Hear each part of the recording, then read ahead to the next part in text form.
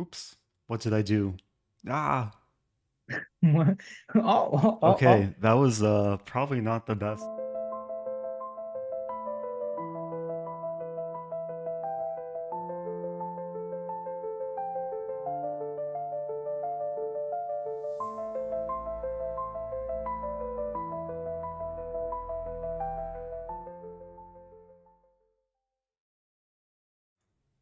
Okay. Okay, here's a more Oh dear. proper introduction. Um, we are live with coverage of the 2024 Chess Olympiad. If you guys don't know me, I'm Eric Rosen. I'm joined by Grandmaster Illia Nyzhnyk. Ilya, it's great to have you here. Hello. Thank you very much for having me. I'm looking forward to, doing some game analysis for you guys. Olympiad is one of the very few. It's a unique event, to say the least. Where you get to see lots of strong chess players gathered all in one place. It's a big chess celebration. So I'm looking forward to seeing how it pans out. Yeah, same here. And there's going to be like uh, well over 200 games going at the same time across the open and women's section. And I think the first round is actually delayed, which did give us a little bit more time to try and sort out the technical issues for this stream. But hopefully we're set up. And we are live on the Lichess Twitch and YouTube channels along with my channel. Shout out to everyone watching in chat. We will keep an eye and try and keep this as interactive as possible. Right. Um, I'll also try to have chats open. yeah, So yeah, have I think I have all the chats open. Um, but maybe we can just take a look at some of the video feeds coming through from the tournament. We do have video from at least some of the matches, and not sure if everyone is actually at their boards.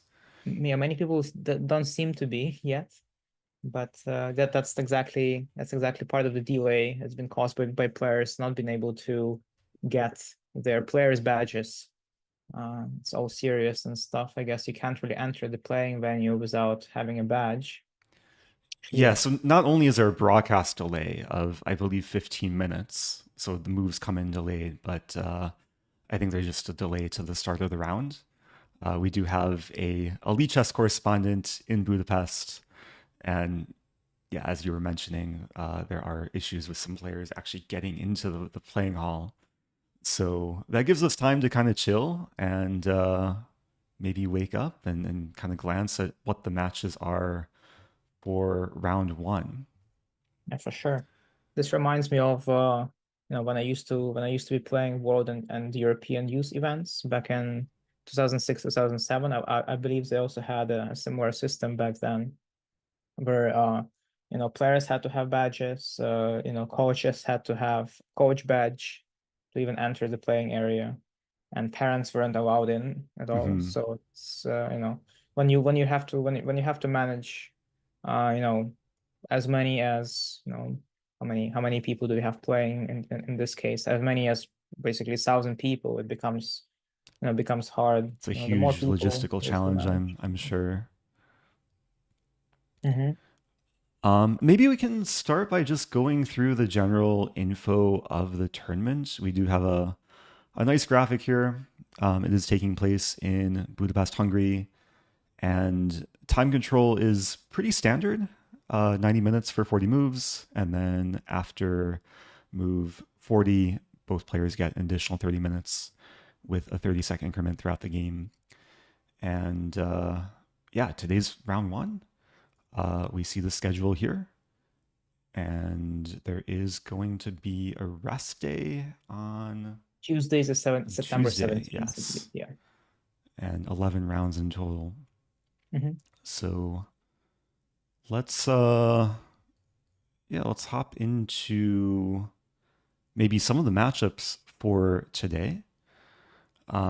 We have the board one, which especially in round one, you see a lot of, I think, very lopsided matchups with like super grandmasters playing maybe expert level players. So it should actually be really instructive to see what the difference is between the best players in the world and players who are good at chess but maybe not super elite. Hmm. Hmm. Plus, it's always nice to to have a little bit more time on your clock. Because speaking from personal experience, last time I've played with this exact time control was a while ago because usually in the US tournaments most of the tournaments have 2 games a day, but here was a singular game a day, having a little bit more of a relaxed schedule.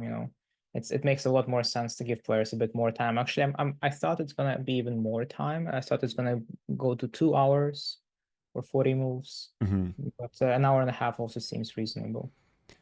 Yeah, so I think like we can expect probably a 4 to 5 hour show.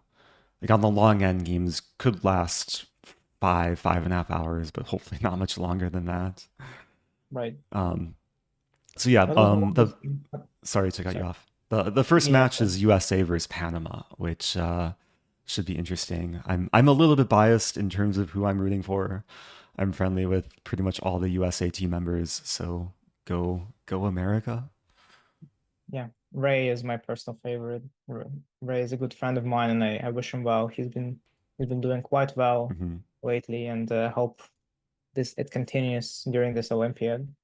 And despite the fact that Ray is a substitute player, I believe that he got seeded for round one, which is actually quite interesting. Right. Seemed like Fabiano is taking a seat out in the first round. Maybe he's still recovering from yesterday's title Tuesday. I'm not sure if you saw, but he didn't have the best event, had some server connection issues. Oh, So hmm. maybe recovering from the tilt. But it would be Nice. nice to know like where everyone in chat is watching from and who people are rooting for. I'm sure there's probably a decent diversity. I saw Andrew in my chat excited about the Dominican Republic team. Um, have to kind of scan through to see all of the matchups, but links are in the chat to watch the live broadcast on Lichess and see all the pairings. And I see Dominican people. Republic is actually playing China today. Wow. Yeah, I see most people are rooting for underdogs, which is fair. You always wish someone who is just starting their journey to do well. It's cool when it kind of works out for people who are just getting into chess. Well, not I mean, in this case, I would by all means not mean that people who are playing, who are underdogs and playing top seats in this Olympiad are just starting their chess journey, but there actually are a lot of young players in those teams. So I personally wish them well, and I hope they overperform during this Olympiad.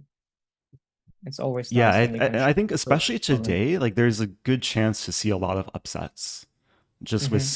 with pretty much every matchup having massive rating differentials. I remember the previous Olympiad in Chennai. I think it was round one where like Aronian was losing to a 2200 level player, and I think he escaped with a draw. A But draw, yeah, I remember that game. Yeah, that was nerve-wracking to watch that game. yeah, of course, if you're rooting for him, but um, yeah, it'll be interesting to see if like especially if any of the super GMs get nicked in the first round. Hmm. So we're currently seeing the camera feed of the China versus Dominican Republic match. Unfortunately, Ding Liren is sitting out for round one, so yeah, we're not going to see Ding, not see Fabi, not even see Gukesh. India also choosing to sit out the World Championship challenger. Yeah, so all the big guns are sitting out. I guess the teams are trying to preserve the strengths of their best players, which makes sense, especially since the first couple of rounds will likely be on an easier side. So, even the substitute players should be able to manage the match victories. But you never know how it goes. In chess is a beautiful game. Chess doesn't have as much of a upset potential, I would say, as other sports do, but it still happens, and when it does, it's a big sensation. Yeah, for sure. And we're now looking at the boards between India and Morocco. Um, India being led by Arjun Erigaisi. But actually, I think they maybe switched up their board order. I did see some posts that they're maybe not in exact rating order, which I Okay, believe you're because I see allowed to that do. Pragnananda is playing board one. At least that's Right. what they have on the Lichess broadcast. Excuse me. Yeah, It's Prague what is board one, Arjun board two, Vidit board three, and then Hare Krishna on board four. right. Do you happen to know if they have any seating rules when it comes to the rating difference? Because I know that in college chess here in the US, there's a rule that players cannot be more than 50 rating points away from each other. So, for example, if Pragnananda's rating is 50, more than 50 points higher than Erigaisi's, then they can't be playing the other way, right? I wonder if Yeah, I'm not sure how it there's a rule works. like that. You imagine there would be, because otherwise, like, there's a concept of stacking where players could like put their weakest player on board one, their strongest player on board four. Yeah. But if they're close in rating, it seems like it's there's some leniency allowed. hmm Yeah, and it's good for the top teams. It's relatively, it's going to be relatively convenient to kind of shuffle the players in this regard, as everyone is, up there. Most of these players are in top 20 of the best players in the world. So this rating difference has been quite tight at that level. It allows for a lot of flexibility if Right. that's how they do it.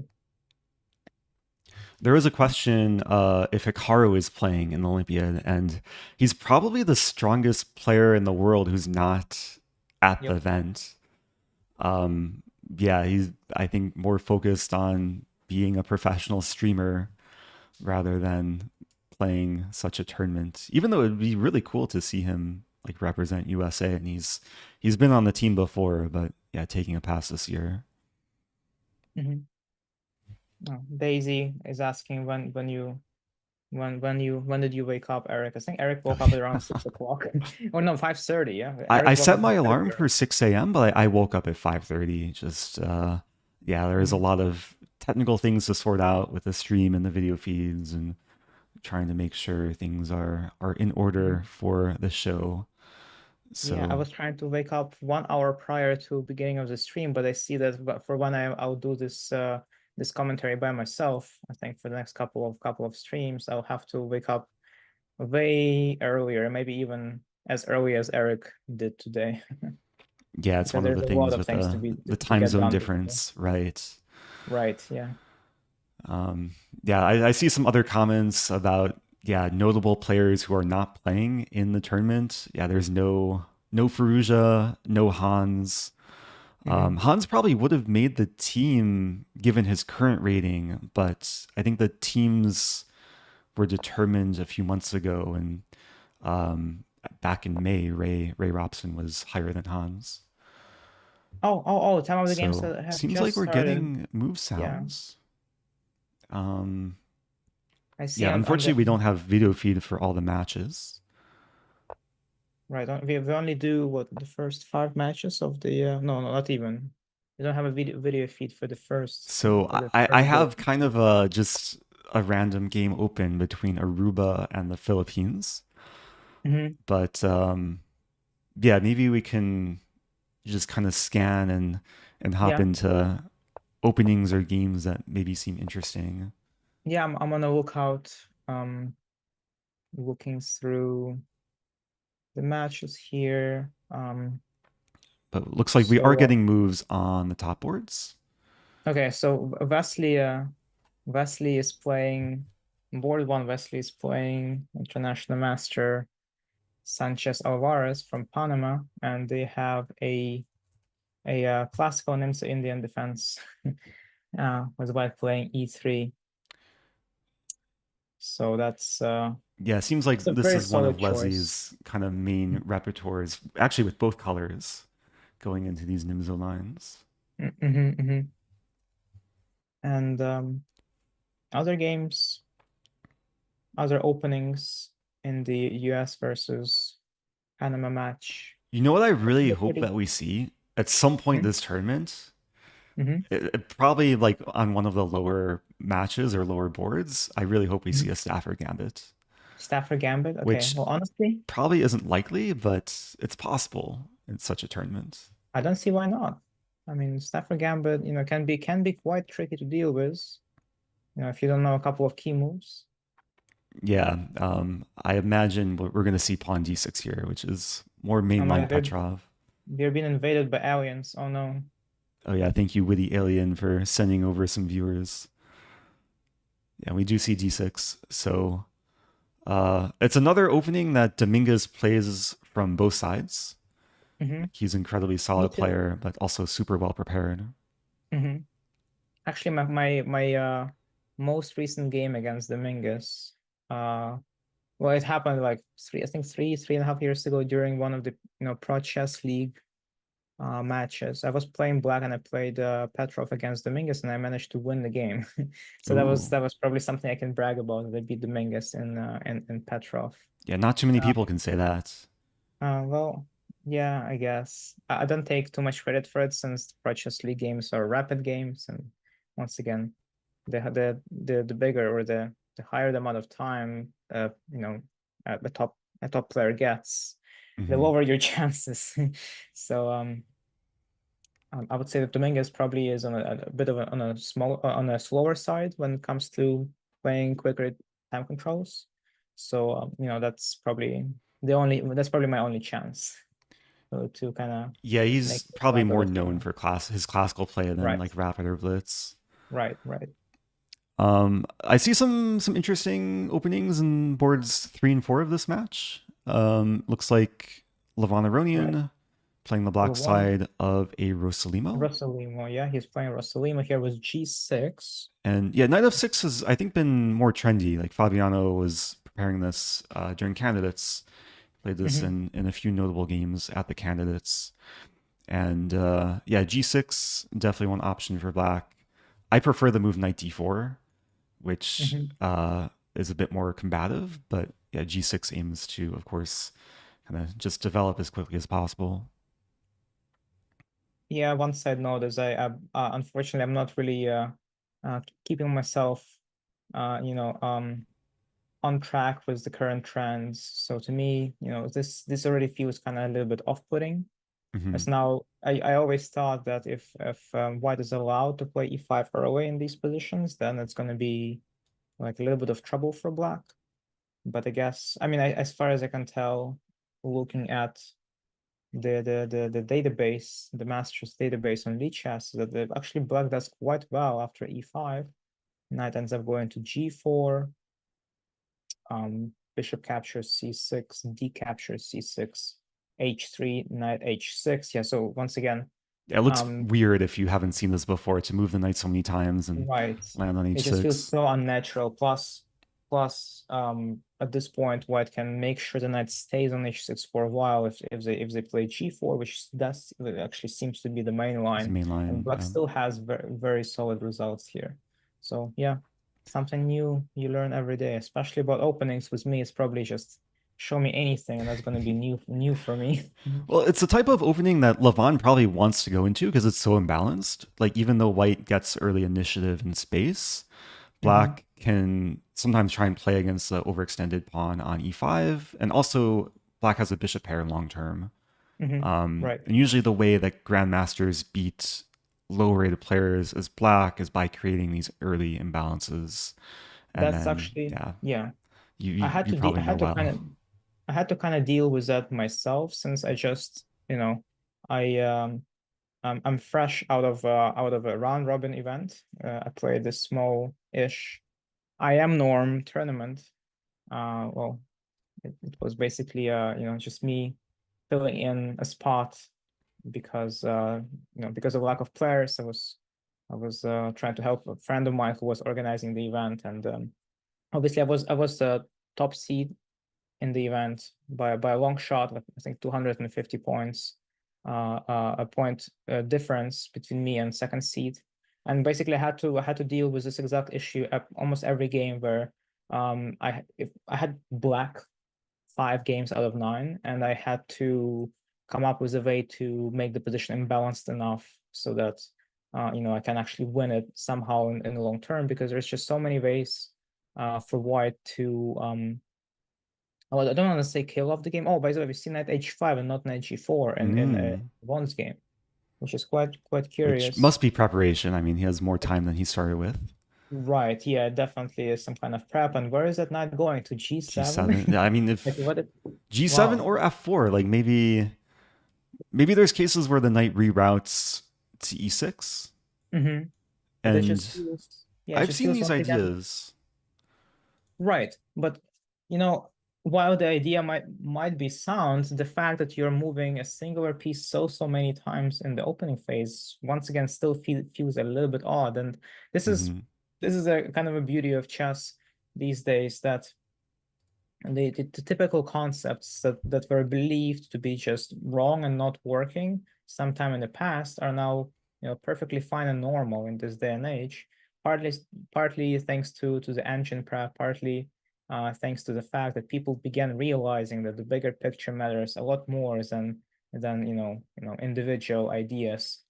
In which case, if there's a big plan of the knight coming to, let's say, e6 or f4, then it's actually okay to move it multiple times, as long as you can make sure that idea is complete. So Yeah, definitely a game we want to keep an eye on because for sure. yeah, it seems like Levon will be the better prepared player in this kind of weird opening. Hmm. Maybe we can quickly glance at the Ray Robson game. They're also Right. still probably in some opening prep. Yeah, playing Um, against Dragon. this is a sharper I line. Yeah, it's mainline Dragon, which hmm I mean we both know Ray quite well, as I mean we're all former teammates at Webster University, Yay. and Ray is I think just known for really enjoying these sharp open Sicilians. Grandmasters can do what they want, says B1 underscore. I don't Well, I fully mean, understand the point of playing bishop c4 and then going back to e2. Like usually the bishop goes to b3.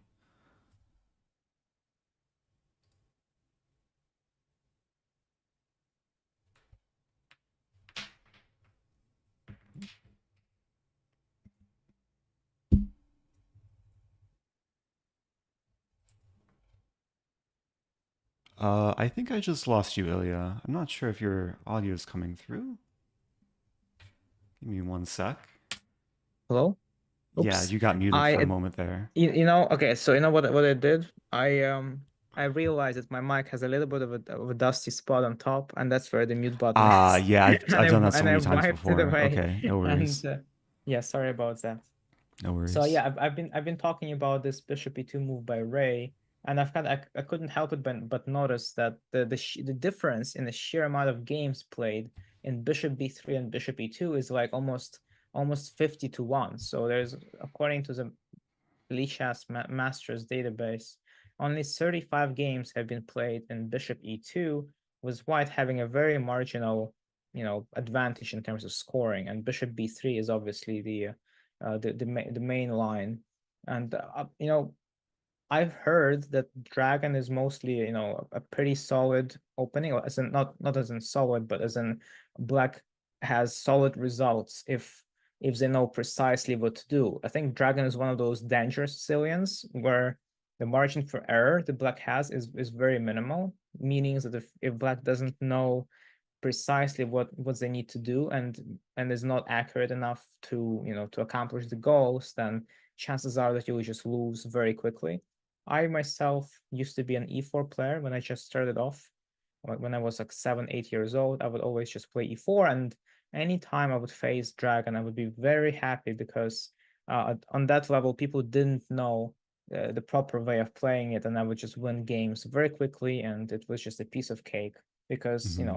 White's plans are usually very direct and straightforward. You go h4, you go h5, opening up the h file, and they just try to checkmate your opponent.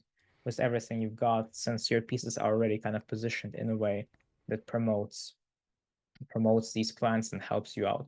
And yeah, knight takes d4. So once again, an interesting decision, since usually the knight is used to either get transferred to c4 or to trade it for less for bishop. In this case, I guess, given white bishop retreated to e2, there is no knight. No, knight a5 is still possible, I guess, or knight e5 trying to play knight c4. Yeah, excuse me. So knight takes d4 is not something. So knight takes d4, bishop takes d4 was played, and yeah, once again, it's not something that you usually see happening in Dragon. Yeah, once again, a very interesting development here. Not quite sure what's going on, but I do have just this blind belief in Ray and and his play and his opening prep especially. So I think he's going to be just fine. Yeah, and they're already in like very new territory. There's only been 2 games previously, according to the Lichess Masters database, Yep. and it seems like white, especially now with the bishop on d4, it just seems like a pretty risk-free position and not easy for black to stir up much attack without the knight able to come to c4. Um, so let's maybe hop around to games. If there's anyone watching that wants us to take a look at a specific match, we'll be happy to do so. Mm-hmm. But yeah, maybe we can just go through and check out the match between India, who I think there's been some statistical analysis that India is maybe a slight favorite to win the event over all the other teams. Okay. Well. But I think it's probably a very close toss up between India, US, China, Uzbekistan. I mean, a lot of teams Mm-hmm. do have potential to win the whole tournament. Right. Okay. Yeah. Exactly. So they're just all so close in terms of just raw strengths that it's going to come to probably going to come to some micromanagement and uh, fatigue even. Whichever one of these players will get tired first and will begin to bring his or her team down. That's probably going to decide the overall scores, because India probably has on average has the youngest team out of all teams as far as Hmm. I know, which probably is exactly why it is believed that they have a best shot at winning this event. Actually, yeah, with Hare Krishna in there, I'm not quite sure about that. I think except for Hare Krishna, and Vidit is also not exactly young, but the Erigaisi and Pragnananda are both very young players. They should Right, have a and lot. especially when Gukesh is like on the team, maybe replaces Hare Krishna, Hmm. who's Right. basically the alternate. Yeah, it's just a monster team. Hmm. I'm just scanning through the games. Looks like they're all still pretty early in the opening. Yep. I don't think there's too much to discuss with these openings. Vidit Hmm. playing against this is a Steinus defense in the Roy Lopez, and Hmm. it seems like White has a pleasant space advantage after the early d4 break. Looking at Hungary's B team and seeing a good friend of mine, Grandmaster Peter Prohaska, who also used to be my roommate Oh yeah, another in former Webster Webster. player. Yep, very nice to see him play. Uh, and he has so the openings that he's playing is just a Actually, I don't standard. know where that game is because the B team is somewhere else, probably further down the list. It's actually whenever you click on the drop down list of countries, it's one of the first teams that appear on the bottom, because they're all I see. sorted in alphabetical order. So it's actually, Okay. yeah. Yeah, that's actually a nice trick. Yeah, I'm Hmm. still like appreciating how easy it is to like kind of navigate the Lee Chess broadcast page. Right. Benjamin Gladura, by the way, is playing a an English line that used to be my pet line. I used to play this one a lot a couple of years back, and it can definitely get overwhelming for black if they don't know what exactly is happening. It seems like I'm surprised to see Benjamin, who once again is another one of our former Webster teammates, why he so far has spent approximately 6 minutes on his clock. But yeah, sometimes, sometimes chess players and chess grandmasters play quote unquote mind tricks, trying to hide away the knowledge that they may potentially possess for the particular opening. It's kind of spending a bit more times that you would normally spend, if you were prepared well. That's a more of a psychological trick than anything. Kind of eases your opponent's mind. They start thinking that, oh, he's thinking here. It probably means that he's not exactly prepared, so I can just proceed, and I can be like as cautionless as I possibly can, and then suddenly you don't know what hits you, and then you lose. So it's you don't see it being done very often, but I know that some players do it. So that could be the case here, or maybe Benjamin was just kind of weighing his options, because this one is not the only thing he can do on move 4, right? E3 is a slightly more rare sideline, with G3 being the main response, where White fianchettos the bishop to Yeah, G2. there's a lot of different moves for white Mhm. here. I think G3 used to be like the most popular, and then And then E4 became the most E3 is popular. trendy now, but E4 also used Yeah, to have its right. phase. Hmm.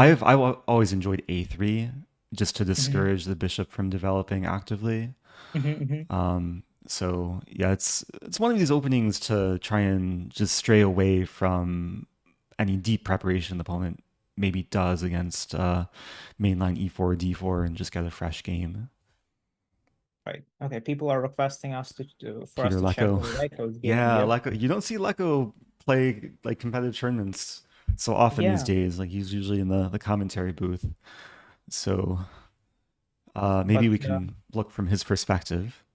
oh yeah, absolutely. Yeah, he does not disappoint, as the position that so far appeared on his board is and probably will go into a very safe stream, I would say, at some point. It seems to me that the trades are inevitable in the center with how the pawns are positioned. Mm, I wonder if he's gonna, so let's say in this position, white takes on d5. I wonder if he's gonna go for the hanging pawns. Oh, by the way, I think are you fully caught up? Yeah, Or I'm catching up to the current position. So oh, after bishop right. e7, knight e5, c5 is the C5, current right? Yeah, position. C5 was played, and here the database claims that C takes D5 is the way to go for white. And here I was just wondering, can black, obviously taking back with a pawn, it would have likely been considered standard, because you're trying to maintain a stronger center. But you can probably also take with a light squared bishop, I'm assuming.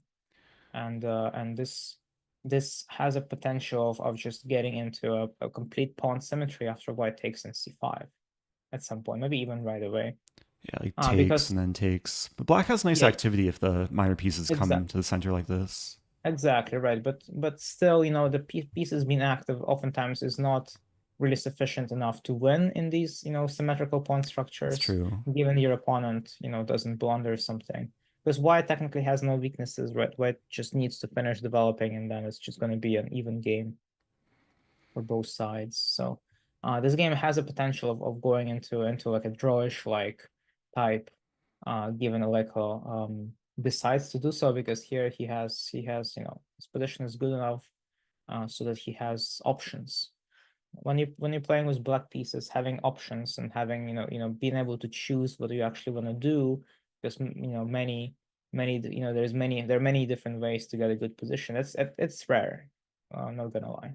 Usually, when Right. you're playing black, you're the one on the suffering side, as your opponent is a little Sometimes bit have slightly less ahead. options, right? Right.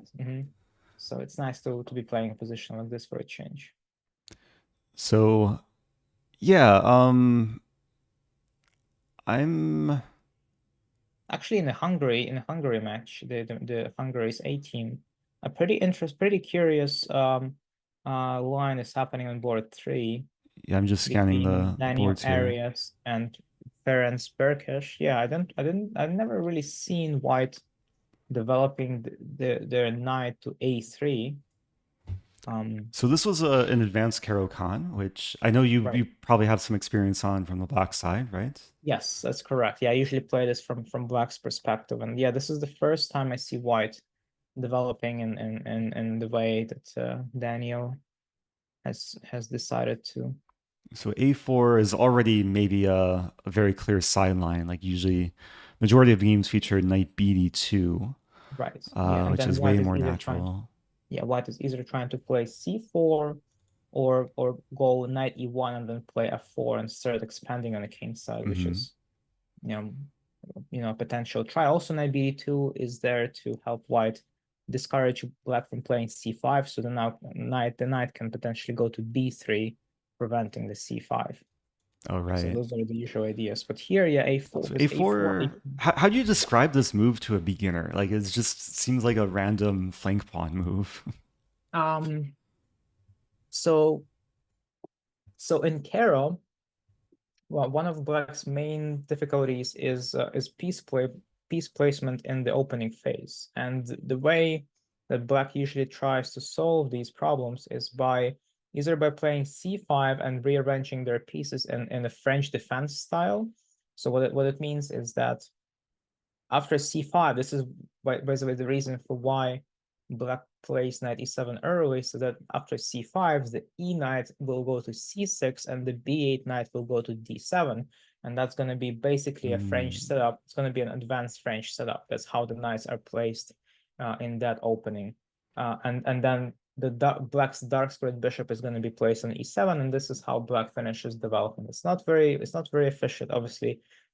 Multiple light pieces are getting to move many times, way more than once, to get this working. But because the pawn structure is so closed, it's okay to be quote unquote wasting time for the development like this, right? Because you're not going to get punished. The reason for why you don't want to be moving your pieces multiple times in the opening phase is that your king will get attacked, right? If you're not very efficient with your development, your opponent gets his pieces out and begins attacking, and your pieces are not ready, they're not positioned where they're supposed to be to meet the attack, right? So here it's not going to be the case, as no pawns have been traded yet, and this is why I think a4 is probably done to prepare in advance on the queen side once c5 happens. Actually, I'm wondering why c5 wasn't played, because it just feels natural to be playing c5, as I don't think white is really like preventing anything with a4. Yes, it's an advance on the queen side, because I'm assuming it helps white deal with c5. I just don't really know how yet. So I'm checking the c5 on move 7. Let's say white takes on c5 and then black goes knight e to c6. It just seems that c5 pawn will eventually die. Once again, not quite sure what the big idea of this is. Also, if I follow, it's funny. I see that there was 6 games played from this position in total, and all 6 of them ended with a draw.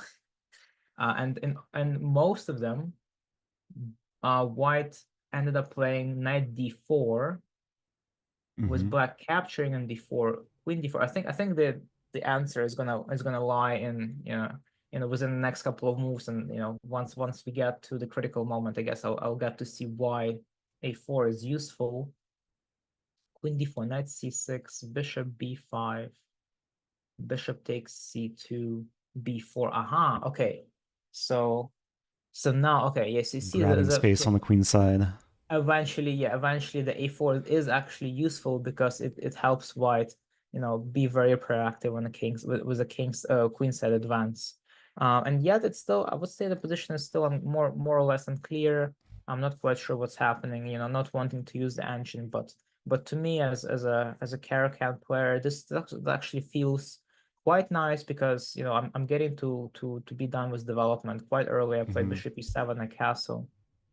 And yeah, white is doing something on the queen side, but it doesn't feel critical just yet. So once again, not sure how to evaluate this, but Yeah, I mean, definitely. the current position featured bishop h7, so maybe Mhm. both players playing very patiently, like kind of holding off on these c pawn breaks and being So yeah, so flexible. Bishop h7 is actually another way for black to kind of deal with their development problem, as now the f5 square is free for the knight to go to. Hmm. So that's how black is going to be placing their pieces. Knight is going to go to f5, and then bishop will come out to e7, and there black may decide to castle short. I guess with them having played a5 already, castling long is not really an option, because I know that in some crazier lines in Caro, black also castles long and tries to attack white on the king side by advancing the pawns on g5, h5, g4, and stuff like Right. that. But it doesn't. I don't think it's going to happen here with black already having played a5. That would be a big hook. Like, you don't want to be moving the pawns too far up on the side that your king is going to castle to. Well, okay, there's definitely a lot of games to kind of keep an eye on and then come back to later. I see a message in chat that Ivanchuk won on move one, which might just indicate that some team forfeited or didn't show up on time. Mhm. Just checking the match, but yeah, we do see a result. You never know like what the backstory is if they actually played a game, but the moves didn't come in. But yeah, this does appear to be a forfeiture from Tunisia's player. All right, yes, I think the Olympiad has a rule where if you're given a second way to the game, that A you zero just tolerance. forfeit, right? Zero, yeah, it's called zero tolerance, Ah, right? Mm-hmm. yeah. It's rough. Mm-hmm. But I wonder how much they enforce that with round one, with what we heard with players not like getting their accreditation to enter the playing hall. So, but who knows? Like, Yes, it feels um, kind of weird to be forfeiting people, and during round one, because there were massive delays as is, mhm, and so maybe having a little bit more of a lenient approach would go a long way, but the rule is a rule, I guess, and the way they enforce them is definitely up to FIDE. mhm. I'm So getting a Meyer, request in right? chat from Meyer Mhm. GIS. There's a pretty prolific Lichess streamer who's representing Pakistan. Art Vega goes by on Twitch, but I actually don't know Art Vega's real name, That's a so good point. Yeah. it would be cool to see his game, but unfortunately, I don't know which opponent he's playing. So if you want to clarify what board he's on or what his opponent is, um, oh, is this the correct This, board? Is he playing Sheparinov? yeah, board one, right? That's board Ah, one. okay. Mm-hmm. Yeah, so Sheparinov is board one for Bulgaria. Mm-hmm. And I actually met Sheparinov in real life just a couple weeks ago. He was in St. Louis for the Really? Sinkfield Cup. Was he I'm pretty was he sure it's someone? public who he's working with. Um, do you know like who he seconds? No, no, I don't. No, Okay. no idea. Yeah, he's one of the seconds of Faruja. Oh, really? That's cool. So yeah, I I think got the I've played pleasure of meeting Chiparino, him. but either once or twice, but it was a long time ago. Okay. Mm-hmm. But yeah, very nice guy. We played some ping pong together. I didn't actually Mm-hmm. like do much chess. I didn't get to play him in Blitz or anything. But yeah, he's a very strong player. He's been a second of Topalov in the past. Incredibly well prepared and has just immense experience. And Art Vega, I know, plays a lot on Lichess and like these rapid tournaments and does a lot of like slower instructive chess. So we'll just see what opening they went into. Yeah, Looks the like a classical Berlin. Lopez. It's a very solid choice by both players. I see that they're basically playing one of the main lines here. Um, Yeah, all pretty standard so but far. yeah, pretty standard stuff. Yeah, B5. The A5 by Art Vega on move 9 is not necessarily, like, it just feels a little bit too aggressive, too overextending on the queen side. I think usually what ends up happening is that white is the one usually playing A4 and I'm trying to undermine the B5, Right. and black playing A5 himself kind of feels that it helps white in the long run, because as of right now, white is really not pressured into doing anything on the queen side, and at the same time, at some point into the future, a4 will likely force black to play b4, right? Because after a4, you don't want to take on a4, as this capturing on a4 disconnects the pawn chain. And this is actually And what happened. A4 was played, oh, and okay. B4 was a reply, like pretty much instantly. Right. Okay. So So both players have spent some time, meaning that maybe there is a chance that this might still be someone's prep, and yet the line is quite rare. So I feel like maybe at this point both players are kind of out in of an prep, unknown yeah, on their territory. own. Mm-hmm. Which is But it seems okay. like definitely a position that has a lot of life to it. One of these Spanish Italian structures. Mm-hmm. I'd probably slightly prefer white, just with now access to the c4 square for the Yep. knight, and Mm-hmm. maybe Mm-hmm. some d4 potential eventually to try and target some of the black pieces in the center. Mm-hmm. But yeah, I imagine this game will be a long fight to come. Mm-hmm. That's for sure. Yeah. Yeah. Rule Lopez oftentimes is a rich opening. Uh, um, just because of the sheer amount of ideas that both sides have, and the only issue Mhm. is that um most of the things that both sides can do, if met with proper reaction, will not work. And that was kind of my problem with these Rui Lopez slash Italian structures, is that you have stuff you can do, but if your opponent prepares against it properly, then it's never going to work, and it's just kind of going to be a lot of shuffling around and then trying to wait your opponent out in terms of waiting for them to make a mistake and letting you do the things you're trying to do. So that's kind of that's why it was actually part of the reason for why I switched from being an e4 player, because I just couldn't be patient enough, if you will, to wait for an opportunity to strike. Like I like playing positions where it's crystal clear of what you should do, and then it works. Your opponent also has their own plans that also work, but it just it makes it for a bit more exciting game when it's a rush. Mhm. Whoever gets their stuff done first.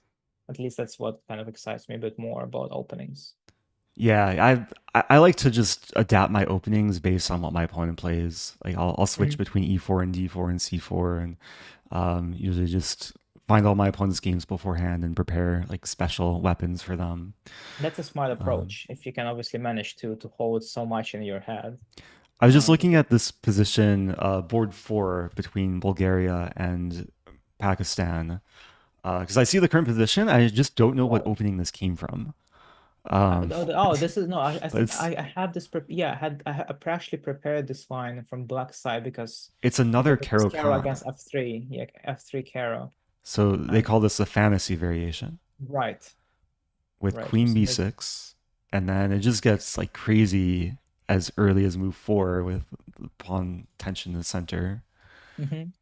So so I would personally prefer playing this from black side Hmm. because um I mean, what happened in the game? Black just gets this massive lead in development, right. already has a battery against his knight, so Black's threatening to win a piece. Mm-hmm. And like crazily enough, the knight's almost trapped on g1.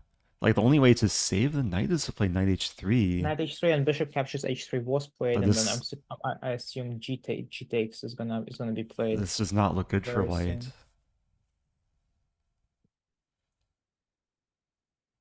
KRV001 is surprised that Art Vega is not titled. Well, you know, maybe he already has a rating. And some people actually have rating but prefer not to get the title, and Yeah. it's Or just these a matter of days, personal like you preference. you get really good online and then you just don't play enough tournaments to have your rating Or, reflect your actual or ability. that, So yeah, or I think that. that's becoming increasingly common. Hmm. There was a mention in YouTube chat about requesting eval bar. We do have the capability to put on eval bar, and maybe this is a good example of how bad white's position is. Maybe not so bad. I would have actually expected it to be more in black's favor, just given the development situation. I feel like there is a very high chance that it will very very soon become more in black's favor, Uh, because when by move 9 as white you find yourself in a position like this, chances are that you're gonna be first of all under a lot of pressure constantly, and people crack under pressure, Hmm. especially lower rated players Yeah, who it's move 9, and white yeah. has only the queen developed, all the other Hmm. pieces on the back rank, and like multiple pawn weaknesses, double Hmm. H pawns, overextend the E pawn. There's almost certainly going to be some tactics on E file coming up, maybe D4 ideas. So this looks like I want to say this is going to opening be a very quick disaster. game. Yeah, I want to Yeah. say that this game is not going to last too long. Hmm. But this is what we see. Like in the first round, we see how like strong grandmasters will punish um, lower rated players' mistakes, and it can Hmm. actually be very instructive to see like what the possibility is, even from the black side, in such openings where white was trying to be aggressive, but black got the very quick initiative from early on. Hmm. Actually, in board two in the Bulgaria's match, I'm not sure. I think you were still at Webster's team when we analyzed this line from black side. I believe we've determined that this is kind of a way for black to try and play for a win against the Catalan. Ah, Mhm. that sounds like an Because, oxymoron. Playing for a win against the Catalan. Like usually you yeah, just have to play for a draw and be sad. exactly. Yeah. So, but yeah, sometimes black there are things black can do to kind of spice things up in Catalan. So So it's a after Queen's e5, Indian, but kind of transposed into Catalan. transposed into Catalan. Yeah, was black giving a check, and yeah, C6. actually it's quite basically a direct transposition where if black is just trying to make a draw after bishop f4, they would begin annoying the bishop with knight h5, and Hmm. there is no good place for the bishop to run back to. So the bishop would go back, knight would go back, and this is how they usually make a draw by straightforward repetition in these positions. But obviously, black, being a much higher rated player, is trying to win this So game, bishop and so. b7, the fighting move, and then knight Uh, bd7, and yeah, this is the current position. I yeah, in would the feel slightly uncomfortable with black with white getting this break in. right. So the line that I think we analyzed that Webster was to take on c4 here, Take on and c4, okay. right, and there are a couple of games, and even though this feels counterintuitive because you're giving up the center, I think the point was maybe I'm just mixing things up. I think the point was that you could play c5 at some point. I don't think c5 is possible as there is e5, and this just feel maybe I'm just mixing things up honestly. Yeah, because knight takes I don't know. c4 looks quite natural. And okay, according to the engine, I do have the engine analysis on bishop a6 would be the idea. Right. But yeah, it seems still a little bit Yeah, with cramped white for having black. right with white having such a massive center. Yeah, it's I'm probably not thinking of the right lines then because there was some way for black to take on c4 and then breach with c5 and black was doing fine, but this is not the position. Yeah, Hmm. my apologies. No worries. So again, if people watching in chat want us to look at a particular game or match, feel free to offer your suggestions, or if you have questions about any of the games as well. Um, I'm just scanning through the list and maybe clicking on names that stick out. We haven't quite looked at the China versus Dominican Republic match. I'm actually looking at Nicolas Theodoro's game, and it looks quite interesting from an opening perspective. I'm not sure where this came Ooh, from, and Nicolas is a very very strong chess player. He was part of the college chess team. He went to St. Louis University. I'm not sure if he's graduated or not yet. I think chances are that he has. But so he's he representing was Greece. right. He's representing Greece in this Olympiad, and he's been a very frequent guest in the tournaments I used to be playing a couple of years back. And this Uh, position looks insane. Like what is a pawn doing on right, exactly. a3? So this Like was white having King's the center. Indian. So this Okay. the final position pawn structure feels Grunfeld-like, and yet this came from King's Indian, which is just I want to bizarre. look from Nico's perspective because he's one of these players with like a lot of like interesting and crazy opening ideas. Right, right. Yeah. Oh my God. He just runs the pawn down. So it's all like all normal King's Indian, and then okay, Mhm. starting with a5, which is still a normal move. You see very often that like you go for e5, d5, and then bring the knight to a6 and c5. Hmm. But then he just doesn't stop with his a pawn, a4, and then a3. Yeah.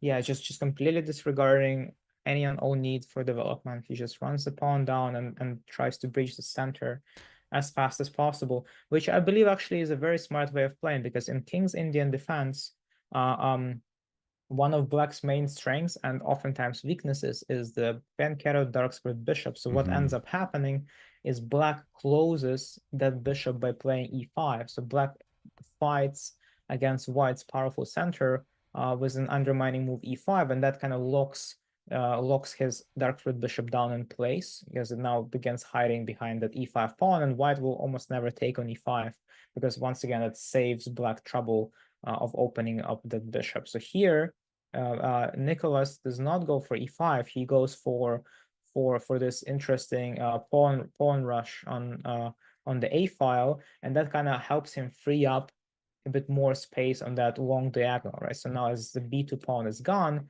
he then undermines the center with c5, meaning that White can almost never take on c5 because after d takes c5, there is knight takes e4, and that's going to end up winning him a lot of material as there is a pin on the c3 knight now. Very interesting. If White can't move the d4 pawn, it means that Black will take on d4 himself, and that kind of breaks White's center in half, which is cool. I've never seen this being done before in King's Indian. Usually against c5, White is able to either take on c5 or to respond with d5, right? So White oftentimes gets to keep the center intact, Hmm. but here it's not the case, which once again allows for a pretty cool dynamic. I've never seen a position like this, happening in King's Indian. I'm really looking forward to what happens next in this game. But the engine says that the King's Indian is just a bad opening in We general. we So I can't would fully trust eval bar with King's Indian right, evaluations. right. I wouldn't trust that. So I would say that this is interesting. These are actually the games that I'm looking forward to the most. Interesting opening Hmm. ideas, kind of challenging the normal way of thinking in some openings.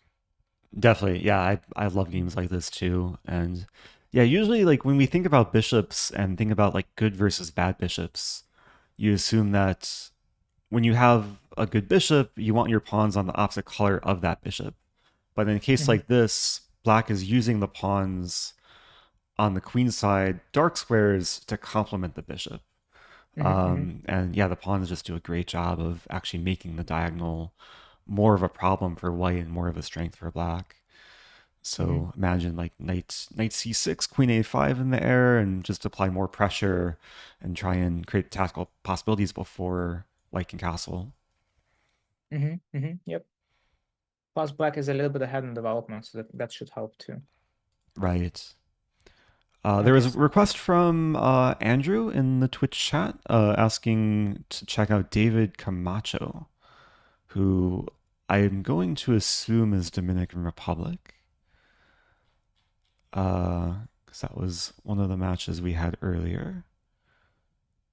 also we have a request from the Last Penguin asking us to look at and explain what's happening in Michael Adams's game, Ooh. England board 3. Okay, so we're, Okay, we're let's getting let's do one at a time. So, Mhm. uh, David Camacho is your good friend. I wonder if is this David Camacho?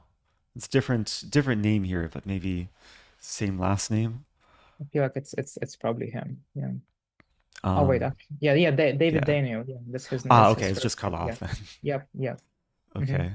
Yeah, it seems like this game is still pretty early on in opening stages. They have It's some an Najdorf. Yeah. This feels like a very very typical neither of position. Yeah. So we see against Bishop G5. Book Xianji decided to go for knight b7, which I also played quite often in my early career. Um, and that doesn't it's not giving away your intentions. You may end up playing e6, you may not. You may end up playing g6 and then cat as the bishop or not.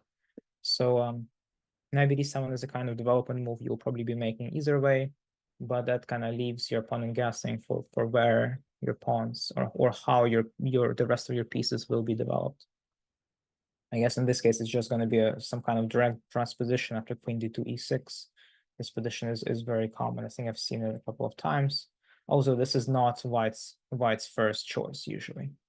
I think that probably the most critical against this line is when white plays either bishop c4 or queen e2, as far as I remember. I remember having a lot of trouble against queen e2 back in my early career. Yeah, it I looks think like I the actually current position like strayed away from a lot of mainline opening theory, yes, yeah, but exactly, of yeah. course there's a lot of transpositions as well. Hmm. And Yeah, and then so I guess yeah, we see here what's going to end a3. up happening is black is going to play bishop b7. Potential There's a potential for a d5 breakthrough, which is oftentimes going to be very powerful in some Sicilian positions. But once again, even if black doesn't play d5s, and they can just go ahead and play bishop e7, castling at this point might be a little bit trickier since black did end up playing h6, right? Oh, So the castling for h6 black. pawn, yeah, castling Hmm. short for black, yeah. And if black does decide to castle short, the h6 pawn will likely be used as a hook for white pawns. White can decide to run the g4 pawn, the g2 pawn down, Hmm. and try to expose the black king. If it does decide to castle short, but oftentimes black will not castle. Oftentimes black will just keep the king on e8, which kind of renders white's king side attack attempts pointless because the king is not there. So white still does it because isn't much else they can do. But with the king on e8, it might be trickier for white to make progress on that side of the board. One thing I want to point out is this position is still following a game between Magnus Carlsen and Maxime Vachier-Lagrave. Yep, But and it's lost. based on the time usage, maybe neither player has like sufficiently studied or remembered the game. Hmm. But MVL did defeat Carlsen with the black pieces in this line. Hmm. So Oh, Erwin Lamy. Wow. So we are also yeah, getting a we request to check. do have a couple requests. Yeah. Maybe we can take them in order. Check out Yes, the absolutely. Michael Adams game, Michael Adams. Yep. of course, representing England. What do we think about engine evaluation in chess commentary? I would say that an approach that I usually take while analyzing my games would be also very nice for commentating. It's when you don't use the engine at all and you only use it for checking critical lines that involve a lot of calculation. Otherwise, you rely on your own positional understanding to make to draw conclusions from, and that's the way I just analyze games in general. Yeah, nice Only thing is relying for on this. something to double check yourself. Yeah, for this broadcast, we have the easy ability to toggle on and off. So there will be times where we have it off, other times where we have it on. Hmm. Maybe for now, I'll leave it off. We'll enjoy the mystery of the evaluation and then check it later. But Hmm. Michael Adams playing into a mainline Spanish. Oh, it's just a main line. Yeah, I've Yeah, seen this position so many times in even in older games from like back in like late um 1900s, sorry, late 1800s. People were, I'm pretty sure, were already playing this line those times. I would say there's some variations of it, with white maybe not playing before as early as move 13, although before does seem to be a main move here according to the database. and black But finds yeah, en passant. I've seen this idea um, being played very often. I like the structure for white. Like the pawn on b4, it's like very prophylactic in Hmm. restricting the knight. Like usually the knight likes to come to c5 and pressure e4, but black just Hmm. can't do that in this position. Hmm. After knight d7, okay, maybe this knight is going to reroute to the queen side. Black has some f5 ideas, Right. but And this is kind of a problem of playing this for black, is because most of their pieces are misplaced so badly that it's mhm. hard to imagine a way to fix that. Because the knight in b7, yeah, it has a potential of being rerouted to f7 somehow, but a lot of stars need to align for that to actually go through. Like black needs to find a way to actually get f5 to work, which is not actually as simple as it seems. In so many cases, Moving white just takes on f5, and the center opening up actually can favor white. Right. Yeah. So So and then black would have to do something like knight e8, G6, I guess, and then support the F5 with a G pawn, but that also opens up the Weaken your king king side, side, opens up right? for the H6 square control. So yeah, it's a tricky position to play. At the same time, once again, Black's position is very solid, so Black doesn't have any critical weaknesses besides maybe for the A6 pawn, but that can likely be solved by just pushing the pawn up, playing A5. And we do see um Adams's opponent going for knight D7. I guess maybe the knight is trying to go to B6, and then Yeah, with knight knight at b6 to B6, c4 seems right? like a decent outpost, and one way to try Hmm. and exploit the fact that white's played b4, so the pawn can't move backwards. The c3 pawn is backwards. Hmm.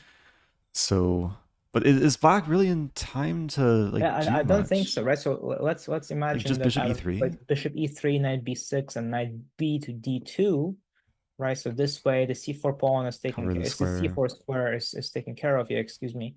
and the And queen once can't again, take on if black c3 because it's tied down to the knight. Right, and if black does decide to play f5, once again, this is one of those cases that Eric just described where opening up the center actually is going to favor white. I think it's going to be good for white to include capturing on b6 just to be safe, Take first. so that the That's true. d5 pawn doesn't suffer from that knight's attack. And then we trade on f5 Trade, twice trade, trade, and and knight knight e4. e4. So if you just Um, compare the sheer difference between your pieces at this stage of the game, right? The knight on b7, knight on e4 is just a day and night, right? We have centralized knight, applying pressure against d6, taking away a couple of important squares from black pieces, and then we have a knight on b7 that can't even move anywhere.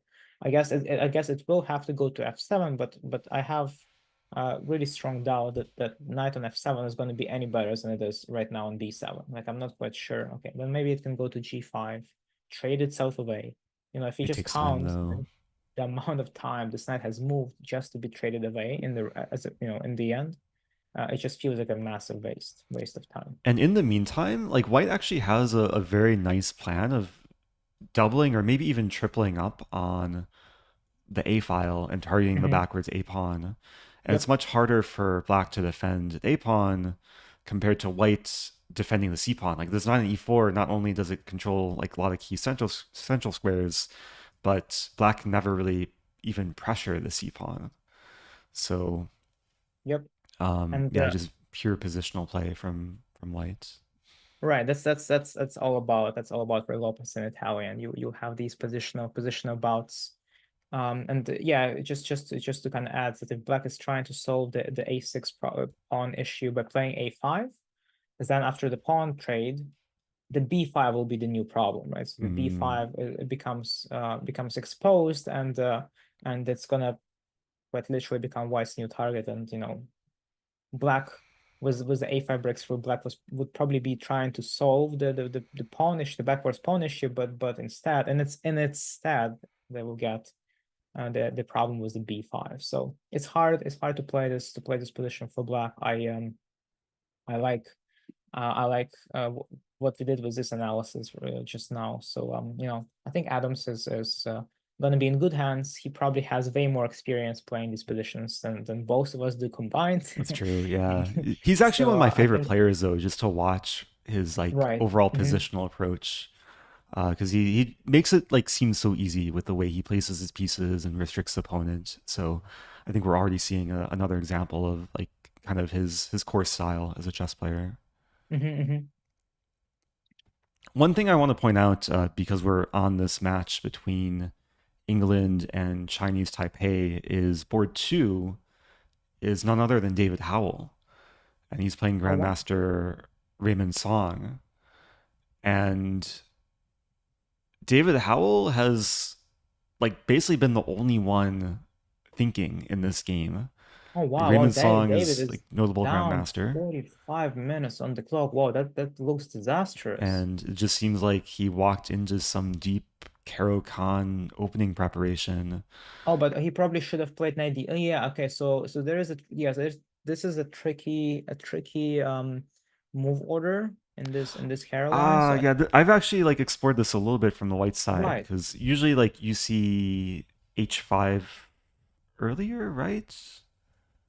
But Also, like black should play knight d7 to avoid knight e5. Knight e5. Well, I'll avoid allowing knight e5 because e6 allows once the knight it. gets to e5, what gets a lot of nasty ideas like queen h5, attacking the f7, also f4 sometimes. So this is why black should try to prevent the white knight from coming to e5 early.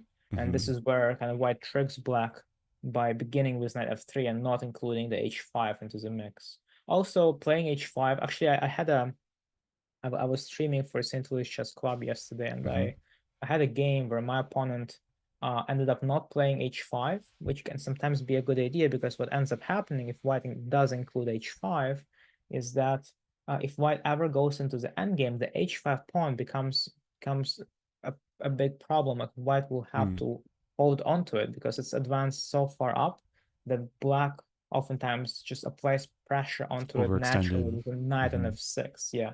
And while it's on h4, it doesn't really happen. Black doesn't usually have pieces that can annoy the pawn while it's still on h4. This is why, while yes, the main line is to play h5 and then kind of force the light squared bishop Uh-oh. Did we lose Ilya? trade. Sorry, you broke up there for a moment. Oh, Seems oh, like there's a little bit of lag with the video. I'm not sure why. okay. Well, my Okay, I think facial we're back expression now there. though. Yeah. Yeah. Was it on my? I think it was. I'm not sure what happened, but we're back to normal, so Okay, so sorry about that. no I don't worries. see any issues with the internet on here. So yeah, if anything happens again, just let me know. I'll Yep. try to look into it. Um, so yeah, once again, as I was saying, that white not pushing the h4 pawn up can sometimes be tricky because depending on the pawn's positioning, um, it either does or it doesn't become a weakness. If it's on h5, it's more susceptible to becoming a weakness as the game gets into the end game stage. And here is white, not playing h5 just yet. Knight f3. Yeah, black should have responded with knight d7. It just makes things easy as black doesn't have to worry about the knight e5 line. So here, yeah, after knight e5, bishop d3, this is still a line, and I think David Howell just was either maybe forgot or maybe wasn't ready for the queen e2, which is a slightly more of a rare So response. he spent about 13 minutes before taking on d3, Right. I guess he which probably maybe just is a sign he's already uncomfortable or out of prep. yeah. And Right. So, we should note here that when Song plays bishop d3, it leaves the d4 pawn seemingly undefended. But there is a comment in chat pointing out that if queen takes d4, knight there's a f7, very right? nice tactic for white. This has happened 669 games in Lichess. Knight takes f7, Oh my God, people and people were just fall into it people like just walk into wow. this. Yeah, Uh-huh. and the point is we want to evoke black's king to a square where the bishop can check at bishop g6, and there goes the black queen. So some Very nice nice opening tactic indeed. tactics. Yeah. I mean, Howell probably didn't spend 13 minutes trying to determine whether or not he could take on Yeah. d4. No. He was No, probably absolutely. debating between taking on d3 or knight f6. Yeah. But yeah, as mentioned, he took on d3, and yeah, Song just blitzing out moves queen e2. It's so nice when you can just rely on like opening prep and Right. not have to spend so much time in the opening. Rook hmm d1, queen c7, and it seems like this is the first moment in the game Raymond Song has fallen below 90 minutes. Honestly, I feel like what Song was prepared against was just black castling short, but here as David Howell is not showing his true intentions yet by playing queen c7, meaning that at some point the black king may decide to go into the long side. Obviously, right now it's impossible as white has a knight on e5 attacking the f7. So if black wants to make long castling work at any point, the knight on e5 will have to go, um, which is hard to do, right? Because taking on e5 means opening up the d file. It also means giving white access to the d6 outpost. So it's probably not something that David is going to do. And yet there are ways to deal with the e5 knight. Maybe like hitting it with the bishop by playing bishop d6, which will likely force white to play something like f4. Given white wants to keep the knight on e5, they would need to defend it once again. Mm-hmm. And f4 since black hasn't castled short yet, may potentially invite some some crazy play attempts from David with something like g5, G5, yeah. and white's king side, and even though does seem like a pawn sacrifice at this stage, it may work because it exposes the king side, and black king can still run away towards the queen side here. So maybe we can move on to another game. One of I'm the Andorra just games trying to catch has. up with the suggestions in chat, but there was maybe a moment in Andorra which I'm gonna have to find because I don't think it's in the I don't first even see Andorra page. in the drop down menu here. Yeah, it might be on like towards the lower end of the tournament. Mm, And the Lichess broadcast is split into a few different pages. So mhm. I think, oh wow, look at this. Okay, Did you find it? I found it. Yeah, Because I still if you can't. look at what I'm looking at, Oh my God. Wait, what happened maybe here? feels bad to laugh at this. Let's do a I mean, you're not replay of this laughing. game. Like, well, at least I'm not laughing. I'm Yeah. genuinely curious how did that happen? Okay, let's see. So French, Okay, very French solid. defense, Black should not be losing like winner that in were. French. Okay, But yeah, sometimes with the French, you're kind of asking to get attacked on the king side. that's true. Yeah. Okay. So far so good. One of the main lines. Queen g4, Like, oh, yeah. This has no, still been castle is played fine. in Castle is master level fine. Yeah. play. And black should play c4 or something. No, no. So it seems like still in the realm of opening theory, but in this position, Oh like no. f5 is played most of the But time. because of the Greek's gift, yeah. If you just And lose if you don't play f5, right? this is so important. Like if you do play the Yeah. French to understand when knight is here, the bishop is here, and you're castled, then very often white will have the threat of a Greek gift. And it hmm seems like that was missed in this game. And White yeah, it's just over pounces. immediately. There's nothing you can do, unfortunately. Yeah, you just lose right away. Yeah, queen h5 hmm or queen h7 is unstoppable. Rook e8 was hmm tried. hmm And yeah, we can just see how this game wraps up. Bishop g5. Bishop takes, queen takes, And checkmate. Yeah. now, yeah, and it's playing out. Only legal move, and queen f6 is mate. So, Yeah. It's quite an unfortunate end for Daniel Combs here from what is it, Guatemala team? Guam. Guam. Oh, Guam team, Yeah. sorry. And But checkmate did play out on the board. So this is our first instance of checkmate in this tournament, probably first of many that we'll see. mhm, yep. But yeah, this I think this is like a very important lesson for this player and also just all French players out there is you really have to be careful and understand like the sense of danger and take measures to avoid white's threats. hmm I'm looking at quite an interesting opening position here in the Armenia's match. Okay, yeah, we Master can Mike Martirosyan is playing a go candidate here. master Pace Colin from Malta. And by move 11, we already have something crazy Wow, going on. this This stems was from an Italian. Italian game, right? And so pretty common things happening by move 6. What black is hiding their bishop on a7, as it's going to be quite a nuisance for white to deal with, hitting the f2. And after castling, black goes d6. So far nothing Very really normal. very normal. But then move 9, that black is choosing a rather aggressive line where they go g5. I like it. I I like it too because they already have the bishop posted in a7, and the king is not castled, right? So once again, this is something that people wouldn't usually do unless they understood that these kind of attacks, they do have a good shot at working because you still haven't shown your intentions about the king where it's going to go. Now, I think it's needless to say that the black king will most likely not go to the The king king side, side, as black right? has already played g5. Yeah, And white, I think, took the appropriate measure. Like usually when your opponent plays on the flank, you should respond in the center, and d4 is breaks played towards the center. immediately. Yep.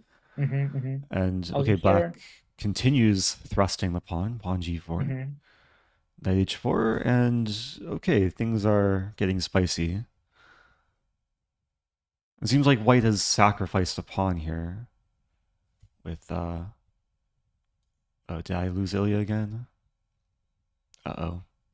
Oh no, my Ilya.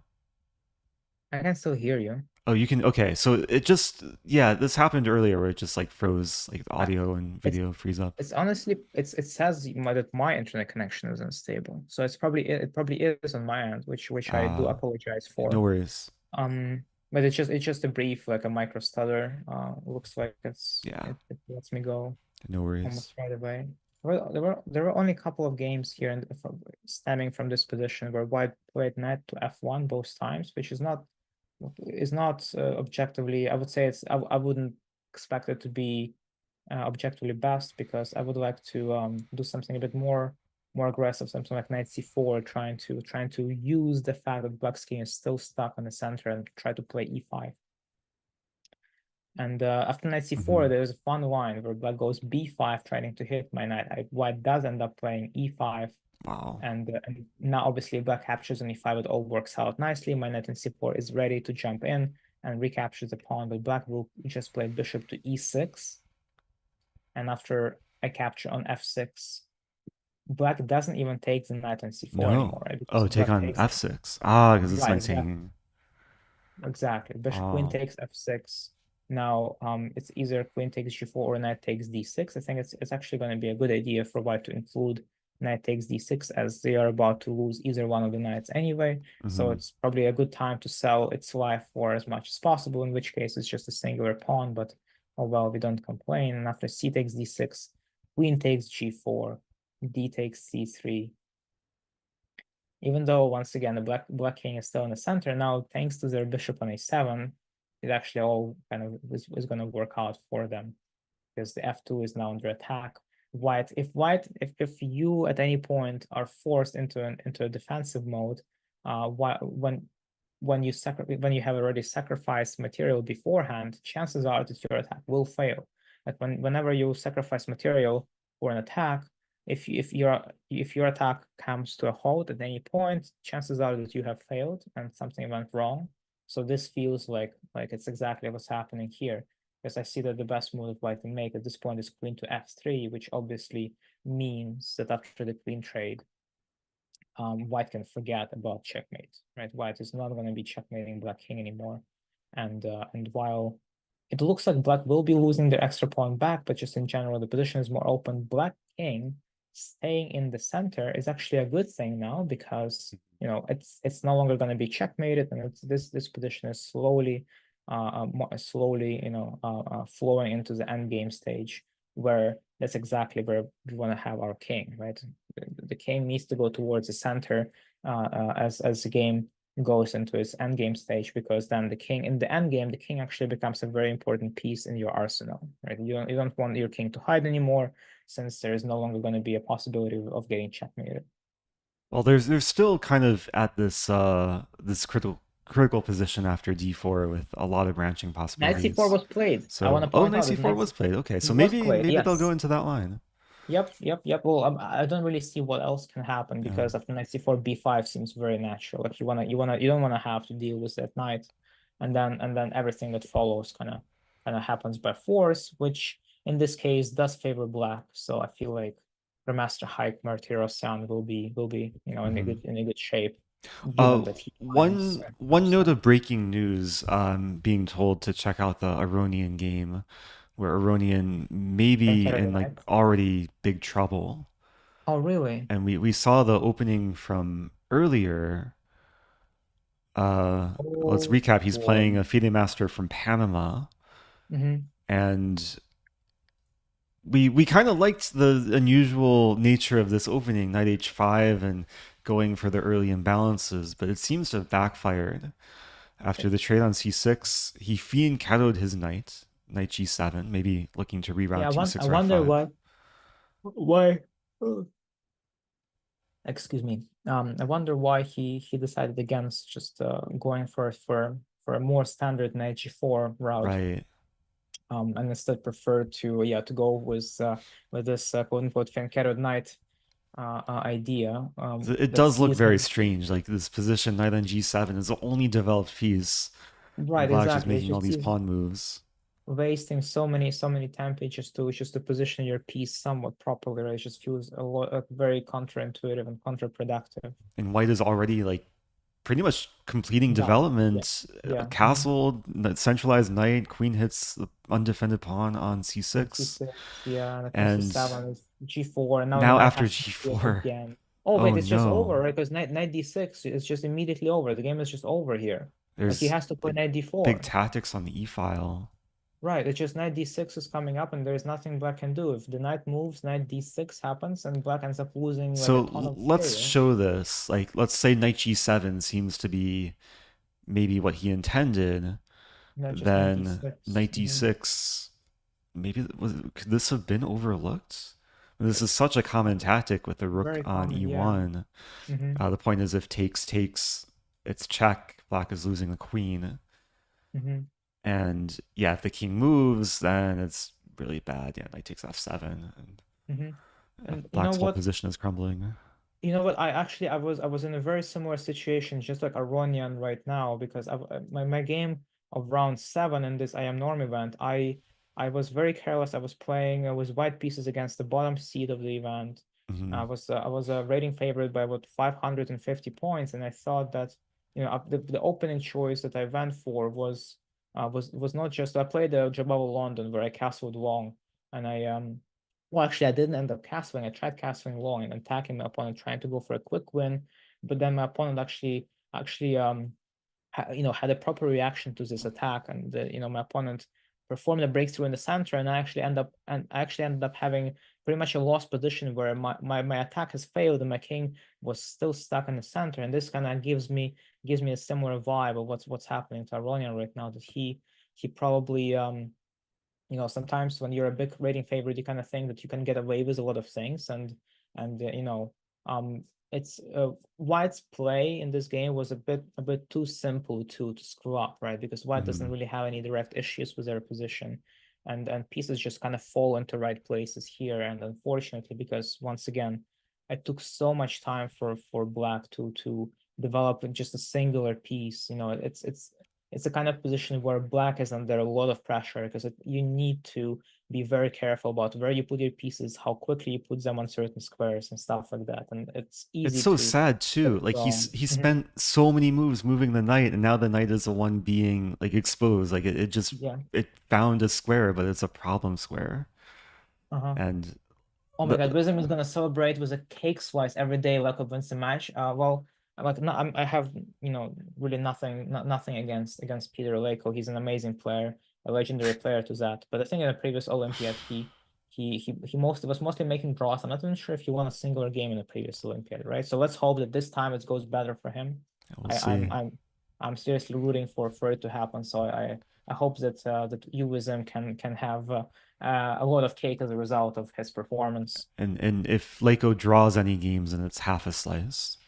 Half a slice or no slice? I think it's I no slice. mean, a loss is no slice. Draw is half A a loss. slice. Ah, Yeah, okay. to Okay, get the this makes more proportions sense. right. All right. Yeah. Right. Yeah. I just want to point out here, like I do have the engine on. It's already +3 in White's Hmm. favor. Yeah, The yeah. best move is knight h4, attack the knight. After knight takes h4, But cannot you can't recapture take back. back because knight Yeah, d6 is just so it's over. lethal. So bishop g7 is the best way to fight. It's was is there is no really no fight, I think. It's just Yeah. Orion being playing down a piece, complete another destruction here. Well, I'm not even sure if he's gonna continue the game. Like honestly, if I were in his shoes, I would, in a probably team format, I think you have to you continue. have Like to. Yeah, even actually, if you're it's like right. point Yeah. zero 0.01 that you draw the game. Um, I would like to argue maybe there's a little bit of fight because black is attacking the pawn, and Maybe you can take on e5, kind of you're like also trying commit to attack bait bishop white e5. into like maybe going into complications. Like if knight d6 here, then like maybe the knight gets trapped in the end, like takes and takes. And I mean, all these lines are just so good for white, but okay, it's Aronian. Like he's gonna try and find some way to keep the game going. Yeah. Let's hope for that. Yeah, this is probably Yeah. one of otherwise it would have been one of the upsets we were kind of so excited to see. Not surely not excited that it's happening to the American team, but let's hope it won't. The game still goes on. Anything can happen. Chess can sometimes be a crazy game where, Yeah, and especially round one, like a lot of players are just like not fully warmed up, maybe not sharp. In Mhm, this case, okay, it's Aronian who maybe uh, was wiping off a little bit of rust for not having played mhm. classical chess in a while. Yep, that So yeah, sounds we'll about see if he right. can fight back. Okay, so I think we were asked quite a while ago to check out Irving Lamy's game. And so what I'm looking at here is That's it's Netherlands, a right? yeah, Netherlands is Okay. correct. So what I'm looking at here is transposition into Queen's Gambit declined, Give me one and moment. I'm Mhm. locating the game, and here we go. Okay. So yeah, so was Queen's Gambit declined? It was Queen's Gambit, but actually it was this interesting line where Black takes the pawn on c4 and kind of tries to narrow let it go. I've Uh, okay. I want to look from Black's perspective, not only because Black is a grandmaster here, but this is an opening that I've like studied a lot over last like year or two. Knight BD7. It's I think one of the best ways to go for a dynamic play against the Queen's mhm, Gambit, mhm. and I'm a little bit disappointed actually because okay, Bishop F4, D takes C4. This is one very playable line, but the move I like better here is Bishop to B4 Mm-hmm. because a lot of players will just play E3 kind of instinctively, like it's such a normal move. But E3 is met with Oh, knight C5, e4 to and g5. Yeah, knight e4 to g5. Yeah. um, I was gonna say C5. Oh, c5. Knight Oh, E4 okay. G5 is an idea in other positions, but C5 here is Mm-hmm. actually like very strong. Uh-huh. And there's so many cases where this bishop is misplaced because after pawn trade, the knight comes to D5. Many cases, queen comes to A5 or knight E4 happens, and All right, because yeah, now I was thinking that why is it so strong? Because white can just go ahead and play a3, but there I think you're gonna take on c3 and play queen a5, play knight e4. Yeah, yes, it all kind of just gets into a domino effect kind of thing where black just has a lot of pieces going into very good squares with Stampy. That makes I sense. can Okay. show actually a fun trap just to give some inspiration for anyone that maybe wants to play this line. Is after takes queen A5, queen B3 looks very natural, defend I'm everything, taking notes. I'm taking notes. Let me pull up my notebook. and then castle, and then and according to Lichess database, just people who play this online, the most played move here is bishop D3, played 69 Makes times. sense. Yeah, makes sense. Nice. And then there's a really, really nice resource for black, B5. pawn B5, yeah. Yes, I knew And it. it's Yeah. a rare idea, but basically black is like whatever this pawn does, black is guaranteed to get the pawn to C4. And queen takes B5 is met with queen takes C3, so black is already like doing very, very well. No, I feel like that's probably the only thing white can do, and then white would have to go king e2 there. Oh, that's ugly. Yeah, and then the king can usually get exploited. So I've Mhm. had a few games in this exact position online, and it's one of these lines that like a lot of yeah like amateur players kind of just play automatically like the setup, and then On the black autopilot, gets yep. black gets a ton of initiative. But there's nothing wrong with DC4. Very playable, and this Hmm. is a more solid, I think, positional line. Yeah, bishop takes c4 is something that I think white probably Yeah. shouldn't be doing if they're trying to play for a win. I think a more common way of just playing this would be when not taking on c4. Although I'm seeing the bishop c4 is a main line. I think I've done some analysis here for when that's probably with the bishop on g5. So yeah, that makes sense. Not with the bishop on f4. Mhm. So if you get the same position but with the bishop on g5 here, it takes. So Uh, just to point out that the bishop is not fully hanging because queen a4 check wins back the piece. Very typical mhm. idea for white in these openings. For sure. It just kind of feels a little bit bad from White's perspective to be trading the bishop for the knight. That's true. Um, But and Lamy did not take the bishop. He played bishop d6 first, so offering the trade of darks for bishops. which is interesting because yeah, I wouldn't see why wouldn't we just go ahead and Just trade the knight for take the bishop. queen Yeah, a4. which is the main line here. Queen a4, then c6 is what most people play. I was actually looking at this position and thinking, why wouldn't the black's widespread bishop now move to c6, which is Yeah, a like pretty bishop common idea and d7 to like c6. right, which is but okay, there's knight Knight e5, so I e5. guess maybe I'm just falling into a carefully crafted trap from by white. Bishop takes g2, rook g1. Oh, and black has already lost. That's yeah. I wouldn't know it if I didn't just check it. Oh, it's because black is not castled. Guess what? See? going for extra material while your pieces are still That's a big not problem. Yeah, developed some fully. issues with Kings c7. and castle, yeah. So it's good to understand these sort of things. Like white can afford to go into the trade if there's like quick initiative, and for maybe that reason he played bishop to d6. There's a trade, and then it just was very positional. Very more Which maybe like knowledgeable. as a higher rate player you don't mind because it's like a long positional battle where there's chances to grind down the opponent later. But This wouldn't be yeah, my first choice, not gonna lie. If I was like a 300 point or higher favorite, I would prefer getting something something a bit sharper. more dynamic, yeah, Yeah, because once again this gives off a very strong exchange swap vibe where there's only one singular open file. And the chances are that whoever, both sides are going to try to control the open C file, and there can be a lot of trades involved. Like that's rook true. C8, white can just begin trading mindlessly on the C file, and then you just run out of pieces and you can't win. At some point, you can't you just can't beat your opponent if they have even just the slightest idea of what's happening. And I assume that Lami's opponent is probably a roughly 21-2200 player here. So it's going to be tough, but he probably will manage somehow, especially since white played e4, which now gives black a chance to have a little bit more of a dynamic play against the d4 pawn. So now the center becomes a bit more vulnerable in white's position, even though in retrospect it's probably the best thing white could have done. Bergs 33 is asking what are my channels. I don't think I have any as of right now. I used to be streaming quite frequently on the Chess Weebs channel, but it's been dead. Neither me nor my roommate, both of us were owners of the channel. We didn't really do much work there, and this is actually one of the first times I'm doing commentary in the past like, couple of years, I would say. But I'm trying to get back into it, and you guys will probably see more of me, either here, maybe on Eric's channel, and that most definitely on St. Louis Chess Club's Twitch channel. I think this is probably a good time for our first break. Like we've been You going think? at it Yeah. for over About 90 two minutes hours. now. Yeah, almost Mm-hmm, 2 hours. mm-hmm. So it might take me a moment. I just realized like I don't know if I set up the break scene You properly. did. There is so I think you much. did. Right? You did. Yeah, you did. Did It was I? no cameras though. Ah, Unfortunately, this yeah. one. Okay. Let me Breaks. let me see if this is actually working.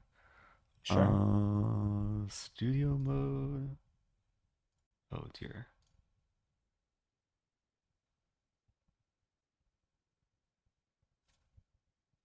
Wait a minute.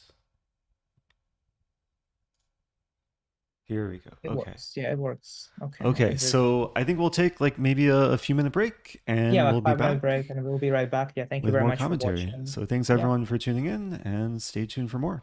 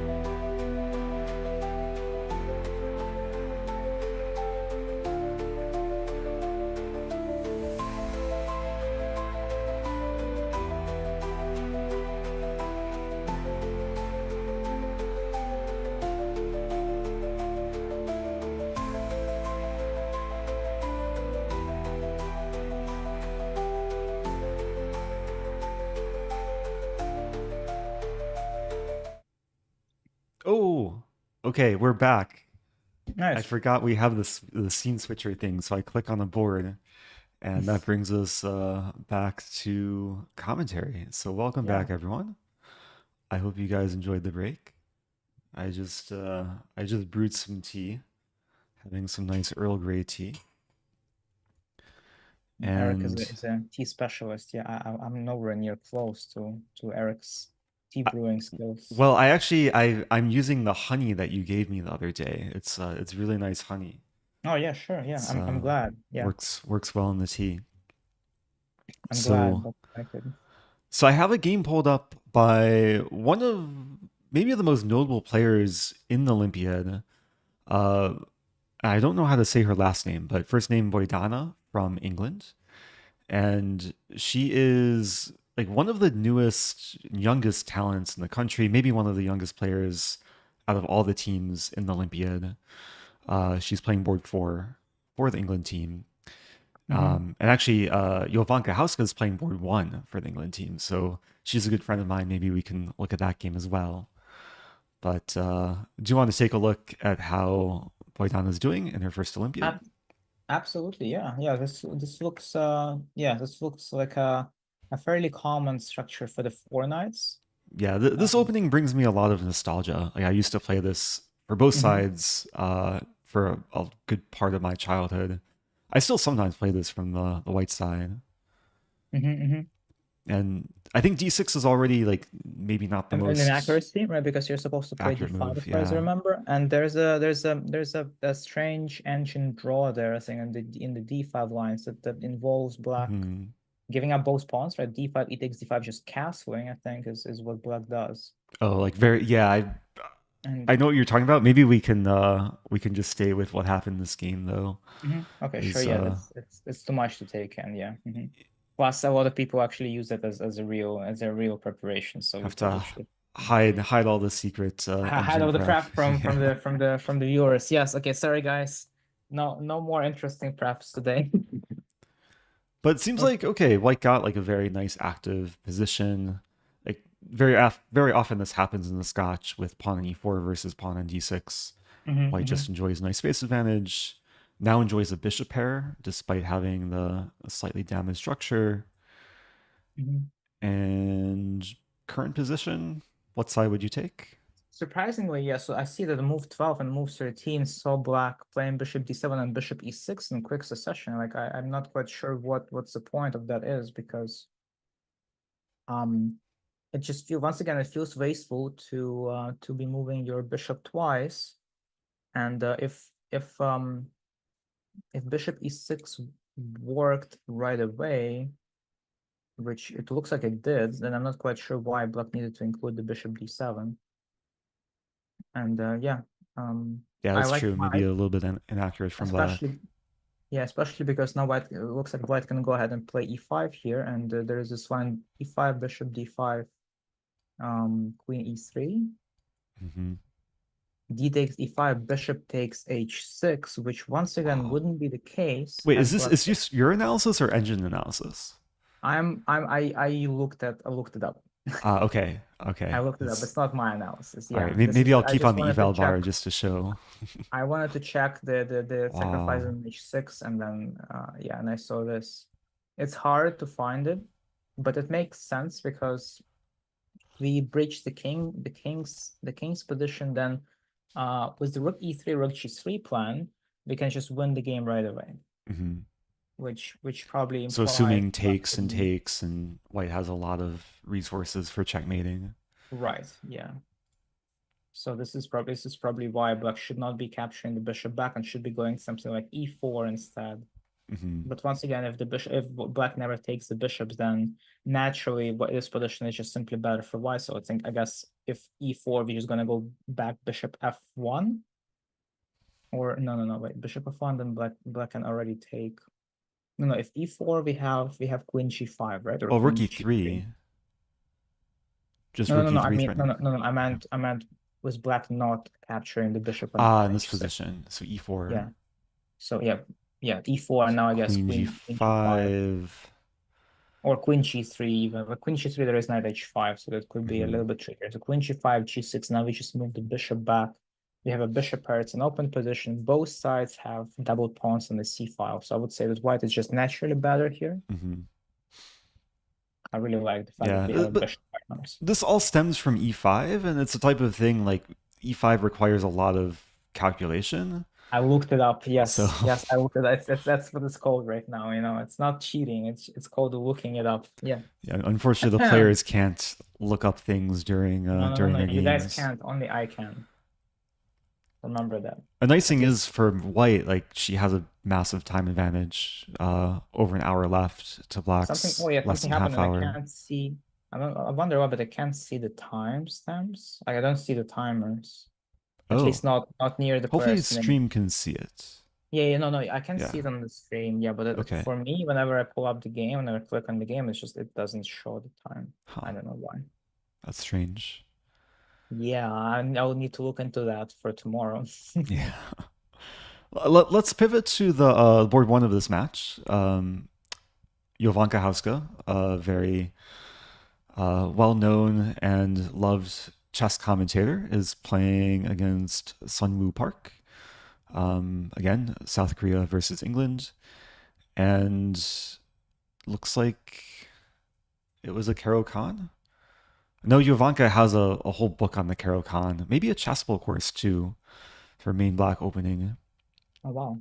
But she seems to be doing very well here. I like this for black, Yeah, the black having I'm zooming through the opening, so it looks like uh, an improved French structure with a good light squared bishop, actively mhm. developed. It's actually a quite Actually, good. This is this I'm once again looking at this move a4, and it just kind of escapes me. it's slightly bizarre. Yeah, it The was the second points, time yeah, seeing it in right, these games. exactly. And it looks like maybe I just don't understand something, but it just feels pointless, right? Especially in face of black playing f6. Hmm. Right, that's exactly now with black having played f6, now it becomes apparent that white needs to be focusing on the central play here, because if anything, if black is allowed to play e5, that can be a lot of trouble for white. And white doesn't want to allow black to further expand in the center because excuse me, No worries. the more the expansion, the more space white is going to be losing to black pieces that are going to be inevitably reaching the central squares. Oh, one thing I really like about this position for black, it just resembles a London, like very nice London too, with this quintessential setup. Uh-huh. Active queen on f6, and then attacking a potential on the king side. Okay, there were some trades, but seems like black is migrating all the pieces to the king side. And this is the current position after bishop d3. Some tension between the bishops, Mm-hmm. but some options for black, like knight e4 would sometimes be the first move that comes to mind, but also other ideas, maybe knight g4 to target Yeah, the I've been white kind king of looking side. at the sacrifices on h2, but nothing seems to work as of right now, which is fine. I Hmm. think this is the kind of position where white is going to be under a lot of pressure, with having no control over the E and F files, having a weakness on D4. It's just black pieces are exactly where they need to be, and it just makes it feel very nice. When you can get, once again, I've already mentioned this previously, right? That we've had a game where black was in a similar situation, not having to worry about much, kind of having a bunch of good options to choose from. This feels exactly like that, and that's when you know that you've done something right. When that happens, once again, it's you can just go by the feeling Yeah. here and decide what you want to do. Well, that's another difference, I think, between like very strong players and maybe lesser experienced, more amateur players is just the underlying intuition of like where the pieces should go and kind of having the sense of piece harmony. And Mhm. usually, when your pieces are harmonious, that leads to just tactical possibilities in the middle game. So yeah, I'm definitely rooting for Jovi and her team. I think this is her first tournament in a while. She was in St. Louis a few months ago for some Grand Chess Tour commentary, but All right, yeah. another Mhm. player to keep an eye on. For sure. So let's go to the top match Top in the top. women's? Uh-huh. That's India versus Jamaica. Jamaica, yeah. Have you Mhm. been to either of these countries? No, actually I No. haven't. I had the chance to go to India a couple of times, but didn't work out. Hmm. Um, it's never too late. Maybe I'll still go one day. But yeah, Jamaica, that's just I don't think I've ever had an opportunity to play chess in Jamaica, and otherwise, I'm not really uh, I'm not really known for traveling just for personal leisure. I would always just combine Gotcha. my traveling with some kind of With chess, activity. that's very Yeah, typical, usually I it's think. chess, sometimes it's family matters, poker or whatnot, you name it. But Hmm. Jamaica just sounds like the kind of country that you would go to for just for personal leisure and um I mean, clearly they have a decent amount of chess going on there. I know, Um, yeah, Game is Maurice quite Ashley does strong. some like programs there. I think Uh-huh. some scholastic programs, maybe even helps the Nice. team. But Hmm. I know Fabiano like took a trip to Jamaica this summer, Oh, did some sort of nice event there. uh-huh. Yeah, But makes sense. Yeah, I see that their team is very respectable. They have quite a few titled players, right, and in these games, so I'm I'm just what. zooming through like the Vaishali game. Vaishali top Hmm. top board for the Indian women, Hmm. newly minted grandmaster as well. A rather unusual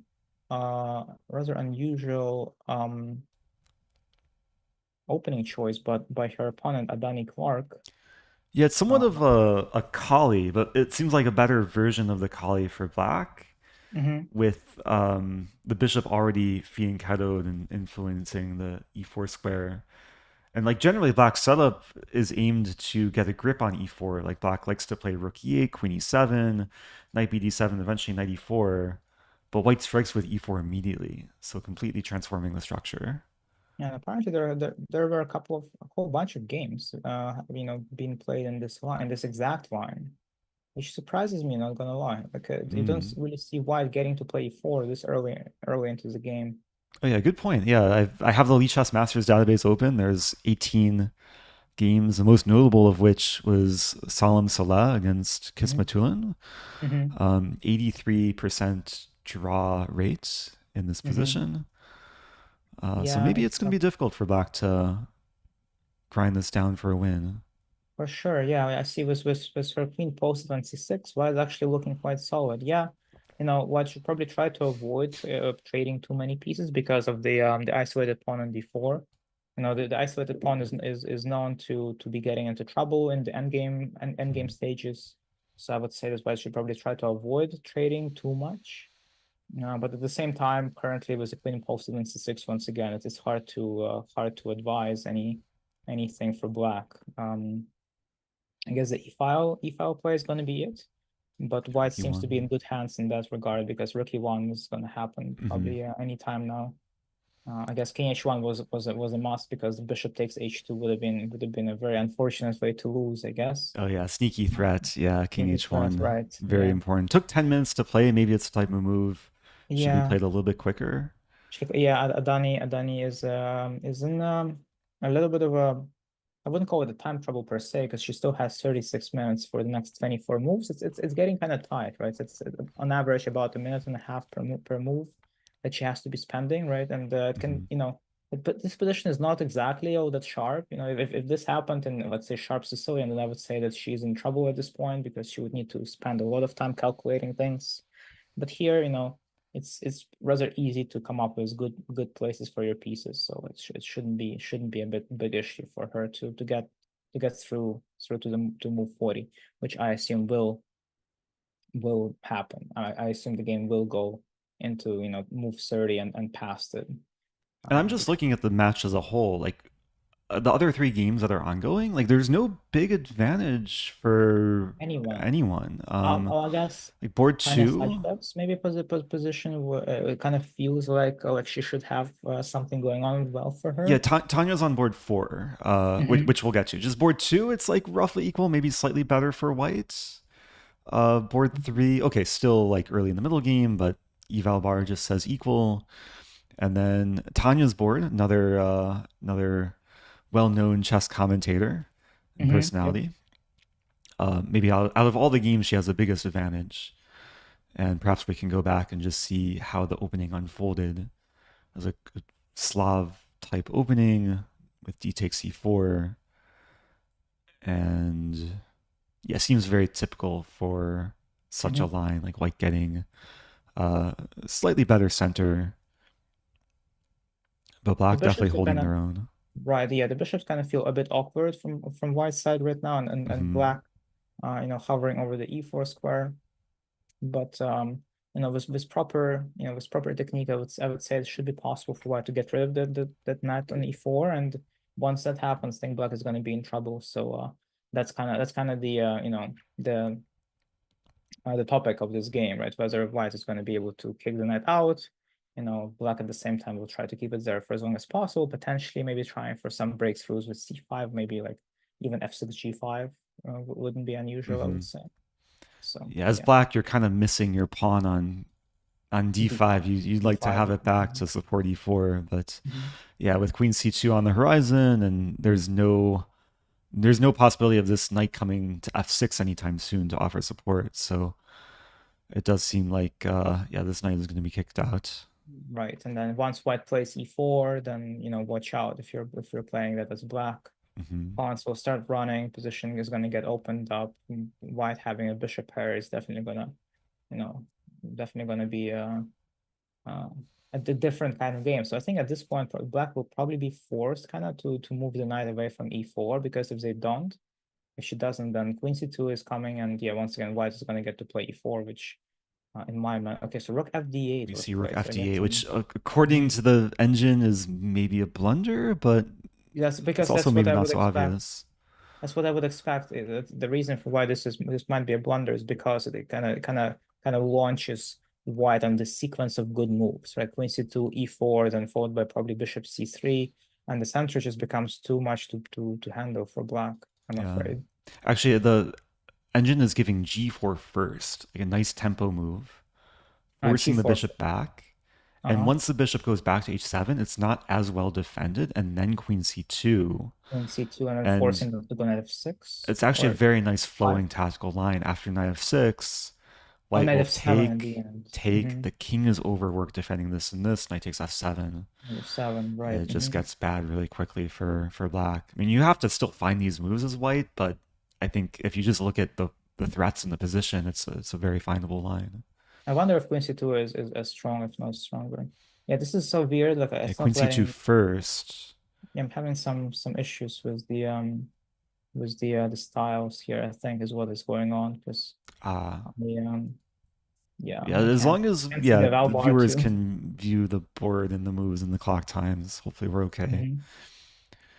Mhm. Yeah, this also looks really good. I mean, it's maybe not winning material concretely because with Right. e4, After Bishop C3, I would be very, very happy, but as yeah, look opposed. at the center, connect Mhm. four, bishops find Maybe even good G4, supporting G5 is squares. coming up. Yeah. G4, H4, Mhm. missing the B4 pawn, but yeah, Tanya likely to be in the driver's seat if she finds this line Mhm. or the other more tactical line. Yep, Mr. Artless on YouTube is saying that level 1 has managed to complicate the game a little bit, but is still losing. Shall we take a look? There's a comment on Twitch too saying Fiona is about to win a miniature, so maybe we can Oh, quickly sure, look at the absolutely. miniature. Absolutely. Mhm. Fiona Uh, representing we on the Luxembourg, I believe. sorry, representing which country? Luxembourg, Oh, Luxembourg. Oh, but nice. I'm gonna have to find that because it's probably in a different tab. Luxembourg. It should be in a drop-down menu. Yeah? Yeah, I'm looking. No, We it's not. we have the broadcast separated across a few different tabs. Uh-huh. Luxembourg. Here we go. And Fiona. Oh, Fiona already won. Okay, let's see this miniature. This Okay. was Found it. this is 18 moves. Fiona's another like pretty prolific chess commentator. It's been Mhm. around for a long time. I know she likes to play e4. We did a collab way back when. You know, she's a fan of the Grand Prix attack. In this game, she faced a Scandinavian, and yeah, we see this Queen D8 line, which I know John Bartholomew is a fan of, but I think it just gives I White a lead in development. yeah, but just thinking about Scandinavian overall, it's just the kind of opening that puts you behind in the very start, Mhm. right? Because you're wasting so many time moving your queen a piece that you're not even supposed to be moving early on. So you know, I would say that there are Yeah. better opening choices, and this especially, if when I was little, I would only play Scandinavian to play it with the long castle line, the one Ah, that where you're can more trap. aggressive as black, There's a right? trap, yeah, opening trap where black castle is long, but the queen has to go to a5 in that line. We're not going to see that in this game. We're going to see white punish this opening to the maximum. Bishop c5 already, Massive actually just wasting d4, more time because d4 yeah, comes with tempo. mm-hmm, Bishop moved again. White has massive lead in development. A4, I guess makes sense. Restrict b5. mm-hmm. The bishop I see is And very sad. Is one sad noodle right now. yeah, bishop Poor bishop. e3. I guess And it's normal bishop just takes queen two bishop. h6. Oh, bishop takes h6, so it's just, yeah. So Black not is holding not ready back. for this. Yeah, black is not prepared for this sacrifice. And then queen g5. So not even recapturing on c3, just going straight for the kill. Knight e8. Now b takes c3. Mm-hmm. And everything just crumbles for black. Bishop g7, knight g5, yeah. Knight g5. And looks Mm-hmm. like black resigned here. Queen h7 Mm-hmm. is incoming. If the rook were to move, the game could maybe continue, but Queen h7, it's queen not h8, pretty. queen g7, not for too long, I would say. Yeah. The king is gonna end up on e7, and that's, yeah. Not players' ratings. Yeah, I don't think there are Oh, ratings. yeah, unfortunately, it doesn't look like ratings are in the broadcast Yeah. unless. I There's do. no ratings anywhere. Yeah, I think Actually, I do have it in my information below. I'm scrolling down, so sorry for messing up the layout. But Black's mhm, Elo is 1542, so pretty mhm. big differential in terms of rating for this game. Yeah, it kind of felt like it because Black was clearly not quite sure where the pieces are supposed to go, and Right. usually against a capable opponent, it's a sure way to lose quickly. Mhm. So should we go back to the Aronian game? It seems like this is one of the like big highlights slash surprises of the round Sure. with Levan getting into early trouble. Yeah, it's not pretty. He does end up just straight up giving the knight away. Let's go back to where we last left after the move g4. G4. Yeah, Yeah, we he saw just. these tactics with the knight coming to d6. Hmm. Levan played a very sad move here, queen b7. Hmm. I guess the point is it's actually prophylaxis against knight d6 because after takes the pawn is not hitting the queen. Of course, allows white to take the knight. And is there any compensation in these lines after I don't. cd4 king b8? I'm afraid it's very minimal. I mean, you always I have to mean, think from the bright side. Like sometimes when you're in such a bad position, you have to be overly optimistic to give yourself any sort of hope. that's true. That's true. Yeah. Like the 1 ounce of optimism I would have here are the light squares on the king side. Black is the only player with a light squared bishop. So maybe in some universe, like you get to play c5, the diagonal opens, you get a pawn to h3 or bishop to h3, and you checkmate on g2. But that's But just takes so many it's moves. a I'm very afraid distant white is just up a universe. piece. Yeah. Black should not be able to survive until anything just goes through. Honestly, like even now, if it's just white to oh, it is white to play here. I have a feeling that white just can go ahead and immediately start using his piece advantage, but maybe playing some sort of knight a5 or knight c5, maybe Mm, c5 that is. yeah, white Or maybe, maybe just gradually building up the pressure. Rook c1 mm-hmm, incoming. mm-hmm. Yeah, White's an piece is extra actually piece is an extra piece. right. 600 rating point difference in this game. Yeah, I Oh believe yeah, that the rating of this player is 2122. yep, so about 600, And Levan 600, is 2700 plus, so yeah, yeah. 600 rating Well, difference. if we just Well, although see white is getting quite low on time, so maybe with some kind of miracle, maybe Levon will be able to trick his opponent somewhere, maybe to sneak the draw out or something. I mean, we have to keep in mind this is the most important thing is a the team situation. And as long Right. as the US doesn't drop another board, I mean, they Although have to win 2 games and draw one to win the match if Levon doesn't hold this. I would say among the players on the ES team who are having a great chance to win, those would be Dominguez and Ray right now. Yeah, both with white.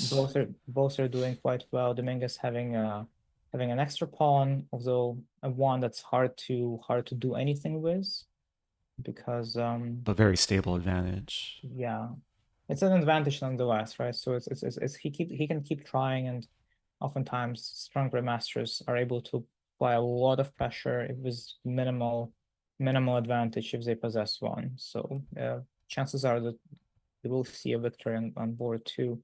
And then Ray's game two Ray's game is looks very interesting, promising, like some very h5 promising. Yeah, he can ideas. probably just gonna go ahead and play h5, but once again, he always needs to be kind of wary of the b4. Okay, Um, just as I switch over, he plays h5, and he's yeah, doing well on h5 the was clock. valid. Sometimes this is a concern. Always Having Ray, known yeah, for Ray for sure. many years, time trouble can be his kryptonite. But yeah, he's up over 10 minutes. Mm-hmm. Seems to have the more promising attack. Mm-hmm. Mm-hmm. Although, what's the point? Like, if Black plays b4, I you guess we just move the just knight. take and go. Oh, we have don't we have some knight d5 because we can maybe even just transpose into a much better endgame if Ah, like we take first and then knight knight d5 d5. queen d2 like oh but wait yeah queen d2 and I thought knight f6 but then just bishop f6 maybe just rook takes d2 um now knight d5 loses right so we need to no it doesn't lose it just loses the pawn on a6 so I guess bishop takes d5 e takes and then something like it's hard to play e5 also because a5 runs into bishop b5 and the bishop search is going to dominate. Once again, bishop pair in an open position setting Hmm. and black having a weak pawn on a6 should be honestly good enough for Ray to win. Awful. Yeah, that's the issue with like a lot of these dragon positions is like there's times where white will just crash through with attack, but there's also times where white will just trade queens and enjoy a better endgame and grind the opponent Mhm. down. So yeah, Ray seems to be in good shape. And then just to note, the Wesley So game, it stemmed from this very solid Nimzo Indian. We look from Wesley's perspective.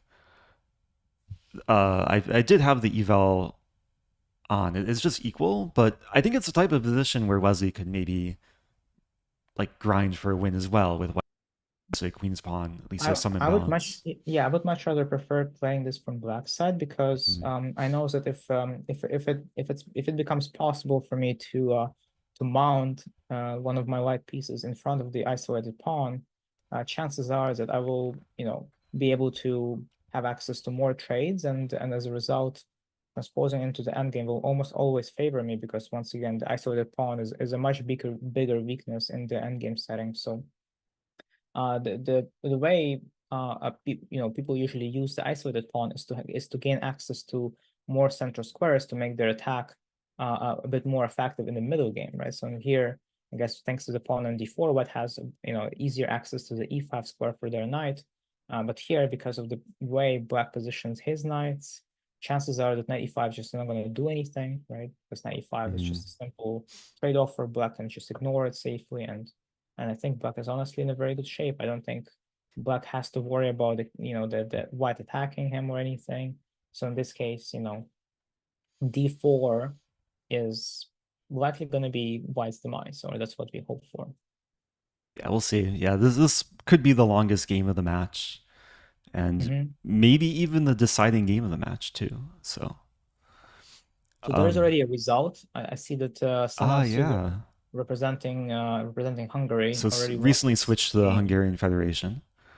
Perhaps we Right. can zoom through this game. It's technically another miniature, ended after 25 moves. And yeah, he ended up playing Paulson. And okay, so let's see how So did open black. Sicilian. Okay, so yeah, I guess it was just a kind of blunder on black's part. Just bishop move 17, bishop takes c3, blundered, simple tactic, Yeah, bishop all of this b6. seems normal. Yeah, I would say that. Yeah, I would Okay, say that let's probably just get to the blunder then. yeah, move 17 was it. Ah. So bishop takes c3 when you're expecting the opponent to take back, after which you have e5, but white has Yeah, a nice example of an in-between intermezzo. move. Mm-hmm. Bishop takes d6, and then And just takes on positionally f8. White wins collapses. material. Yeah. Mm-hmm. Ouch. Yeah, oh no, Yeah, my rook, but yeah, checkmate isn't coming. it's nice when you get to win a game in this manner, but chances are that it will either never happen, or if it does happen, it happens at once in a blue moon, that your opponent is strong as a FIDE master blunders tactic of this caliber. Yeah, one I, of I these also enjoy, first round type blunders. right, yeah, even like myself, I enjoyed winning like this in my first round of this I am norm event that I've played over the past weekend, where my opponent kind of blundered the game away in a pretty much the same manner, just blundering in simple tactics. So Hmm. nice when it happens, but more often than not, it doesn't. And we need to always remember is that we can be like the best player in the world, like we can be best positional player in the world, but as soon as we start missing simple tactics, it doesn't matter how good we play. It's the biggest The determining game factor. ends. Yeah. So that's why I always suggest people to keep themselves in a decent tactical shape. There's a lot of resources out there available for free nowadays. Lichess has an amazing library of puzzles on all kinds of topics. So for those of you guys who are interested in playing chess professionally, I feel like it's a must, right? There are also a couple of very good books on tactics in case going a full e-version into this is not your cup of tea. Um, among some of my favorite puzzle games are Susan Polgar books. They're massive. There's a lot of good examples in those, and Kubel for cool puzzles. They don't necessarily happen in games. So like the Kubel those are miniatures, I think. But what they help with is they help you think outside of the box, and that actually help translates into real games quite well. Yeah, a big part of it is like refining the thought process, understanding Hmm. how to think and actually approach a position and go through candidate moves and then calculate.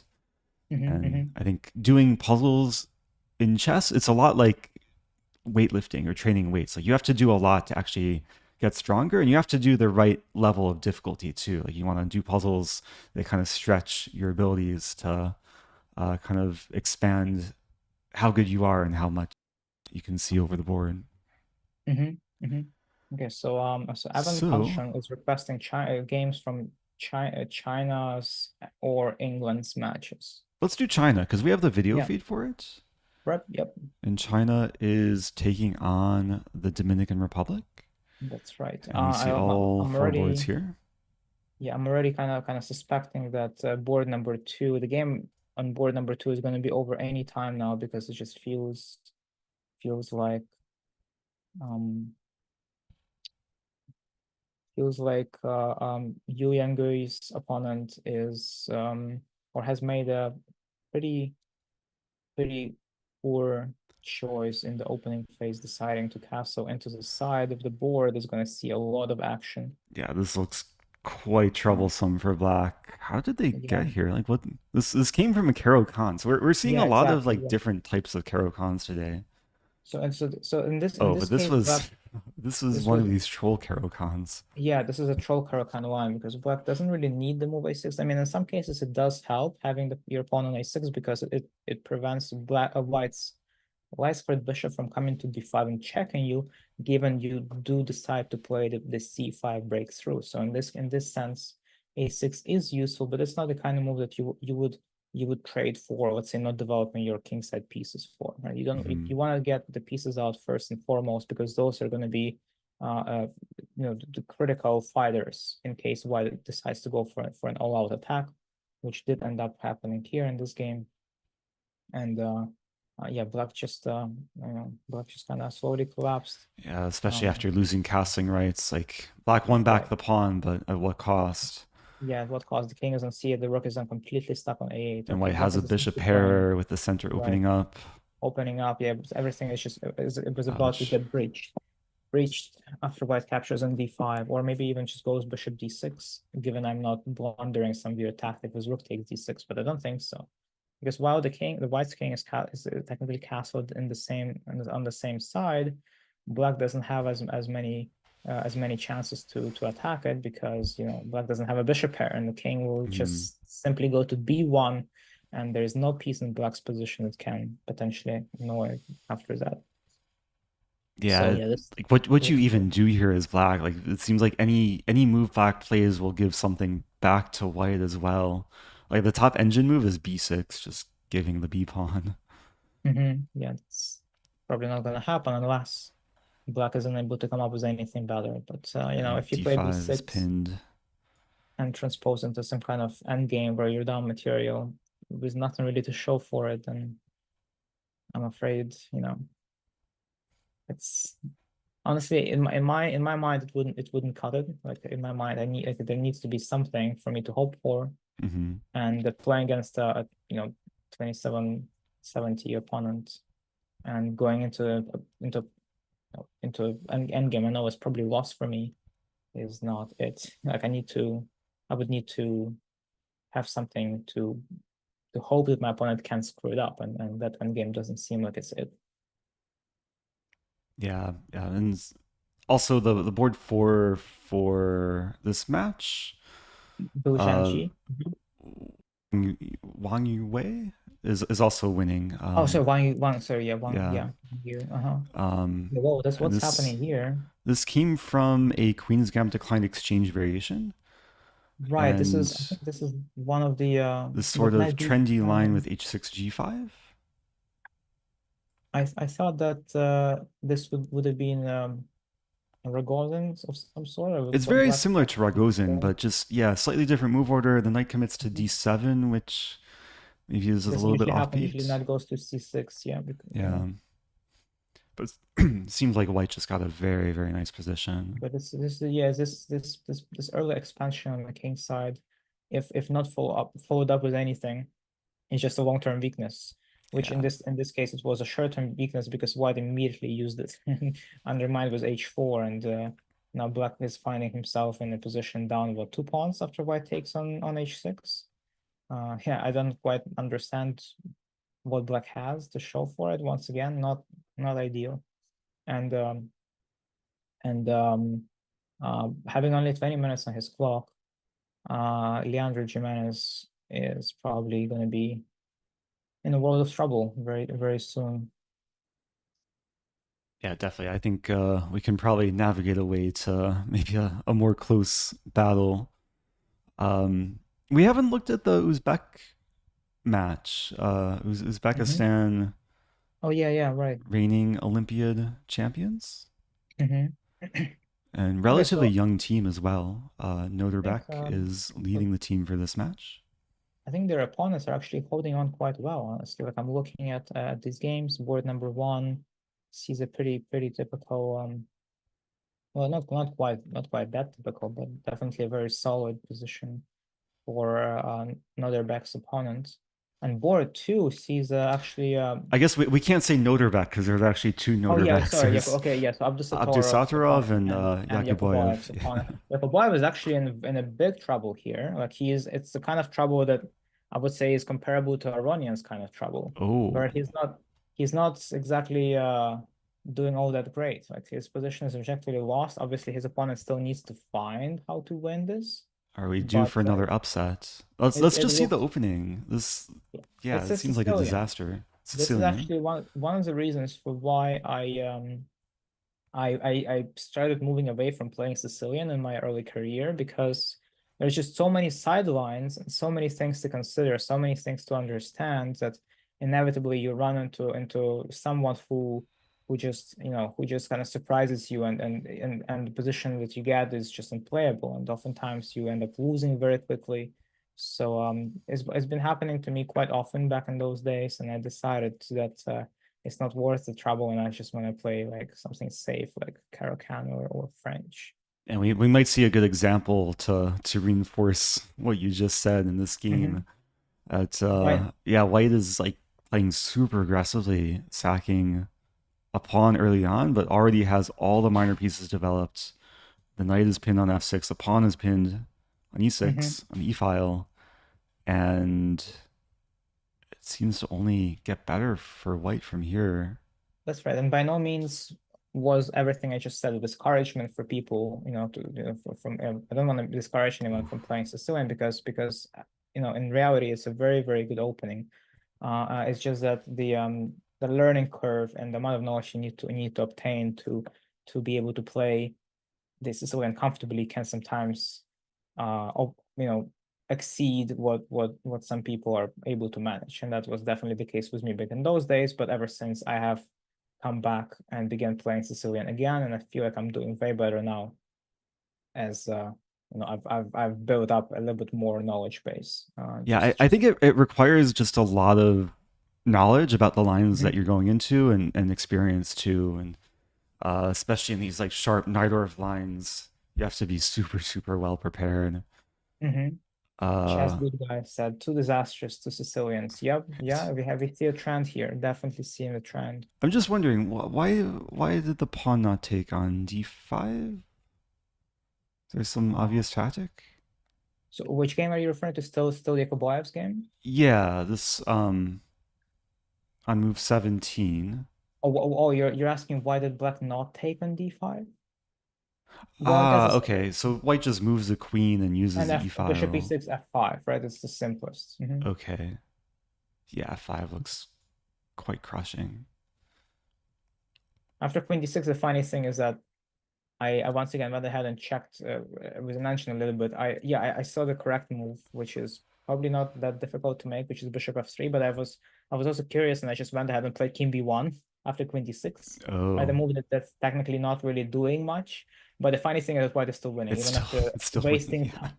Yeah, wasting time like king b1, keeping the bishop completely under attack on d5. White is still completely winning, which is just bizarre. Hmm. Um, how good this position is for white. So I was just trying to see if white can screw this up, and chances are low at this But point. okay, so bishop f3, it's a top move, but it's a piece sacrifice because it allows queen takes f4, Yeah, but then I king guess b1.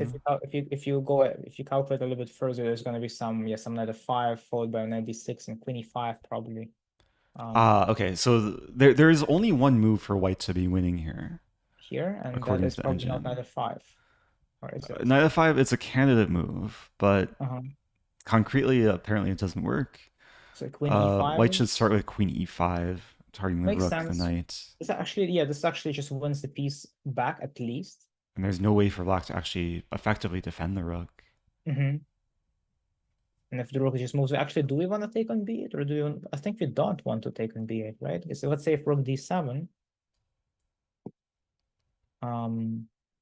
Oh yeah, then it if we takes take on on b8, b8, black will castle and be okay. castle and escape with their life. Yeah. Hmm. Why does Oh no, my Ilya. It froze up again. Usually this gets fixed after a few because they seconds. can just go ahead and pick up a bit. Hello, test, Yeah, test. I'm getting some OBS message that the video encoder is overloaded, so that might actually be Yeah. the root cause.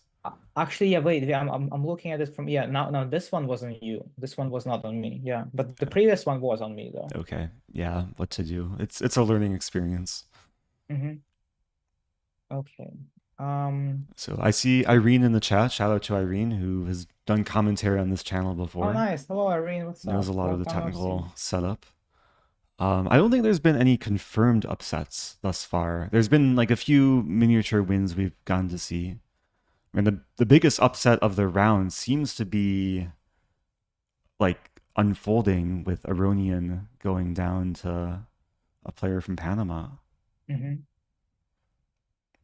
Although, And then oh, also okay. this By the game as way, well. in Ray's game, everything that we've looked at so far actually did happen on the board. So Ray is going for the queen exchange, Oh, okay. and she's going to, looking to get into the, a better endgame. And once again, it was a massive, well, not massive, but it was a pretty comfortable time advantage. I would say that Ray is probably going to be, heavy favorite to win this game from this point on. Oh, as he, I guess, was originally, but now, even more so as he has a good position to do that and also a time advantage. Yeah, the position is clarifying. White will maintain the bishop pair. A6 is weak. Hmm. If the queens get traded, yeah, very often, like sometimes you throw in this in between move, but in this case, you just take back with rook, and everything is covered for white, just to show like if knight takes d5, takes d5, black can't actually win the pawn because we take and then we attack the bishop. Hmm. So white's in full control. And okay, that's going to be very important to kind of make up for the fact that Aronian is losing, and Hmm. hopefully Ray can convert for the win. OBS allows some adjustments. Well, yeah, Yeah, that's we've something probably to spent, troubleshoot yeah, we spent some before significant tomorrow. amount of time troubleshooting everything, but Yeah, it is always something that keeps popping up. So yeah, you're probably right, but unfortunately we're, you know, I guess we're not as technologically savvy as some some other people. So yeah, we try our best though. Um, JK says 2-1 for Ilya. Wait, I'm losing? Like what am I losing in? What's the point? What's my point and what's the other 2 points?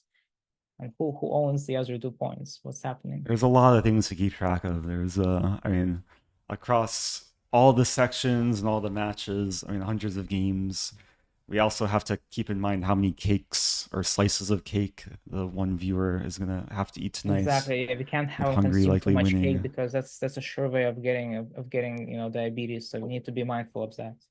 Important to be healthy. Right. No more like a games. Okay, let's get some input from chat. If you're watching on Twitch or YouTube, my channel or the Lichess.org channels, let us know if there's any country matches you want to see, any players you want to see. If you just want us to decide, we're happy to go into whatever direction people want. Games from the Indian team are actually looking quite exciting. Not gonna lie. Okay. Pragnananda's game, Oh yeah, Arjun's game what too, about? actually. Yep. Very, very unusual. Let me try and find the right match. And everything actually in Arjun's game seems to be a home prep of some sort because the relation bar hasn't moved an inch. Okay, It's not very much the full game.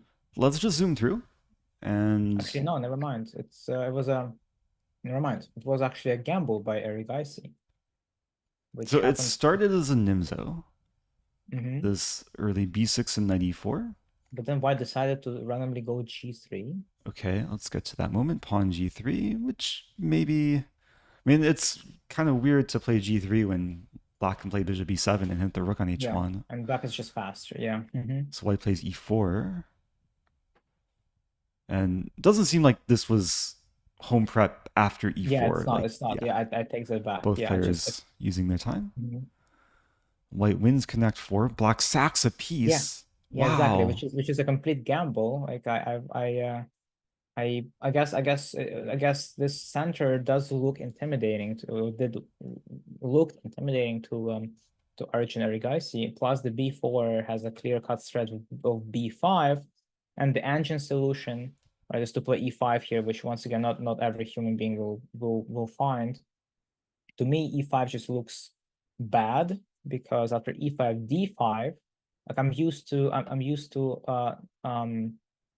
these kinds of structures being just straight up bad for black, because what ends up happening here is that black's light squared bishop gets locked in by this white's pawn chain, and so black essentially plays down a bishop for the longest time. But it seems to be one of the best things black can do here, because the alternative search is much worse, and the piece sacrifice was kind of like a semi gamble by Arigaisi, I guess, which were kind of paid off, since his opponent did give him credit, and I Engine guess he hates it though. Like yeah, after it engine takes on really doesn't. b4, queen b1, it says +2, but Yeah, I it guess we're just gonna says see that, some like at least human counterplay with c5. right. And white, We have okay, white did not follow through correctly. mhm. Maybe try to at Just least reduce the immediately kind of giving back, complications. right, just giving back most of the extra material by taking on a6, and yeah, was what was what not having to do any of that now, Arjun is having quite a pawn mass on the queen side there. White having this So pawn on d6 and the two minor yeah, pieces, access to d5, it's super imbalanced. true, very imbalanced, and it's going to be very hard for both players to figure out what in the world is going on here. I'm pretty sure. But once again, I still give Arjun preference because grandmasters of his caliber showed over and over again that they are capable of figuring difficult positions like these consistently, as opposed to much lower rated players. Once again here I'm just saying that even a lower rated player has the potential of having an amazing game, but grandmasters of the highest level just have those games more often, right? Right, Chess is a especially one-sided game. the world number 4 is like pretty good Right, at chess. right, exactly. So I But think he'll probably figure out and navigate through this it'll quite be well. interesting to see because like white seems to have a very good grip in the center and maybe some Hmm. attacking potential on the king side. At the same time, like it might just be easy for black to storm the pawns down on the queen side, Hmm. and it's going to be up to white to actually create counterplay. Oh, okay, so JK was counting glitches, giving me 2 points and one for you. Mm, All right, cool. Okay, so we have a whole bunch of requests from the YouTube chat. People are trying to yeah, to let's go uh, through. to point us into a Trinidad. Asking Simon Pantera asking for us to check out on Kevin Cupid's game from Trinidad. So I guess we'll go Trinidad, on okay. Trinidad. They're playing one of the top teams, right? It should be. Oh yeah, they're playing Uzbekistan. Hmm. And Kevin Cupid, a nice last name. Yep. Another Caro-Kann, another Oh like my God. crazy sharp And Vahidov mess seems to of a middle be game. in trouble here. Okay, so Well, just which zooming doesn't through surprise me. advanced Yeah. variation. Oh, wait, what? H4, H5? White got into this much trouble in the H4 line? Okay, that's now I'm really curious. What? So he Okay. plays h4 and then castles. It's just the main line. So and all the way until move 11, it was all the main line. Where on move 11, Vahidov deviated with rook d1. Usually, White tries to kind of support their central pawns by b3, playing according d3. to database, is way more common. And also, yeah, it also helps White get their desperate bishop developed to b2. The rook d1 is a bit unusual already, and Black kind of immediately tries to capitalize on it, and he goes ahead and hits the white center with move 12 c5, which once again in this setting is a bit kind of a little bit even unsettling to see since Black hasn't castled yet. And usually you see Black trying for the c5 pawn once they have access to the rook, right? So once Black castles, the f8 rook can be transferred to d8, and that helps Black make this breakthrough a bit more bearable. Um, and here without the rook, oh, this is He wants to play knight cool. c6 and probably Knight bring in the c6 and queenside long rook. castle on a long castle, I guess. Wow, that's so cool. But we're going to see that black never actually castled, at least yet in this game. Wow. After knight c6, b4, B4 was played, which is kind sacking of a like interesting. pawn, Just giving the pawn, giving the second pawn on c5, giving two pawns, giving third pawn on giving g3. he's gambiting all his Oh my pawns. God, he is just gobbling on every single pawn. And now, if king g2, Black is gonna play bishop takes f2, taking fourth pawn in a row. Oh my God. Wait. No, no, no, no, no, no, no. It's If queen b4. I got too excited there. okay, yeah, the bishop is No, a little no. bit tied down. Yeah, yeah, no, no, no. Okay, White but king White played g2 rook is just e1 too, so maybe trying to keep things somewhat controlled. But yeah, black is up a lot of pawns here, mm-hmm. up 3 pawns in total. Wow. So even if Black ends up losing a piece at this point, it's not even like gonna be But it seems like uh, black is going to lose a anything piece, critical. right? Because like the bishop is it's tied down to defending this knight and also pinning the pawn, which Well, saves this actually, knight. Black is only up 2 pawns, right? So not Uh, not three, but two. wait, can I not count? Oh yeah, white has 5 pawns. Yeah, okay, Yeah. Well, for the time being, I two guess pawn C4 advantage. may potentially fall, but it's not gonna fall right now because the bishop is hanging. Hmm. Although it's hard to suggest a good move for Black here. What would be a move Yeah, I mean, now? he may have Queen like seen this B6? position coming and thought that black is having a tough time. You said queen c6. Queen b6 A maybe? queen Oh, well, queen b6 b6. is just makes a little bit more sense to me because But it attacks the f2. white is ready to take the bishop and play bishop Should be e3. and then queen c4, Ah, queen taking yet another c4. pawn. Oh my God. Yeah, and Okay. if we win back, but like we trade queens and we take the knight.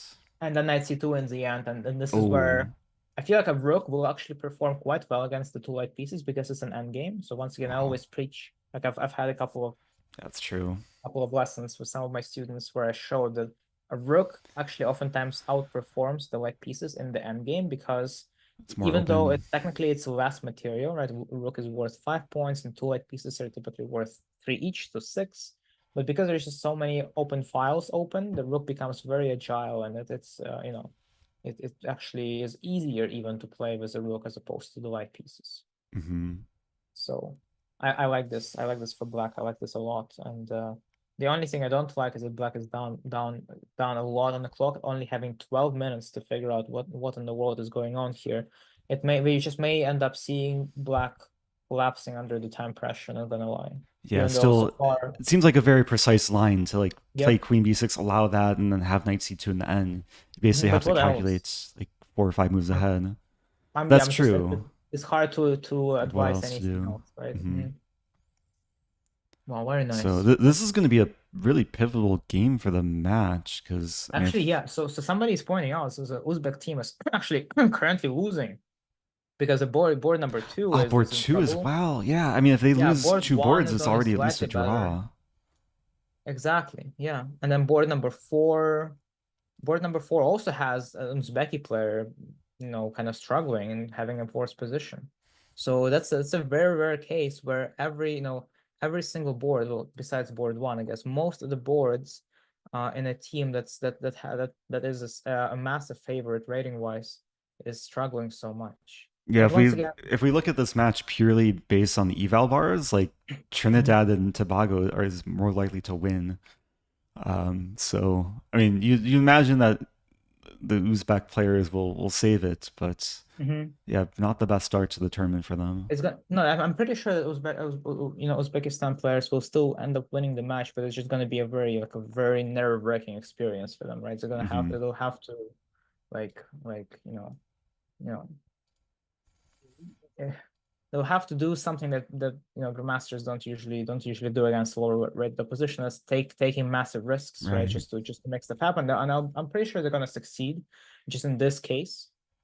Although, part of me does want to see some upsets. I think that chances are that, with everything that's happening. Actually, now looking at Aronian's game also, I'm seeing that his opponent is falling into dangerously low levels time wise, closing in on 10 minutes, but move 22. That's not exactly ideal, right? So having about 10 minutes to make 18 moves, Hmm. we're probably gonna end up seeing some blunders.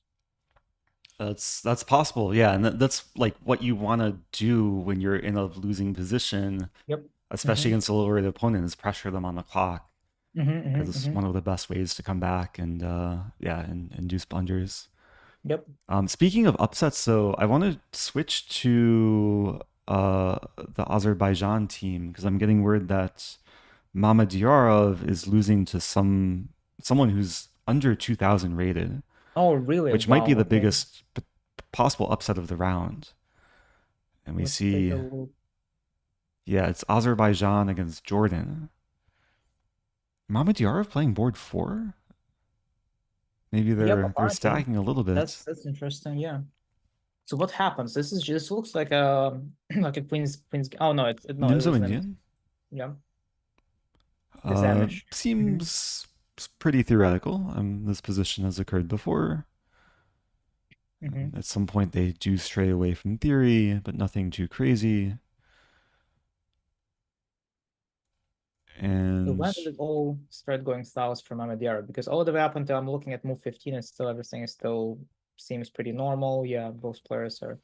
Was maybe there like a big? I think there's probably like a big blunder of some sort here so. White is somewhere. like preparing the center buildup. Like really wants to play e4 eventually.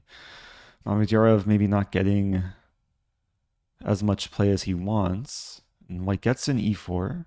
Oh, and Mamidiar actually and he makes takes on e4, which apparently a is a big poor mistake. choice. Yeah, poor choice of just letting the center And then knight stabilize. And d5. I think And it was an excellent move. Wow. like Like, at first glance, it looks like black is actually having very good pressure.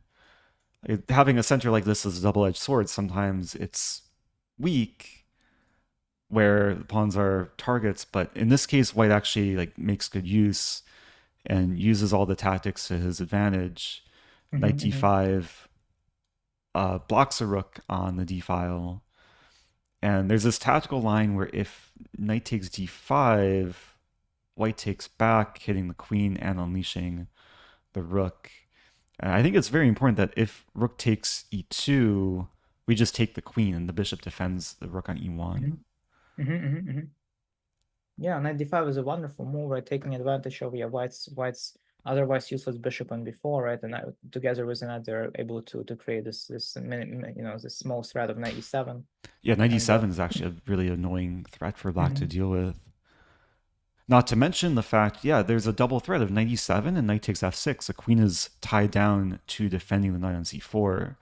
yep. So, like, one of the best lines for black is rook d7, but this very simply allows knight takes f6. The pawn would have Mhm. to take back, and then the king gets very weak. White has still good control in the center. Yeah, he might go down. Mamedyarov, I It's mean, he used to be 2,800 plus. I know his rating has dipped in recent times. But once again, this is why Olympiad is so exciting, because like sometimes you just see people who otherwise are just completely unknown And wouldn't get performing a so chance to play such a above. player. Yeah, exactly. They just shine brightest when they are put into this stressful situation when they're Hmm. facing off against best players in the world. It's very exciting stuff for sure. Yeah, the white player in this game is rated 1994. So, Mm-hmm. yeah, that would be a 700 plus point upset. Mm-hmm. Yep. Oh, okay, well, but once again, it takes toll on these players' time management. Yeah, it's never So over till it's over. Like these winning mhm. positions are sometimes like it's the hardest thing to do in chess is convert a winning position against like a very strong player. Yep, a very So important skill to to have, but stay probably the calm, toughest skill manage to your master. time, still Yeah. play accurately. Okay, But one I'm is still losing, but his opponent is dropping dangerously low on time department, and chances are that the one will be able to capitalize on it and at least make a draw. But once again, when you're playing down a piece, it's never fun. Whatever, no matter what happens, even if your opponent is playing on his last seconds, like you're just down a piece, and you said oftentimes you can't do much. Like you're doing best you can, but you're very limited by you know just missing out on a piece. right. Okay. So I'm just browsing through looking for other suggestions or games to look at. There was a mention of J.S. Christensen, I believe, from Norway. Yeah, Johann Sebastian Christensen, Mr. Arthur, we which just checked Mamedyarov's game, so that's not true. Um, our confidence is slow and insidious killer. That's true. Bach has 40 minutes versus 1 minute. Yeah, so you see, just in general, even if a grandmaster doesn't play objectively best chess, the other factors, such as time management, still play a massive role. mhm. And while it may seem like an hour and a half for the whole game is a lot of time, it gives people a false sense of security, and people start overspending time on moves that usually should be played in minutes, if not seconds. So I just brought Uh, up the game between J.S. Christensen, playing the top player from South Korea. oh wow, what's I don't happening know how to here? pronounce his name. Junyak Lee. Mm-hmm. He was actually in Norway. I played the same tournament that he won. It was in Trondheim just a Oh, few weeks nice. ago, and I actually played this played Lee in Title Tuesday yesterday. He crushed me. Mm-hmm. He beat me in like 20 moves. So I guess Christensen is avenging me in some way. Okay, but is white But better here? Like, what's going on? What's happening after bishop b7 yeah, here? just going quickly through the opening, it was a Najdorf. Things got sharp. Knight d5, piece sacrifice. Typical Najdorf stuff. Black Mm-hmm. gives back the piece and gets the king safe. And then sacks a queen for rook and knight, forcing knight f8. And after rook he1, bishop b7, black is trying to neutralize the back rank, but doesn't seem to be working. Takes rook e8 knight f5 just ends the game. Yeah, I This think that's seems just very straightforward. straightforward, yeah. Or takes and rook e8 and bishop e7 just probably just I mean, this is the first thing immediately. you calculate too. Like, how does black Yeah, defend? And there's not really a way to rook do e8. so. Yeah, bishop e7. Way too many pieces for the queen now. Yeah, Uzbekistan is indeed worse in the match so far. Some of the Uzbeki players are struggling a lot, but they're doing well in terms of time management. So that's probably going to be a deciding factor in the end of the day. Yeah, especially towards the end of the day, the time will Mhm. decide a lot of matches. So yeah, it looks like at least 1 point for Norway from this game. Mhm. And other games maybe are not as clear. Board 2 is Ariantari. Okay, so Yu Yangwei already won. I guess his opponent just realized that after yeah, I think his opponent just resigned. It seems like after bishop f4, but it was the game over. No, the game lasted for another couple of moves, and This yeah, China game. Yeah, yeah, it it looks was indeed. so bad. Yeah, there was a finishing tactic, which Jose Araujo didn't make his opponent show and just resigned. Yeah, we see the board in the upper right corner there with the kings in the center. So Hmm. yeah, all the other three games still ongoing.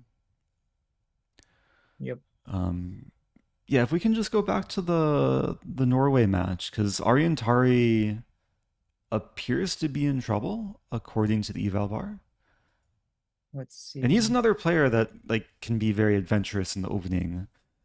This was a Grand Prix attack, pawn f4, Oh, one of my favorite like blitz weapons.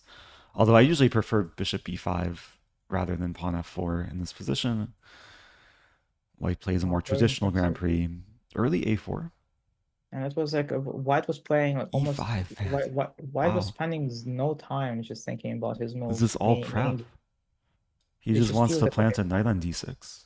Okay, so the first time White had to spend any time was move 12. Move 12. Okay, so I mean it's already like very far away from any sort of opening theory, but Mm-hmm. this has been reached twice before.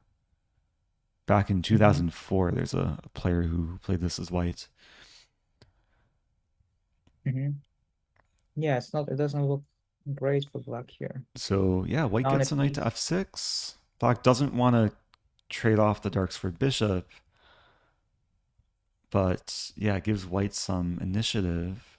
Although, Black is down a piece. I want to point out that Black is not completely lost because there is this tactic, knight d3, knight b4, Are you referring to the which current position? yes, after Okay, f5 let's versus get there because yeah, a lot okay, of gotcha. things Mm-hmm. happened in this middle game. White planted the knight on d6, and okay, so white wins the bishop on a6. Black plays f5, looking for counterplay. And as you were mentioning, yeah, knight d3 is a threat. Knight d3, knight b4, kind of forcing the queen to move away from the Oh, a, defending the knight. So it's not, yeah, this is not clear at all. They're both going to be in massive time trouble, right? So hmm. Ari and Tari is currently slightly behind in the clock. And it looks like White's best shot is just to let the extra piece go and to play, I guess, just rook b1. We don't want to have the rook on a2 because in this knight d3 and b4 line, then the Yeah, rook is rook also under a2. attack. You're asking to get forked. Right, exactly. And rook doesn't really belong on a3.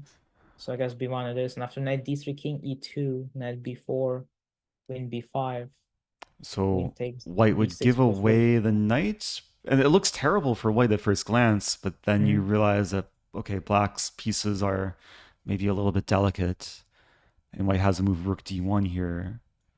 Mm-hmm, for sure, yeah. I think this is a really difficult line to calculate. Like you have to like go into this and then go deeper and kind of understand the facts. And the king's safe. that your Yeah. king is safe on e2. Hmm. And black is on the back foot, like queen b8 to hold on to the knight. White is not even up anything. Yeah. So this is just a naturally better position for white, just because So it's white equal has no material, problems. yeah. But Yeah. engine really likes white. Like after rook d7, Hmm. some bishop a3 ideas, and but this, I mean, this is a three result game. Like anything can happen. Oh my, people are saying the Aronian's game is getting crazy out of control. Okay, let's go to that. And actually, it is getting crazy because now his opponent is only slightly better. Wow. Wow. So how did Oh he my God, manage to he get blundered. counterplay? He blundered the bishop before. Yeah, so the blunder is queen a5 bishop b4, and thanks to the bishop on h3, now Okay, white so white has to was go doing for the well. wow. Ah, okay. So Oh my God. I think you're mentioning something that hasn't happened yet. But Yeah, no. But I'm assuming the queen a5 is going to be so white played. played knight Otherwise, f1, which looks completely fine because you hmm you protect your king, you unleash the rook, you attack the bishop, and then rather than defending the bishop, Levon plays pawn b5, hitting the queen, and there's gonna be some like the only safe square for the queen here is queen a5. And what's wrong with knight a5? I guess knight a5 just leads into the even endgame. B takes Oh yeah, knight a4, a5 is a knight queen b7, trade. bishop f1. Okay, let's start with queen a5. This is like the most natural move. Yeah, queen a5, bishop b4. And then bishop b4. It's like such a hard move to even consider. But Hmm. the point is, we decoy the queen to the b4 square, so then black has c5, attacking the queen and threatening mate. Hmm. Incredible geometry here. Yep. Now, Wonderful. crazily enough, white's still better because white can sack the queen with rook takes h3, B and have three white pawn pieces for takes the queen. queen, and then there's three minor pieces for the queen. But I mean, this is a big shift in momentum in Oh yeah, I'm Aronian's sure that favor. Aronian's opponent is just kicking himself right now. Also, only having about 5 minutes on his clock remaining. Just having to play down without a queen, even though he probably still understands that his position is fine because white pieces are actually oftentimes, you know, are more important than the queen also in the middle game setting. I'm pretty sure Yeah, that but white's it's opponent is hard not to happy. evaluate. Like, I mean, it's easy when you turn on the eval bar and it spits out plus zero point 0.8. And yeah, Yeah, generally but the no, minor pieces are preferred, but with the yeah, king safe and I would prefer three minor pieces to the queen in the uh, middle game pretty much any time. Yeah. but would you say that like in time trouble, No, it's that's what I'm saying. This is just horrible. This is really like really bad news for Aronian's opponent. If he's not gonna collapse here, honestly, I feel like he might just go for knight a5 here, since he's still thinking. yeah, knight Because a5 might be a he's gonna bailout. take an easy way out, having zero time Mhm. to make what 15 minutes. He's gonna say that okay, I know how to make a draw after knight a5, so let's just go ahead and make a draw But is this and just really so okay. simple? B takes a4 Yeah, takes because okay, the key is black has this move bishop takes f1 right. And then instead and of taking an f1, white can just go knight d6 and force the opposite color bishop endgame, which should be is that really forced? Yeah, takes and yeah, then 95 happened. See, 95 happened. There you go. Yep. so Knew it. we're not getting the big imbalance. We're not getting the fun stuff. Yeah, we're getting the Okay. boring opposite color bishop endgame draw, which still is a great success for well, once again, draw A is draw not will very be a great success for both players or a great failure for both players. I don't know. yeah, I How feel do like you how do you characterize great it? success for Aronian, great failure for his opponent at this stage of the game. But Okay, so this is a current position. We haven't seen knight d6 yet. There's mhm. other playable moves, but you imagine that this is probably the most practical move. I think he's gonna go for 96. I don't see how he wouldn't, because if he keeps the same piece synergy at this stage of the game, then he's risking once again just being wrong and losing in the long run. So he Right. wants to simplify it as much as possible, and knight d6 does just that. Yeah. We should also keep in mind this is move bishop takes f1 was move 27. Mendez has less than 4 minutes to make 13 moves. Yes. So in such a situation, especially against a stronger opponent, you do want to simplify as much as possible. Hmm. But is this really so simple? Like the opposite color bishop ending after bishop takes d6 and then takes and black saves the bishop? Bishop b5, and I think it's simple because white has rook f3, and then the rook also can go to places like Mm, f6, let's say, and just completely blockade everything. And because once again, naturally, it's an opposite card bishop endgame. Um, it's gonna be king f1. He actually okay. So I don't like this. I don't like okay. what he did here with king f1. Yes, he's probably gonna be winning his missing pawn back here, but now actually I take Levon. I think Levon can actually win this endgame. With bishops of the And same color, it's much easier to like grind down the right, opponent. yeah. After rook c4, there's also a3, which forces white to once again find a move. I believe b4, which is suggested by the ancient. And it's not it's not easy. It's not I take black here any time of the day. Even if it wasn't Levon, I would still prefer black at this stage of the game, also given the time the time odds. Time odds, So yeah, that's a nice way of putting it. yeah. And the fact that white's pawns in the center, they're fixed on dark squares, and that doesn't combine well with white having dark square bishop. And this d4 pawn is backwards. Imagine the bishop for black might maneuver to b6 someday. And yeah, wow, this will be incredible if Levon manages to win this game. Yeah, I bet the Gambit in your chat is saying that it's weird because you suppose a FIDE master would be able to convert a game where he's up one piece, but you're also forgetting that this FIDE master is playing no other than the one Aronian. There's There's so much also a little bit of psychological pressure. psychological pressure going on. Yeah, I mean, it feels like it shouldn't affect you, but yeah, everyone thinks that if they're given a massive advantage against anyone, even the best player in the world, they should be able to win the game. But that's not no, it's not the case. Uh, you know, grandmasters and especially the strongest grandmasters in the world got there by first of all not losing games, okay, and oftentimes like a lot of things can go wrong in a chess game, but then the ability to survive and being kind of and having this fighting spirit in you, that's what makes the best of the best exactly who they are. And no matter the advantage, as long as the game goes on, as long as there's the slightest chance that the game can be saved or that event can be achieved, they will keep going. Once again, that's what differentiates you know top players of the world and somebody who just started playing, because people give up way too easily, and I see that all the time whenever I play Mhm. someone much lower rated. People give up way too easily in places where they have great chances of still surviving, but because they don't believe in themselves. It's psychological. Yeah. Yeah, it's such an important skill as a chess player is when Yes. you're Yes. you're Also. in a seemingly Yes. hopeless position, which Levon kind of found himself in out of this opening. Like, he still found ways to resist, and he played quickly too. Like, we look at the time situation, what was draining a lot of time in this middle game, um, and that's kind of what makes the difference.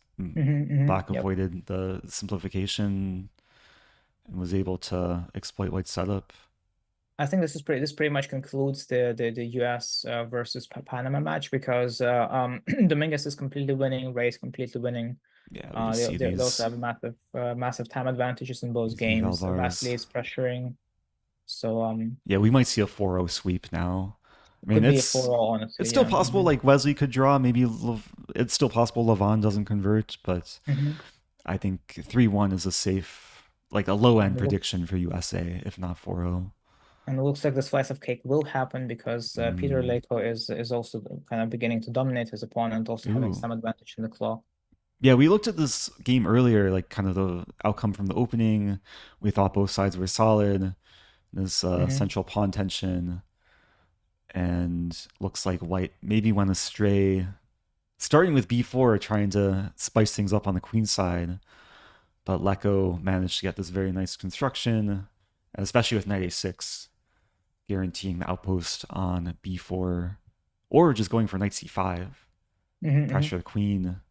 Black has quite nice piece harmony.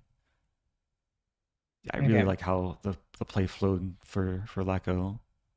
So people are saying this Gary might be drawing his game against the 2300 because he doesn't have anything to play with, and Mamedyarov's game is still ongoing Wait, we and can't quite we can't interesting. always trust people like claiming results so early, but yeah, with Well, yeah, Geary, no, let's no, let's see. yeah, it's like the same thing as with Aronian. Yeah, it's bad right now, but give it a little bit of time. Yeah. Oh, Mamedярov, this does look pretty dead though. I've just yeah, popped up the Geary game. Mamedyarov's game also looks very unpleasant because Mamedярov is simply down in exchange for absolutely nothing in return. So yeah, that's unpleasant. I mean, there is a chance he'll survive this, but I don't see him winning. Like it's not like this is not like Aronian's game. Like there's isn't much to hope for when you're playing this as black. Like White's king is Wait, safe, you're White talking about the Mamedurov game. Mamedyarov's game. Yeah. This Oh, one, you. Oh, which I see the Gary's game. Yeah, this is the 2300 should not be losing this. Yeah. Yeah, just just play G4 and just forget okay, about let me switch back to that everything. game. I'm trying to keep up with the games that you're talking about.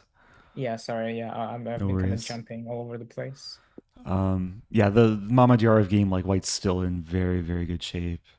What happened to the live camera feed? So we only have live camera feeds for a select few matches. Unfortunately, we had some technical difficulties and couldn't set it up for most of the matches, just like we were supposed to. But that's something I'm planning on trying to fix for my future streams because from tomorrow on, chances are you guys will most likely just be getting me alone, and Eric will probably join, maybe a time, one or two more times, but I'm not exactly positive about Yeah. that. Oh, We have a the really thumbs funny down. bug with the camera feeds too, with these random emojis popping up. Yeah, the thumbs down. Like what the heck? It's a weird quirk on Mac, and I don't think it's anything we can control. It's coming from the source. Oh, look at So that those are the lighting. pairs. Do you see the silhouette like Oh the my sun is God, I'm setting in the blind. playing room? Help. Oh my God. We are doing you guys a favor by not turning the camera feeds on. See? How you like this? That seems like a prime opportunity for photos. I kind of wish now I was there as a photographer, but what to do? Why would so much lightning make it better? No, there's so many like cool photo effects you can do with the silhouetting and the Oh, gotcha. shadows and yeah, just the more Hmm. dramatic shots. Oh yeah, yeah. Sometimes I it's know annoying Eric for is the a big. players though, because then like you have to squint or the board is all cast with shadows. No, yeah, Eric is so good. His photography is amazing. I envy Eric's skills. You guys don't even know. We had a photo shoot the other day that was doing some headshots for Ilya. Right. That's fantastic. Okay, so yeah, so the game you're on right now, Pragnano's game against international master Mohamed Tassir, looks doomed for Tassir here. Yeah, these I triple don't really pawns are think. not the best type of thing to have. Oh, Yeah, for queen takes sure. f5 actually is just lights Queen out takes for f5, black. h6, queen d7, I guess just ends it all. Yeah. Yeah, it looks like India's in control on all four boards. As you were predicting, Arjun has seized advantage from a very imbalanced position. Mm-hmm. Queens were traded. I think, Let me get back into the game yeah, with again. this queen a3 moment, White avoided the Ah, queen yep. trade, but Mm-hmm. Black was able to make progress. And eventually, queens do come off the board. And even though Black is left with some weak pawns on the king side, the queen side pawns are ready to show their strength. Apparently, Yep. b2 is like very, very strong Just here. wins on the spot. Yeah, rook b followed by rook b3. And then bishop e4, d5. Let's go. Wow. Yeah. Okay, let's show this line on the board. So b2, Mm-hmm. it looks overextending at first. Looks like Black is just going to lose this pawn after rook b1, but rook b3 pins a knight. The king can't move closer to defend because it's cut off on the e-file. And if White defends with the bishop, as you were mentioning, Black has an incredible move here, pawn d5. This is Just basically the breaking through move that, everything. yeah, Yeah. it's a straw that breaks the camel's back. The Mm-hmm. camel being whatever this lump of a setup is, d5 being the straw, and if pawn takes pawn, there's pawn c4. And yeah, White's just completely crumbling. Yeah, white is toast here. Mm-hmm. Chocolate addict tea. I like chocolate. That's cool. How do you say your last name, Ilya? Nyzhnyk. NYZH The ZH sound is what throws everyone off. And that's a zh sound. Yeah, In you're one of the only grandmasters in the world with like no standard vowels in your name, oh yeah. like no a Mm-hmm. e i o u. Mm-hmm. I think there's another Grandmaster Lichess, like with two Ys. Ah, yes, yeah. Well, Igor, yeah. Mm-hmm. Yeah, but Mm-hmm. yeah, very, very special commentator for today. Very high Yeah. value Scrabble word too, if Nyzhnyk was valid in Scrabble. Well, it's not a real war, unfortunately, so Yeah. I'm afraid that will never happen. Um, let's see. Yeah, so Levon is gonna start trying to win, which honestly, once again, I think he's gonna succeed. Um, the um the Hungary other boards in Hungary versus El Salvador match seem to also all go Yeah, Leko's in in Hungary's favor. control. Yep. Shugarov already won. Berkey's. I think we were. Oh yeah, we were looking at this opening earlier. This mysterious A4 in the Caro-Kann Hmm. seems to have eventually backfired for white. Like black got just an ideal setup, everything you could ask for in the Caro-Kann, and then B5. Something kind of interesting happened though. We get to the current position after pawn D5. White's trying to expand, but yeah, black apparently can just take this pawn and be totally Hmm. fine. Hmm. Has a bishop pair too, so if the center opens, then bishops will flourish. I think the games I would like to go back to because it was very interesting from a practical standpoint in terms of the opening idea is as in Nick Theodoro's game, right? It was in his Oh, sure. pawn Yeah, rush on the A representing file. Greece. Right. So I'm kind of curious what unraveled there. So it's Greece versus Botswana. He's doing well. He's been And doing well for quite some time. just a quick refresher on the opening. It was this A pawn storm. We saw a normal King's Indian followed by A5, A4, A3, and then C5. And it seems like he got a lot of the major ideas we were discussing. Queen A5, Rook D8. Knight comes in. And you see so often like the eval just preferring white in these structures. It likes the space advantage, but like the engine No, doesn't reflect how easier it is how to a play this person would feel. position. Yeah, it Yeah, doesn't I reflect would like human feelings. right, exactly. And I don't eventually, feel very good about my pawns when I'm playing this as white. Like what is that C4 doing there? yeah, C4 is isolated. It's It's nice when it's defended. connected. It's nice when You have those a pawn pawns on are in a B3. Barotse bind. Yeah, but separated. No, thank you. Look at this maneuver. Queen D8, Queen H4. The queen just Boom. teleported in two moves. Queen side. From one side of the board to the other. Yeah, queen And is a now very powerful piece G5. indeed. Wow. So he figured that all his business on the queen side is done, and it's time to focus on the king side. And now, I mean, G5 just aims to destabilize the pawn chain, and if white has to move the F pawn, the E pawn will fall. Hmm.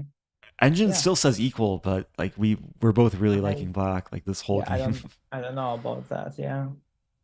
And this, as the game shows, basically with every move, white is making their position slightly worse, and I feel like this is exactly how Nicholas will be able to convert eventually. That he's just collecting his opponent's inaccuracies one by one, kind of then combining them into something that's actually makes a difference.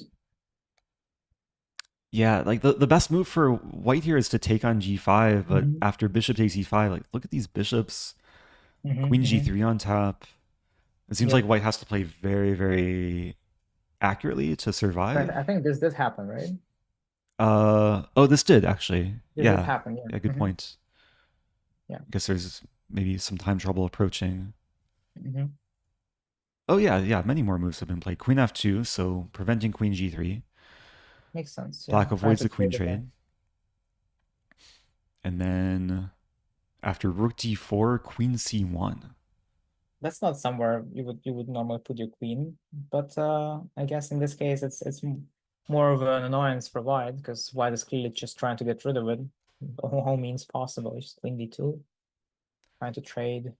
Yeah, ideally as Yeah, black, you want to keep queens on the board, but you might have to go for the trade and then grind down the endgame. I mean, try and play against the yeah. C4 pawn. No, I think there's nothing wrong with grinding the endgame. I really like black's pieces. I actually prefer black's pieces heavily to white's.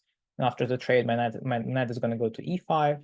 It's very cool Yeah, having take both take knights knight centralized e5. like that. Yeah, Yeah, black setup just makes more sense.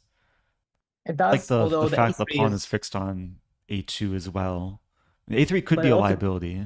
right. It goes both ways. Like a3 being a massive liability. I would like to have my rook elsewhere, but I can't because a3 is always hanging. But That's maybe something true. like king g7, h6, trying to kind of disbalance the pawn structure so that we can have like a pass around the e file, which we then will try to promote just by pushing it up as much as Mm, we can. Yeah, but I'm not sure if it's just all in theory. I'm not sure how it's gonna work out in practice. yeah, this could definitely be a long battle. Hmm. I mean, we're approaching the time in the round where a lot of players are having some time trouble issues. We have a lot of decisive results already, actually. So it hasn't even been, so it's been what, about 2 hours and 20 minutes into the round since they no, wait, what am I saying? It's been over 3 hours now, right? It's been 3 hours and 20 minutes into the round, as they started about 3:20 local time, I would say. And a lot of Yeah, decisive results already. Like I'm scrolling down in the round one game, list of the games, and I'm seeing, at least 40% of the games have been finished by now, which is kind of cool.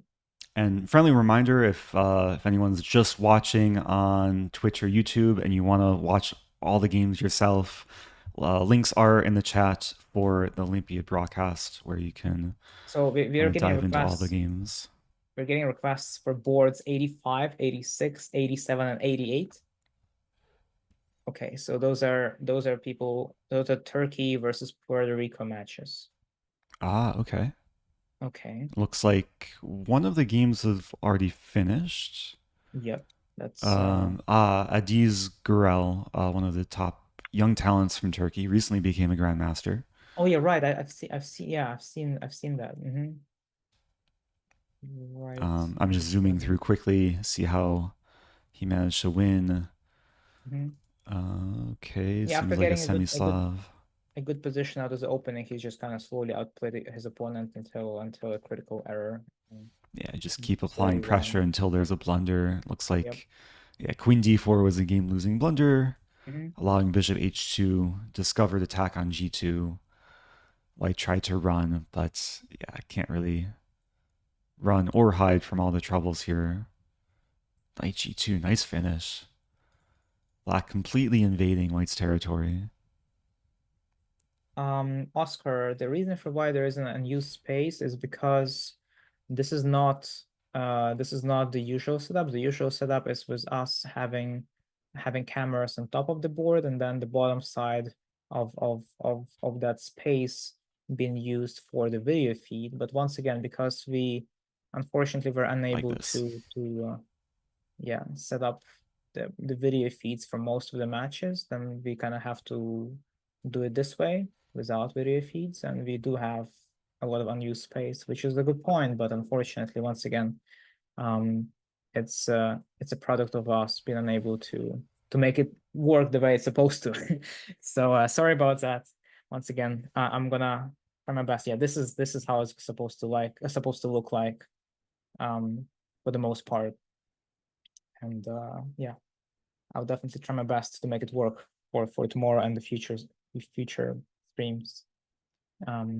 But yeah, if I can't, once again, sorry about that. Karim is asking what happened in Anish Giri's game. I think chances are it's probably going to be a draw anytime Yeah, I now. believe he's still playing though. Well, obviously he probably feels bad, drawing round one. So don't blame me. Yes, there's absolutely nothing that can happen. It's Yeah, he's still trying to do something on the king yeah. side. Yeah, but The there's nothing you can do. Like White never has enough weaknesses to give Black a realistic chance to make progress, right? White just kind of keeps having this setup, and White doesn't have to do anything. Like, yeah, there's some G4, but it's just a singular idea that doesn't even lead to anything. Most of the opposite color bishop positions are drawn naturally because it's a theoretical draw. So this is why Black should try to avoid creating rooks at all costs. okay, so And what how much longer do you think the game will go? Like, is it going to be a draw in 5 moves, in 50 Maybe moves? no, I don't think. I think he's gonna keep trying. I think he's gonna keep like moving back and forth until maybe his opponent like blunders some weird F5, let's say, that's gonna be like somewhat tricky to deal with. I think that's the I'm plan just at checking the least. opponent's rating. Opponent I is feel rated like 2296, so it's yeah, that's a rating where not you're not going to make like super obvious blunders if you have enough time. right. Um, I'm going back to Turkey versus Puerto Rico. Okay, I'm going to predict 100 moves, then it's a draw. I think Anish will 100. try like everything, maybe even Wait, try F5 what stuff, move bring is his it king now? around. It's move It is 36. almost 36, right? So, 100 moves. Well, that's that's gonna go for quite some time, huh? but again, like team format, you have to fight for your team. You can't take early draws if I mean, even if it's just to like have better tie breaks. Hmm. So maybe he'll take a draw once it like clinches a Yeah, match for Netherlands. actually, tie break is a good point, right? Because they don't do it the way they do it in the Playoff. US, where everyone just shares Oh, the that's first true prize. too. Very Yeah, there's nice. only one team that gets gold medals, so Exactly. So every game counts, even though technically it's match points, right? So if a team scores 2.5 out of 4, they win the match, they get full points. But then if there is going to be ever a tiebreak situation where multiple teams have the same amount of points, and they're gonna go and look, which team scored the most amount of individual points, and this is where this you're not winning in rounds 1 or 2 is going to come into play, right? All these missing half a point or 1 points will come to bite the teams that are fighting for first prizes, or fighting for top prizes. So it's once again very important to stay diligent and actually win in early rounds for all the top teams if they're trying to give themselves the best chance of winning this event. definitely. Um, And the reigning champions are actually struggling. Uzbek team, right. I've just brought up Abdusatarov's game. He's winning as white, but his teammates are All lost still. maybe Not having lost, but some most of them are. issues. Oh no, no. Oh, Vahidov already lost. Like, there's no he. No, wait. Vahidov is winning. My bad. Vahidov is white. But how did that happen? So I guess his opponent couldn't figure out. Let's take it one by one. So, okay, Abdusatorov is winning. Yeah, Yakuboyev, we saw this is earlier, white. is just a complete disaster. He's losing. Yeah. Hmm. Voivodov was in Somehow. trouble earlier, right? Yeah, With exactly. this, but it was So, super, super so his complicated. opponent did not find Queen B6, and that's why after what Played knight happened, it's e4. immediately like really bad for black Yeah. because white gets to capture. And he spent 15 minutes on this move, but it's just the wrong Yeah, approach. it's tough. Yeah, it's tough. And yeah, so that's and that probably decides not just this game but the match. Yeah, the chances are that that's the case. But it's Maybe the Yakuboy will be able to survive somehow with God's help. But Hidov is also not doing great. He has 2 minutes in his clock, so board 4, 2 minutes in Ryan his clock, Harper. worst position. Um, not not a pleasant sight. But yeah, once But again, this game could be a much longer fight. It's not as like tactically crazy. that's true. But it's easier for his opponent to play this than it is for, let's say, um Yakuboyev's opponent. Hmm. Beat him in that crazy. Actually, no, it's not. That's not that hard because he just he gets the queen. Actually, no. So see, in this case, the 3 white pieces are probably not going to be as good because, well, first of all, black is also losing a whole bunch of points at the same time. I'm talking about Yakuboyev's game where the This queen one. sack already happened. Wait, wait, Here, wait, wait. Okay, so quick replay because a lot of things happened. for sure. Um, so we saw f5, queen e7, bishop takes e7, white, yeah, white's just doing quite well. Then f6 happened, and it's so tactical. Mhm. Knight takes e6, unleashing, double attacking against the queen. He had to give his queen, and yeah, Well, he as won't you give were it up. mentioning, black is getting 3 minor pieces, but they're not the best. and sort of also it pieces. costs them a whole bunch of points along the way. Yeah. So But now I think that the only reason why this is just completely winning for white is because of the set pawns. White just has a couple of pass pawns, and they'll mhm. just start pushing, and eventually black pieces will be overwhelmed. So black will have to start giving up the white pieces to just to stop the pawns. But there's some ounce of hope, right? Like Yes. king takes d1, knight takes e6. Like if you can activate your minor pieces, then there might be like possible ways to stir up counterplay later. Oscar is asking us to explain the format a little bit. So if there are 5 players on each team, why only 4 games per match? Because fifth player is always a reserve player. So fifth player is there to play instead of the main players in case something happens to one of the players. Maybe for example in the US team, Fabiano is currently sitting out and he's board one, right? Because he's sitting out in board one, the entire matchup moves one board up. So whoever was supposed to play board two now plays board one. Whoever was supposed to play board three now plays board two, etc. And this is why the reserve player, who in this case is Ray Robson, for the US team, he gets to play board four because everything moved up by one board, as the top player was set out in this case. And then if a match is tied, is there tie breaks or can it just end at 2-2? Yeah, a match does sometimes end with an even score of 2-2, in which case both teams will get 1 point, right? So it's 2 points per match that is won, right? So if a team scores 2.5, at least 2.5 out of 4, if they win a match, they get 2 points per match that they won, 1 point per match that they tied, and 0 points per match that they lost. How many matches will each team play? Well, as far as I know, there is 11 rounds, right? Yes, So I, that's how I many have the matches. general info slider here. It doesn't have as much information as you just described, but it has a little bit. So yeah, so it's 11 matches. So each team gets to play 11 matches against one another, and then in the end, whoever scores the most amount of match wins, right? So you get 2 points per match win. Remember, so those points in the end are calculated, added up, and whichever team has the most of those ends up winning the event. And if there is more than one team with the same amount of points, then they calculate it by tiebreak, which is exactly what I just described. Tiebreak is calculated by the amount of individual wins that team has scored, and whoever has the most individual wins will get a preference in terms of tiebreak, and will win the event as a result. Hmm.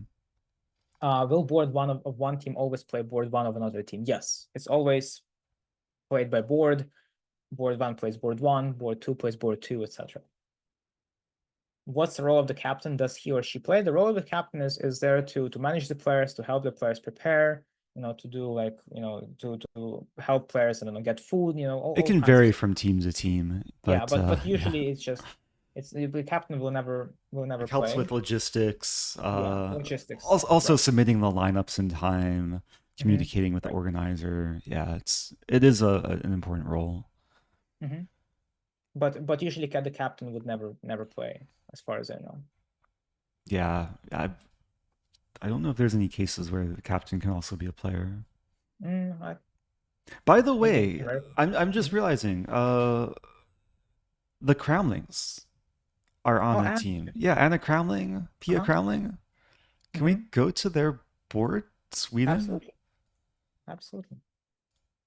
I'm gonna have to find them.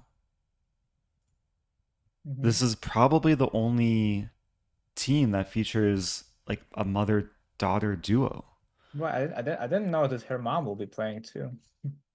Yeah, I mean, Pia Crowling is board one for the Sweden women team. Mm-hmm. So actually, Anna has already won her game.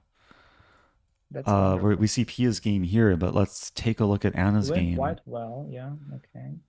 I know in many previous tournaments, Anna gets to like stream her games with her own video feed. Mm-hmm. This one might be a bit different, but maybe for future rounds we can get the Anna Crowling video feed. Mm-hmm. Looks like a very, very nice case of Paulson, where Black kind of got pretty much all they wanted. Although at some point So she the four wasn't knights. she was in trouble, and she was doing really, really badly in terms of time management, like really badly. When she only had 5 minutes left Okay, after move so HP. let's go through because this Mhm. is like a very well known opening line. Most common move here is knight db5, but black played or white played knight 3, which is already like probably Can Ilya a sign that volume up his mic a bit? How oh about now? How I'm about now? controlling How your about now? audio. It Oh should yeah, be right. okay. It's Eric. I do nothing. There you go. Yeah, There you go. I can yeah. It increase the should volume on my end, no, you should but be Eric is the fine. one who is controlling the audio. Well, Yeah. somebody in the Twitch in your Twitch chat is asking if I could be a bit louder. Um, Okay. Yeah, I think the levels are fine. Somebody loves you so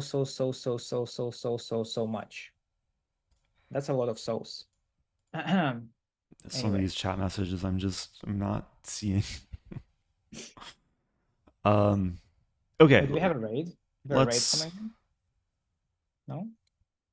I'm just going through the Anna game. Looks like Hmm. pretty standard structure for Sicilian. Her opponent overpushed perhaps a little bit with pawn e5.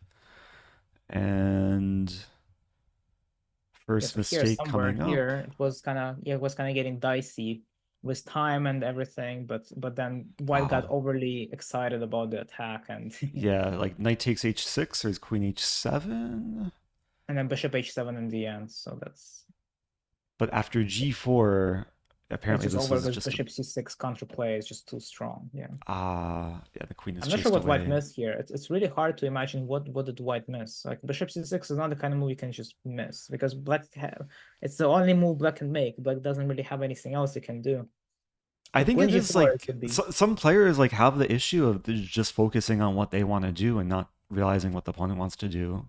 That would probably be It's the like case here sometimes at because lower I levels, this is what happens. I just find it hard to believe that you can miss bishop c6. Well, Black can't move the knight from f5, when at the same time Black has to do something because they're about to lose their extra piece, and the king is so weak on g8. Mm. Yeah, and then And it's she's up just a extra piece, and piece. Yeah, just easy win. Oh my god, up 2 pieces. Yeah. yeah, everything falls apart for white. Mm-hmm. This match is almost done, actually. Mm-hmm. Looks like Pia is also board doing quite. 2-1, Ina Agrast Mm-hmm. with a pretty brutal checkmate. Yeah, yeah. Nice. There was a knight on Board h6. 4 for Sweden ended really quickly. It was an e6 b6 opening that featured another Greek gift.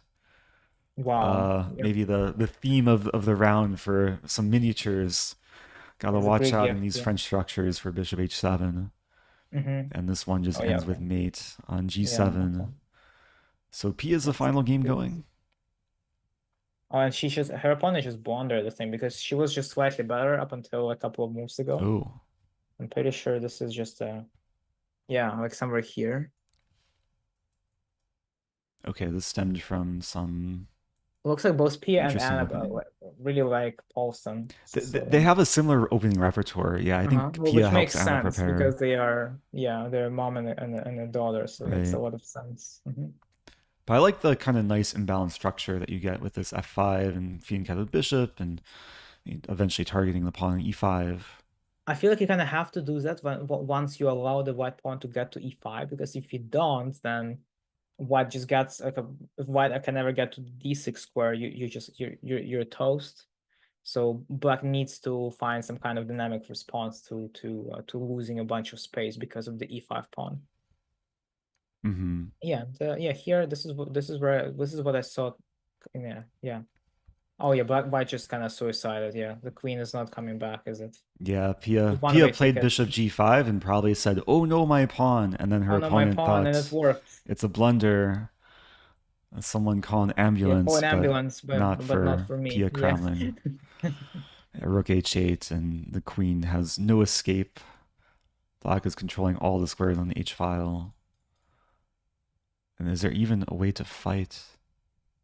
Doesn't look like it. Like rook h8, queen takes h8 is just, it's going to be game over in Black's favor.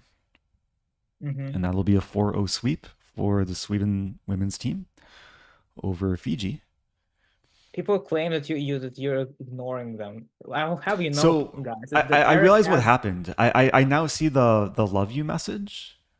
but I pinned the comment to show the link, and the pinned comment was covering like most of the chat. So everything's fixed now.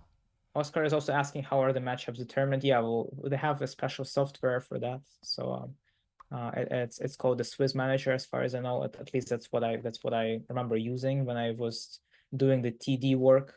I had to become a tournament director and create a couple of tournaments for my green card application. So I've done that. It's a software that does everything automatically for you. So depending on which team won their matches and which team lost, they'll be assigned points, and then oftentimes teams that both won their match, they'll be playing each other in some manner.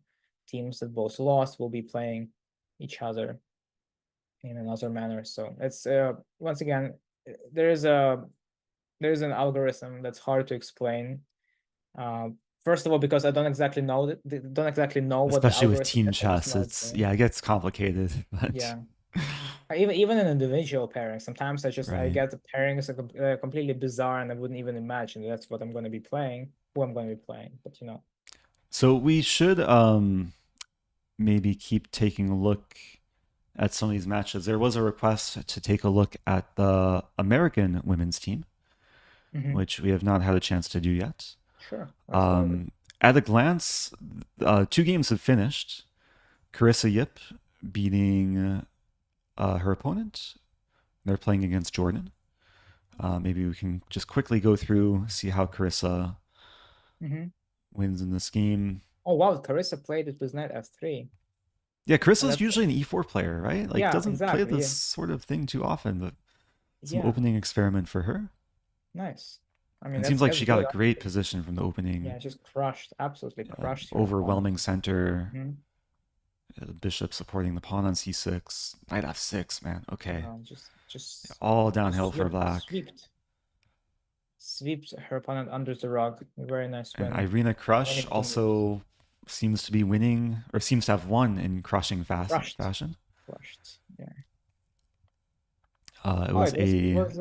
Paulson, Kahn, Sicilian. Mhm. But with bishop on But yeah, b4, a bit more active. but yeah, I know that. Yeah, I can see what the engine is kind of mostly indifferent to both of these positions, saying that while black was slightly better, like it wasn't anything serious. Once again, I think it's one of those cases where um it's unpleasant to play this for white. I'm looking at positions roughly around move like 13, move 15-ish. And Yeah, with the double isolated the c double pawns. pawns and the position having a closed nature, right? White does have a bishop pair, but the position is closed. White has really awkward pawns on the c file. I don't like it. I'm usually a big fan of of bishop pair and such, but here I would say it's probably one of those exceptions where it's just not good, not good. Yeah, and And we see how Irina kind of transforms advantage. And White's king castles quite late, but it may have been too late. Like, just the center crumbles in mhm. Black's favor.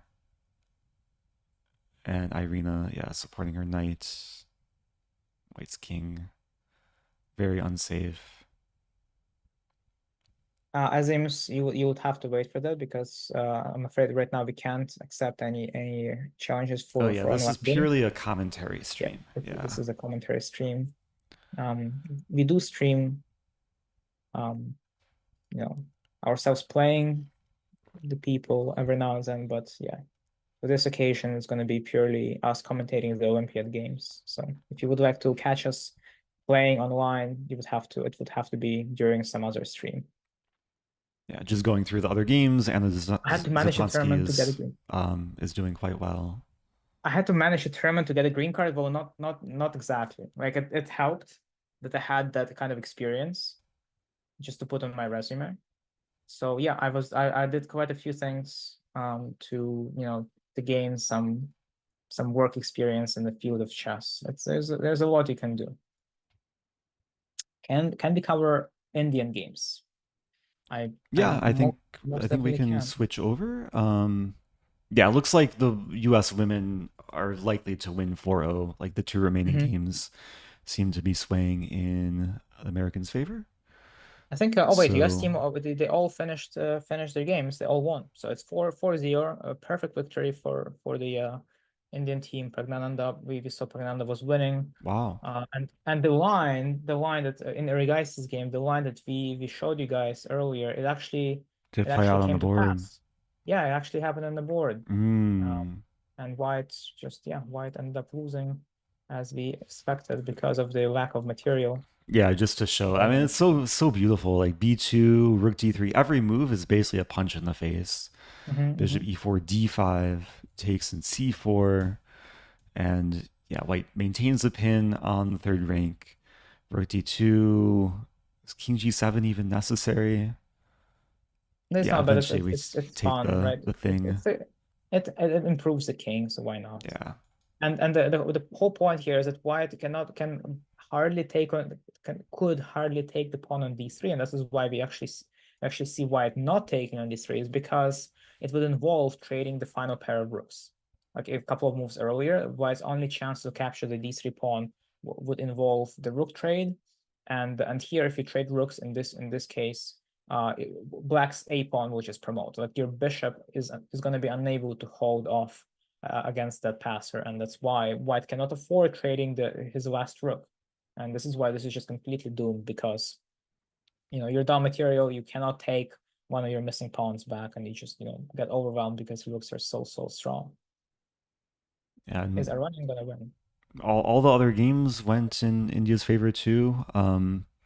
We didn't really look too much at the Hare Krishna game, but it was a Helps. Rosimo, like very solid for black. And something went terribly wrong for white in this middle game. We see from black's Uh, perspective. help. It was just Mhm. yeah, the center opened up. White's pieces were kind of huddled on the queen side, and then he made serious progress. The queen was tied down to the bishop.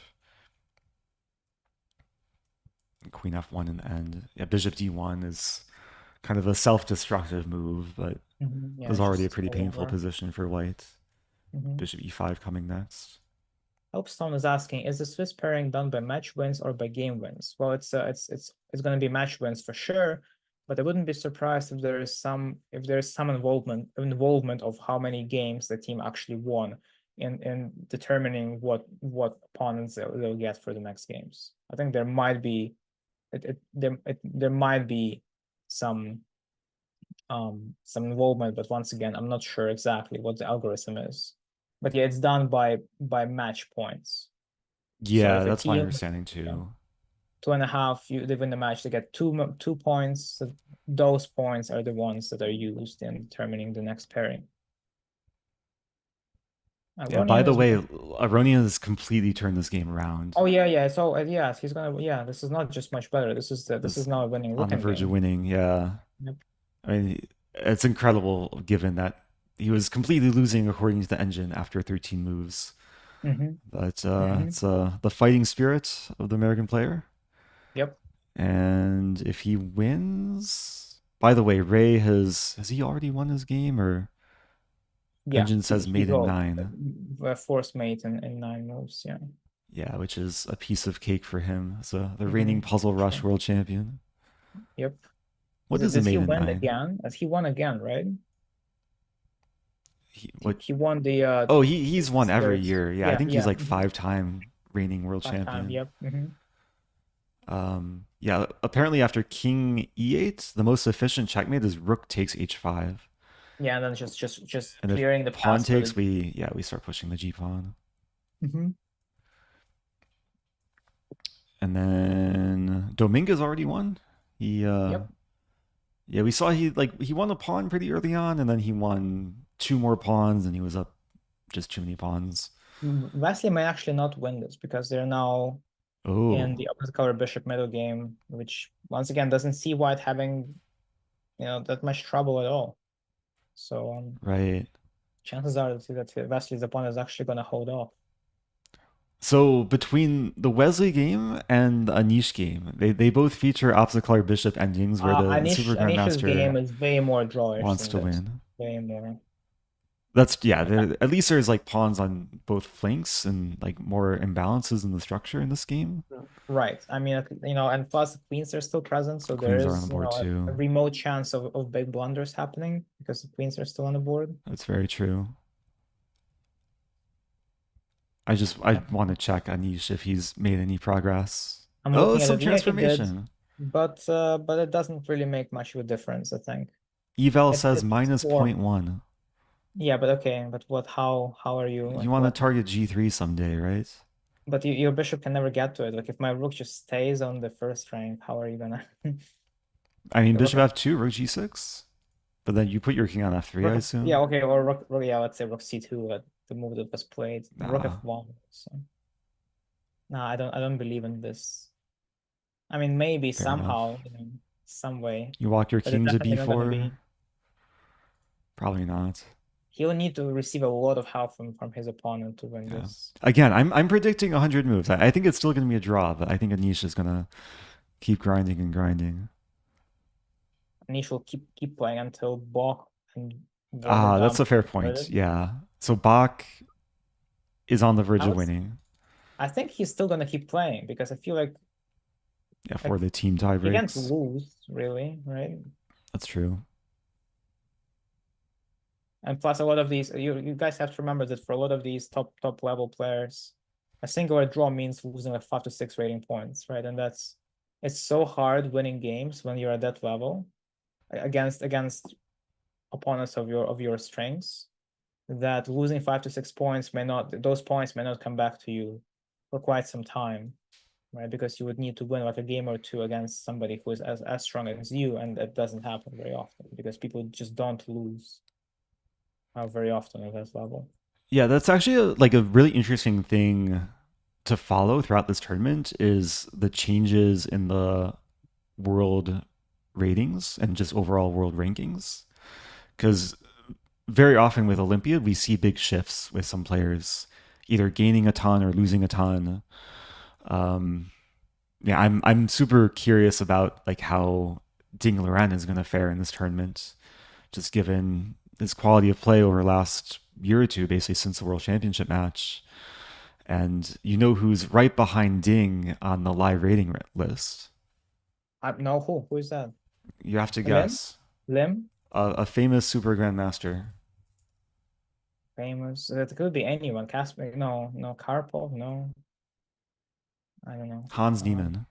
Oh, Hans. Oh, shoot. Nice. Who unfortunately is not playing the Olympiad, so Hans' rating will not be affected these next couple of weeks. But Ding is currently 27.36. Hans is Mhm. 27.33. Oh, okay. Well, So, Hans has made so much progress over the past so couple of years. we could potentially see Hans like enter the top 15 in the world, not needing to play this tournament if Mm-hmm. some players above him Because people fall. will just keep losing rating as they'll be making draws and losing to weaker opposition. Yeah. Yep. And then there's also the storyline like can Magnus like keep his big gap between him and everyone else because it's a super risky event for him to play where draws lose him a lot of rating points as you Mm-hmm, mentioned. mm-hmm. Yep. By the way, I want to point out that in Nicolas Theodore's game, he did manage to outsmart his opponent, and as I suspected, he did go for the h6 play. Let me If you bring that wanna, game up. yeah, quickly put the game up. I think it's very interesting how he Wow. squeezed out a So big advantage. he's completely winning in the current position. We go back to where we last left. We saw the queens did get traded. He improved his knight.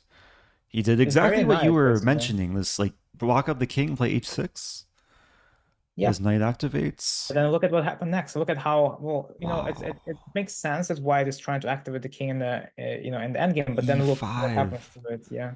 Yeah, the king is it's double edged where like you want it to be active but at the same time it's still your baby. Like you want to protect it. There was And way too many e5 pieces, is yeah, for the king to completely deal with. destroying the king because after it takes rook e8, it's almost a mating net. Yeah, why are you running? The king has has Knight to has to keep e6. running, It's like but so close to checkmate, but okay, yeah, walks into the fork. it's just a lot of material Unavoidable. to be lost. Knight Yeah, g5, look at this move. yeah. Oh no, my knight. If takes, it's checkmate on the edge of the board. So king h2 was played, and now pleasant choice between knight f3 or just knight takes d1. And then rook e1, yeah. Yeah, Or both. beautiful game. This Yeah. has got to be one of the like coolest opening ideas of the round, combined with a nice finish as well. Mm-hmm. Levon prepared the first piece, all part of his plan. Yeah, Levon is Eisen of chess. Yeah, Those who know the reference will understand. it's the best way to psychologically crush the opponent is give them a winning position and then fight back and Take it all win the away. game Yeah. yourself. Mm-hmm. Okay. So are we due for another break? We've only taken I, one break so far. I'm I don't almost mind, ready but to refill my tea. I wanna kind of remind you that I will have to leave in about 45 minutes. I need Right. to. So let's how about hop on a break now and then go strong Sure. for the Okay. rest. Okay, sounds good. So yeah, thanks everyone for tuning in. We'll be back to cover the last stage of the round. Mm-hmm. So do stay tuned Yeah, we'll and see you guys let soon. me find my break scene. Where is it? Break. Aronian has made in 6 by force apparently. Yeah. Ooh. I have a lot of scenes I'm dealing with. Why am I not seeing it? Should be Oh, somewhere here we there. go. Okay. See you There you guys go. soon.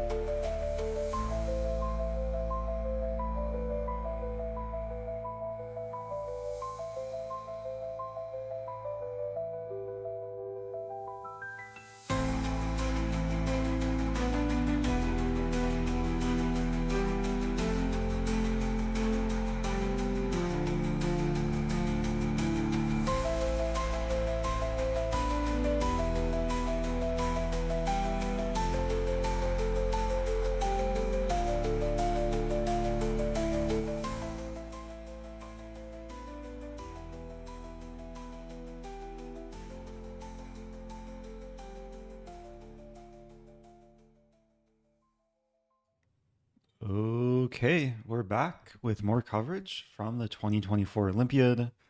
Thanks everyone for staying with us. We've seen a lot of cool games, a lot of decisive games so far today. Looks like a lot of them are finished by now, but there's still some battles still going, including with Peter Lecco, who's probably on the verge of winning his game. Mhm. So I think we'll probably spend the next half hour just watching the final games of the round and just do a full recap of the results. Yeah, sounds good. And a lot of potential upsets, which unfortunately didn't come to pass today. And I guess the one other game that has potential for a big upset is Mamedyarov's game against Jordan's Mm, player Anas Quaira, where Quaira is actually doing quite well still. He's probably the only person playing a much higher rated opponent who was able to maintain a steady advantage for a pretty long period of time, having passed the time control successfully, um, having an extra exchange on Shakriyar.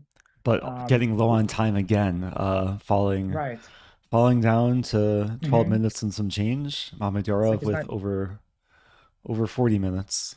Yeah, Quire is gonna be So tested once again on his on during his time management issues. So let's see how that goes. I guess Swain Rasmus probably is who IV and 2K is referring to, and he says that Swain is also in a dead end game against 2000. I guess that drawn end game. Rasmus, yeah, Spain a strong grandmaster from Germany, yeah, but this looks very holdable for black. I mean, as white, your pawns are slightly more advanced, but there's only so much you can do here. no, it's Swain Frederick. Never mind, my bad. Oh yeah, maybe there's a couple of Spains, right? Yeah, but yeah, I was referring to a different one, not this one. Yeah. Also, Mm, what's happening on board one in this match? Because okay, Germany against Madagascar. Um, we see, yeah, we see Color Dmitry technically quote unquote losing on time, it but it's probably just a says broadcast error. yeah. Sometimes this is an issue with the DGT clocks that they use. It Mhm. does seem like position is close to equal. Right. It would be probably winnable for black if not for, the need to defend the c7, because black technically does Mhm. have a play with knight h4, which does nothing because once again the c7 is always there hanging, so the black rook kind of has to hover over the seventh rank trying to defend that c7 pawn. So Yeah, it seems like probably that's not, just enough counterplay for white. yeah, to just make a draw off of comfortably. And a draw in this game or the other game with Spain will give Germany the win Right. because their other boards were decisive in Germany's favor. Hmm. And I believe that in Adams's game, Oh yeah, uh, Michael Adams. We were praising his positional play from earlier. and actually what actually happened was pretty close to what we perceived to be the best course of action for white. Although I thought that by move 19, white will go ahead and take on b6, and white will be planting the knight on e4 So this way, which yeah, didn't I'm happen. just zooming through, catching up with Mhm. the current position or the full game basically Mhm. is But yeah looks like Adams. Mhm. we didn't see 94 immediately. We saw Queen C2 and Queen D3. No, no, no, no. We can analyze this position from afar, from a couple of moves back, I believe. I think we looked at the position at move 16 when as soon as black played knight b6, we were kind of talking about it here, Knight D2. saying knight d2 f5, and then we traded everything on f5, and Take then we on took on B6 as b6. well. Yeah, Okay. and that was my suggestion, which Yeah. which I thought was a decent one. But apparently there's actually multiple ways to get into a pretty cool position here for white. So Michael Adams is probably also a bishop lover because he Keeps the just bishop. kind of defended. Yeah, sorry. Oh, he just kept his bishop. Yeah, there's no Yeah, need right. to If actually forget the trade it bishop, off. defended And the d5. it's Yeah. probably more useful than the knight that's kind of sidelined on A5. Hmm. attacking Mm-hmm. c3, but c3 is super well defended, and there's potential on the king side. And he plays bishop g5. Seems like a very favorable trade for white. Plants it on e6, Right. And then which is just nice very overcommons. clean, Mm-hmm. overpowering play from Adams. And This just is has what you more can pass pawns. yeah, a game like this is kind of what you expect when you have a big a big rating discrepancy between the players. You kind of like expect, Full the stronger player control, to no just win this way, issues. a full control, like Yeah. no accidents. But that's not how chess goes sometimes. Chess is and is a competitive game. It's a sport. In sport you have human factor, actually quite a lot of it. So yeah. And David Howell drew his game, so he faced some deep preparation from Raymond Song, who blitzed out the opening, Right. but Howell was able to just neutralize, be solid. Hmm. Eventually, players settled on a draw and some endgame. Looks like Nothing a draw happened. was Yeah, agreed in this game, upon. just nothing happened ever. Yeah, Mhm. and it seems like England won the match. Although they Three and a half. their board one had no moves. I'm not sure what happened here. Right. Vidyugov representing England, Hmm. but yeah, I don't know if there is a forfeit or yeah, maybe we'll Even get the if he story got later. forfeited, yeah, England would have still won the match. Yeah. Yeah, they scored at least 2.5, so Yeah. that's enough to Hmm. claim the win. Okay. And other games still going. It looks like Netherlands did secure the win. Did we go over a Benjamin Bach. game with Yakuboyev going for perpetual while completely winning? No, we didn't. Oh, thanks for letting Oh, us know. oh yeah, the Uzbek players. And we see the camera feed here with one game still going, Wait, which is what? Vikadov. Wait, Yakuboyev was win. Oh wow, so the Yakuboyev's opponent went for. his opponent didn't go for the win. I I mean, mean, white should be winning this position, yeah. but yeah, black managed to not get mated, and But he just didn't see the tactic, yeah, because Queen G4, Queen C8 is a relatively easy tactic that so makes the they position just just completely winning. repeated for a draw. So you're Yeah. saying best move would have been Queen G4, Yeah, Queen G4, and then Black threatening has to take this. on H5, Knight H5, Queen C8 check, Yeah, that looks and the Rook very G6, simple Queen actually. C6. It's very, very, very simple, I think. Knight H5. Ouch. Wait. Rook G6, right? Ah, Rook Rook G6. G. Okay, Rook Yeah, G6 is a yeah, key move. yeah, yeah. And then we Maybe get, that was missed. I guess, yeah, probably. I feel like the guy, probably his opponent had like a minute on his clock, and decided to just not take a risk, especially because maybe he thought that they already lost the match. Even though I would say him winning would actually give them a realistic chance to tie the match. Oh no, it's no, never Well, mind. now, yeah, with board four, Board maybe that four, influenced the decision to just accept yeah. perpetual or Hmm. repetition. Board four screwed up. He had a chance. Ryan Harper did have a chance, but unfortunately, I guess in a time trouble, yeah, both of them were basically playing on increment. And Yeah, black is up a pawn Japan now. Gear, I think very likely to win the game. Japan Gear kind of tricked his opponent, and now is pushing, yeah, having a winning end game, knight versus bishop. So Definitely not going to be easy, but you know, yeah, I think this is a wake up call for the Uzbek team that's got into mhm. some trouble early, Scary, especially on scary. board two. Managed to escape. Looks like it'll at least be 3-1, if not 3.5-1, if Vikadov can convert. So Hmm. maybe a similar parallels to the U.S. match with Aronian coming back to not lose. Yeah, that was an epic game for sure. So I guess no major upsets besides a bunch of draws here and there. Um, Norway, there was a question about Arian Tari's game. But I think he's Looks wait, like wait, yeah. he is. Oh, he's in big trouble. Is he? Let me. He's losing. So I guess, oh yeah, I guess his opponent did This end up fine. Yeah, was look, his opponent did ah fine. yeah, this All the game. best. So yeah, we last Mhm. saw it around here where Black was having this knight d3 idea, and And his opponent correctly they kind realized of that having the played king in it e2 is out. not, yeah, is not a big deal. But look at this move, knight a2, threatening the triple fork. Uh-huh. So I guess bishop d2 has to be played, or You'd expect bishop d2, but that loses a knight. So he went for oh, queen queen c6, c6. holding on to the knight. And this was actually the only move which keeps advantage. Wow. Losing the rook. So I Wow, guess look at this line. So instead of taking the rook, and bishop which g5, I guess. Bishop g5 walks is into bishop winning the knight. g5, Yeah. yeah, it's Uh-huh. then wins back the piece. Mhm. Black takes on d6, losing the queen, but after takes d6, there's knight e4, winning back the queen. You need two bishop a3, I'm And assuming. And they just played on, and this is just a once again a good white is position. still doing fine.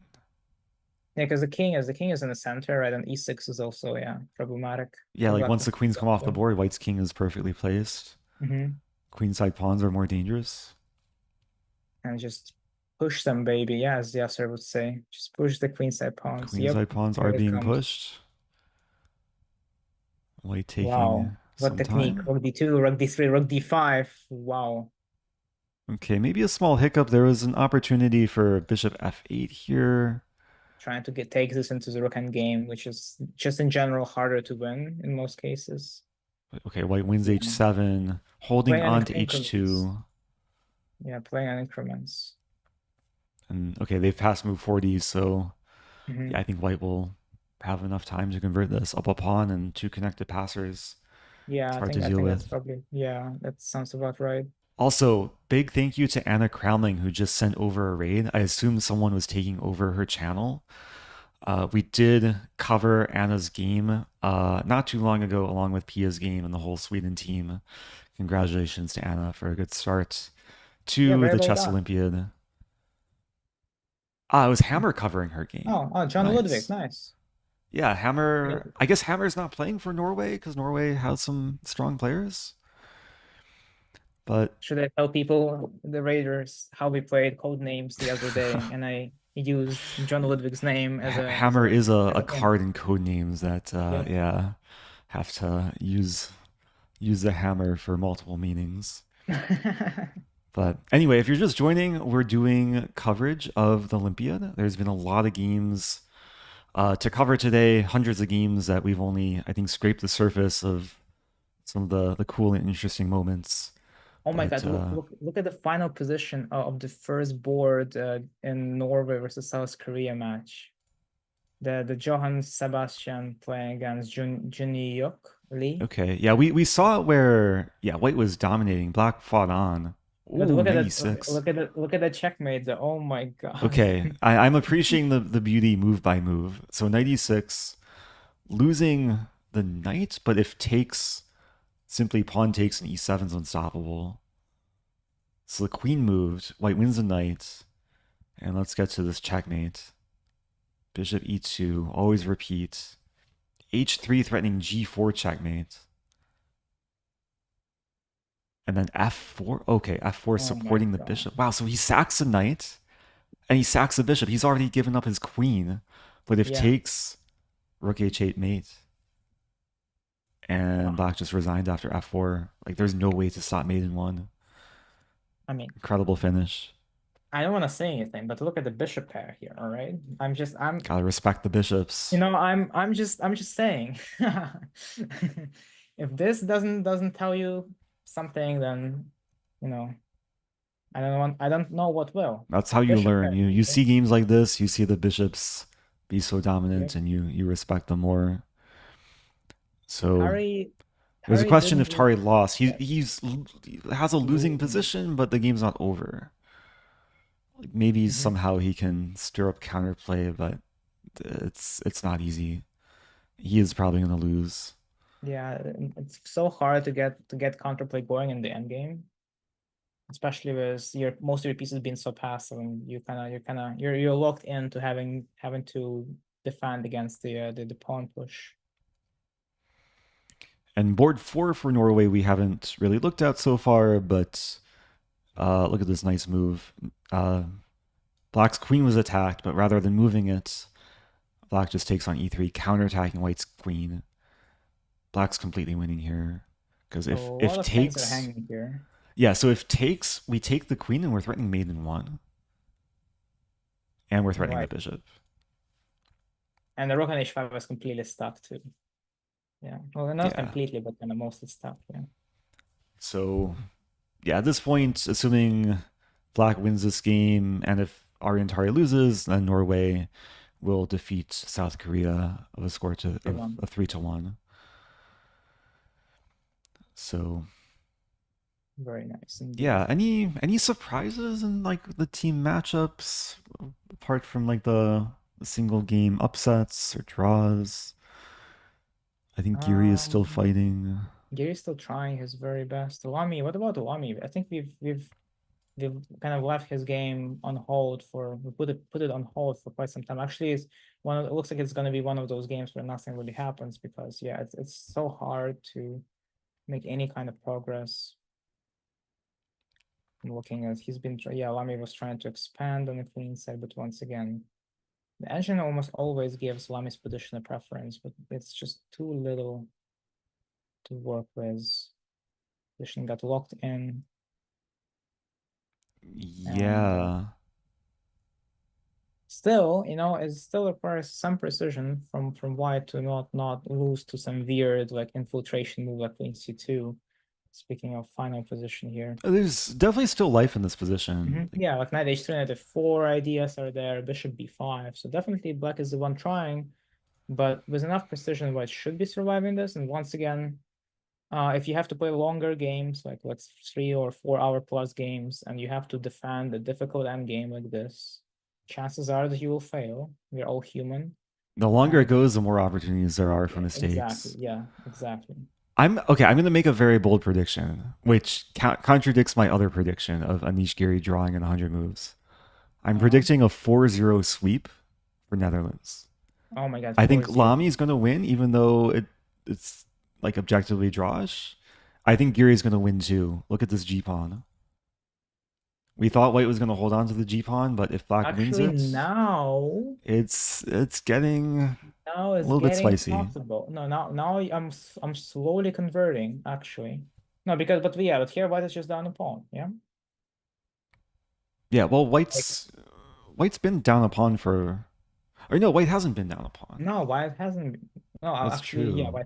White hasn't been down a pawn. So yeah, this was Did you just a win the gamble on pawn? White's side. I think Yeah. there's no need for this. I mean, the a pawn looks scary, but eventually the rook can probably No, like but swing over to the no, a but file. why give your opponent even a remote chance to make stuff happen? Yeah, and this is Yeah. exactly it. Like you're giving up a pawn. Your position is still objectively drawn because it's an opposite color bishop endgame. By the way, I think after rook g6 check, king f3, rook takes g3, it would be probably a big mistake to take the bishop right now, as the rook endgame is not a draw. Wait, say that one more time. So, Rook g6. so rook g6, king f3, rook takes g3. Ah, this. Here, taking the Ah, if bishop, you take the trading the bishop bishop, would be a fatal mistake it's because the actually rook endgame losing. is not a draw. Yeah, you have to play king e2, saving the bishop. Right, black rook gets behind the white's passed a4 pawn, and the game is just lost. So white would have to ignore the bishop by playing king e2. And here, once again, because black is now up a pawn, they have some chances of making, of breaking through with f5 here. So yeah, I don't really like what white did in this game. Honestly, now both Lamy and Yuri winning doesn't seem all that unrealistic. Not gonna lie. Yeah, not Black not a situation we thought might happen, but yeah, But we'll yeah, see. Like, press and you'll get your chance. I guess that's how it goes. yeah, sometimes it just takes patience and the ability to grind, and these grandmasters are quite skilled at doing so. So we have been told that Mamedov is losing to a 2000 elo player. Yeah, we've gone through that game many times so Yeah, they're far. still fighting. They're still fighting. Yeah, but Mamedyarov he's does have definitely. knights, Mhm. but oh, actually, yeah, knights are now doing something. I mean, it still seems like white should somehow win this, but you never know. Like, Hmm. Saving lost positions are sometimes what grandmasters are good at. True, true. Not sometimes, actually, most of the time, I would say. Most of the time, yeah. Um, okay, So if so there's let me. anyone in chat that wants us to go to a particular match, or if there's a country that you're rooting for, let us know. Let us know where you're watching from too. It is 12:43 p.m. in St. Louis, so it's a time of day where probably most of the world is awake. That's Maybe only true. I in mean, like going Asia people are sleeping, or Australia people are just waking up. right. And yeah, unfortunately, I'm afraid that I'll have to uh I leave know you you guys in you'll have about to 10 abandon us minutes. soon. That's Right. okay. Yeah, you Yeah. have more chess Sorry. duties I'm to afraid fulfill for there. today. Yeah, But I have taken up on a lot of streaming we have been going at it projects. for over 4 hours, close to 4.5 hours. Hmm. Hopefully, maybe tomorrow I can start a bit earlier so that I can, or hopefully the round starts Yeah, the at round was delayed today time. by I Yeah, think about it's 20 supposed to. minutes. Hmm. People are saying, yeah, 1844 in Bristol, England, 745 in Germany. Yeah. How many teams won 4-0? Oh, well, That's not an wonder if easy they question to answer like right off the bat. just chess I results and think chess results or on Lichess it should have the overall standings as well. nothing is updated, yeah, on chess results, unfortunately. So probably it would have to be Lichess somewhere if they have the standings. I don't think so. I think it's not You an know what they easy. do? I don't know if this is gonna break the layout. Let me try though. Oh, you can click on teams. Yeah, I Yeah, you see click on one, two. teams and then you have the whole all the Actually, team not. results here. So it's actually pretty easy to see results at a quick glance. Yeah, you guys can just go to Lichess, click on Teams tab, and there it is. But so from what I see so far is that not a lot of teams have won with perfect score. Yeah, But apologies that I yeah, don't quite have the layout for showing the standings, but um, yeah, US beat Panama 3.5 to half. Hungary beat El Salvador 4-0. India beat Morocco 4-0. China beat Dominican Republic 4-0.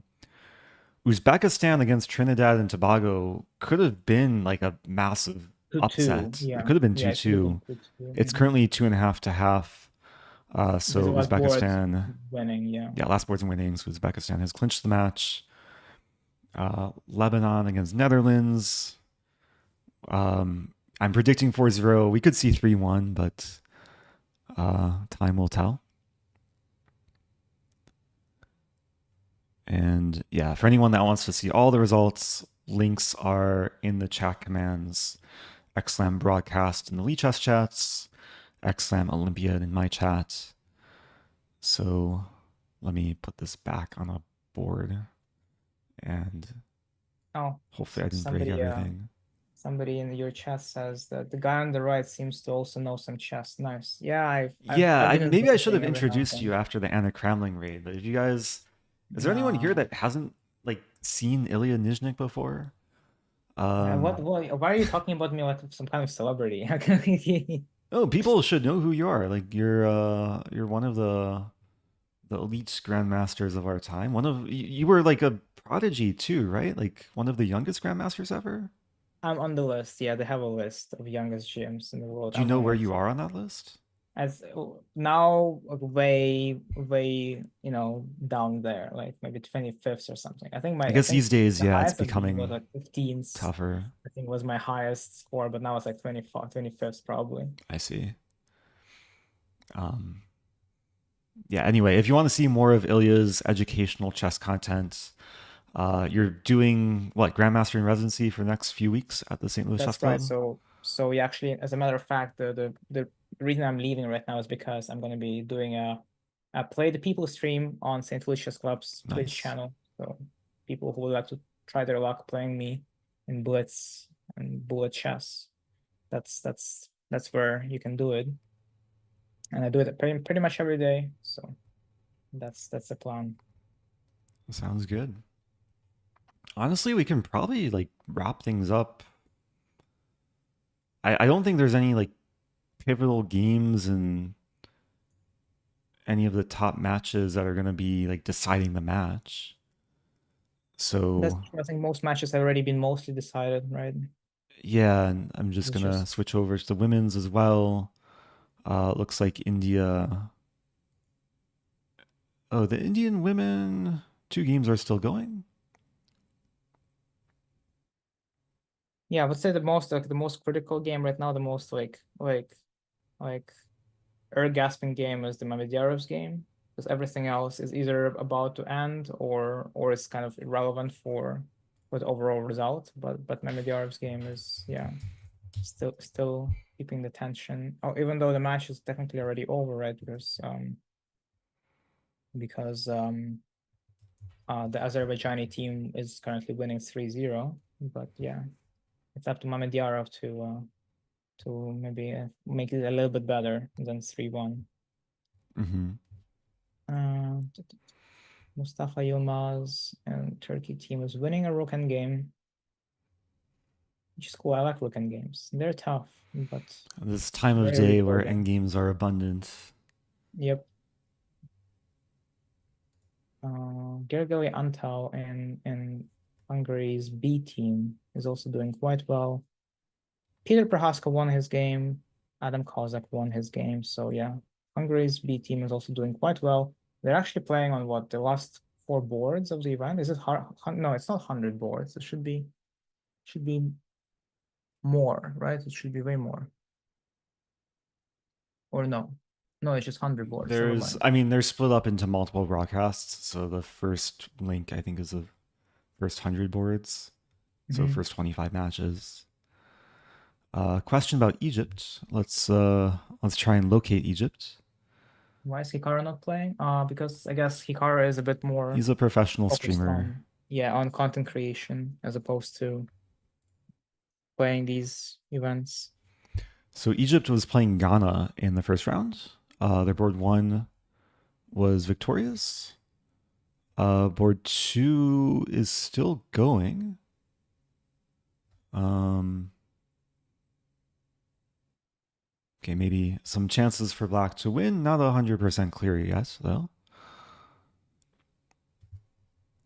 Board three, one, and board four also one. So Egypt is currently 3-0 over Ghana.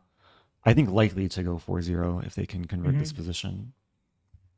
So what would be a technique for converting this? The guy's just playing eventually just playing h2 and running the king towards the queen side.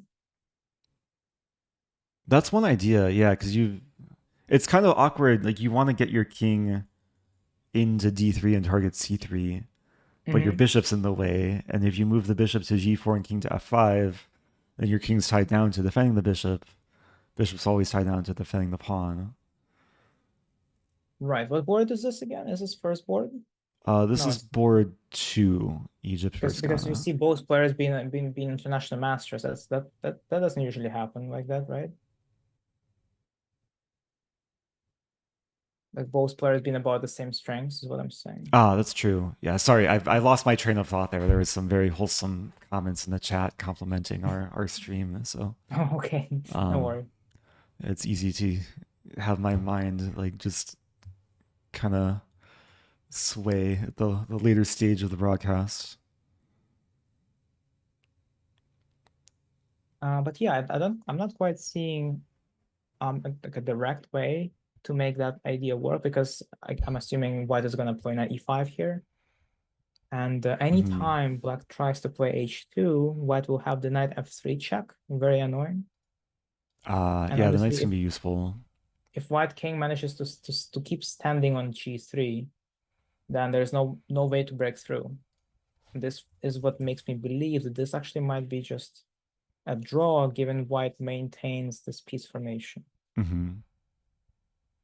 Yeah, Edward, Eric, I think is maybe gonna do it maybe a couple more times, but from this point on, it's just gonna be me during the So weekdays. yeah, Yeah, weekdays you can expect Ilya. I'm gonna take over, I believe, on the 14th, and maybe Sunday. on the following Saturday. weekend, the 21st. I want to say. And yeah, again, for anyone watching, at least on my channel, you can tune into the lichess.org Twitch and YouTube channels every day for commentary. Hopefully tomorrow we'll have more video feeds and less technical issues. I mean, Eric, honestly, if you are, unless you're planning to stream yourself, I can, we can keep doing it the same way. Obviously, you're not going to be there, so I guess people will probably be a bit more hesitant Oh to yeah, yeah. watch. We'll We can we'll just, figure it yeah. out though. Like it's Mhm. yeah, it'll work out. If you want to maintain some of, of your viewers watching these broadcasts. Um, People are still requesting to see Mamedyarov's game, I believe. So, Yeah. We should probably leave it on the most requested game. right. Oops, what did I do? Let's go Azerbaijan. Why is Ding and Carlsen not playing? I believe that they're just sitting out. Yeah, this is Sorry. very normal for first round. Is a Right. lot of the top teams have their top players sit out because there's just a big rating differential. You give top players a rest, let the alternates come in, get the job done, and then I'm sure Carlsen and Ding will make many appearances throughout the tournament. For sure. Okay, so Okay, this some horsey. action. It's just a, oh, actually, wait, no, it's not. I thought maybe just rook f1, but there's knight takes d4 now. So that Ooh, good actually point. forces white to be a bit careful. But if white doesn't play rook f1, then black will follow this with knight g4, and the h2 pawn is going to fall. Wait, so Okay, so rook. that's So if not rook getting f1, then there's this tactic: it. knight takes d4, bishop takes d4, rook c4. Black has some chances to hold on, But I winning think the that's center probably still pawns. lost. Now, as I'm thinking about it, that position is probably still lost for black. Hmm. So it But looks yeah, like but the safest move is rook d1, just over defending the d pawn. why is time? Look at the time though. Let's see. Ooh, It's not looking yeah. good. I remember I played Mama Diarra for the first time in the Oh, they Pro already Chess drew. League. It's Oh, they over. drew. Wow. Yeah, I wonder draw maybe a offer draw was offer. accepted. Yeah, draw offer was accepted. Yeah, I mean, Okay.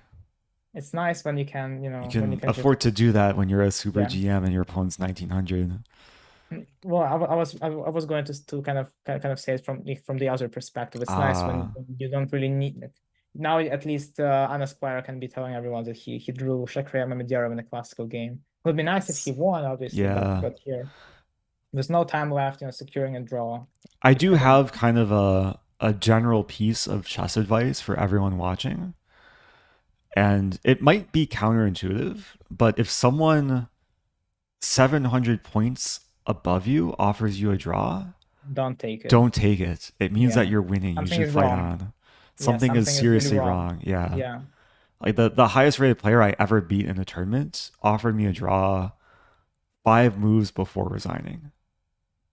So like yeah, usually it should give you confidence to play on. at least confidence. If people Yeah. if people are losing that badly, like they should never ever offer a draw. It's just bad manners, I think. But if your opponent really doesn't like their position, chances are they're going to be offering a draw. Well, Yeah, sometimes it's a psychological ploy too. Like you offer the draw to your opponent, you try and get them to burn more time on the clock, and that's a good then you point. Yeah. also sometimes get them to overpush or overthink things. And yeah, it's like I sometimes don't like it when my opponent offers me a draw because it messes with me psychologically. True. Well, I'm afraid that I have to go No on worries that at note. all. Yeah, thank you for Once joining again, us, Ilya. yeah, thank you very much for Big round of applause having if we me. can get some claps in chat. Klappa in chat. And yeah, I'll be in touch and people can hopefully expect some nice commentary from you tomorrow. So Yeah, enjoy your tomorrow and the day day. after tomorrow, which is going to be me. Yeah, so if you guys liked the show, do give me a chance tomorrow Okay. and the days to come, and I'll see you everyone tomorrow or wherever you guys decide to join. Take care. All right. Have Bye. a good day. Bye bye. Okay. So now it's just me. I feel so lonely. Where's my where's my other scene? Oh, do I not have another scene? Wait, I should. I might not have the right scene for solo commentator. How about this one? Okay, this is decent. Oh, it feels weird. Why is my camera so big? Okay, I feel so grandmasterless. Anyway, we will be wrapping up somewhat soon. Um, I mean, especially now that the Mamitarov game is finished. I guess that was good timing. This was one of the most notable games of the round. Um, yeah, I'll hang around for a few more minutes if anyone has questions, if there's any games you want reviewed. If you just got here, yeah, welcome to Killager. I see David Yada in Lichess chat. How's it going? I'm trying to manage all my chats as well.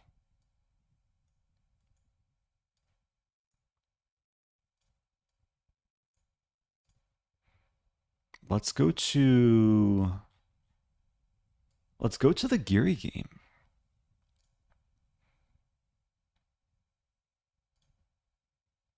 I was predicting earlier that this game. Oh no. Uh, yeah, this is the thing I have to deal with. Let's try this again. We're using an extension that like automatically switches the scenes when I switch boards. But now I have to adjust it. Okay, we should be good now.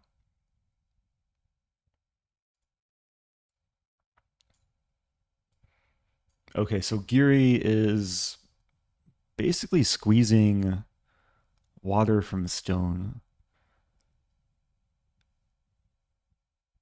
He won the pawn. He won the g3 pawn. He centralized his bishop. His rook is slightly coming to a2. Maybe he can throw in the check first. Ah, he throws in the check first and f5 is coming. And eventually the rook can come back if it needs to stop the pawn.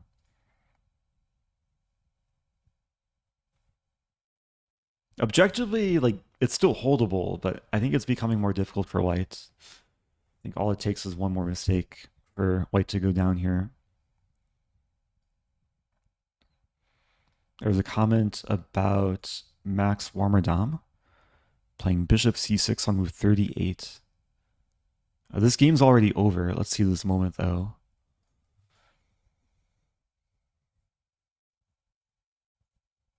Yeah, seems like he was in full control. Oh, it's a nice idea. Bishop c6. Maybe it was already playable here, but yeah.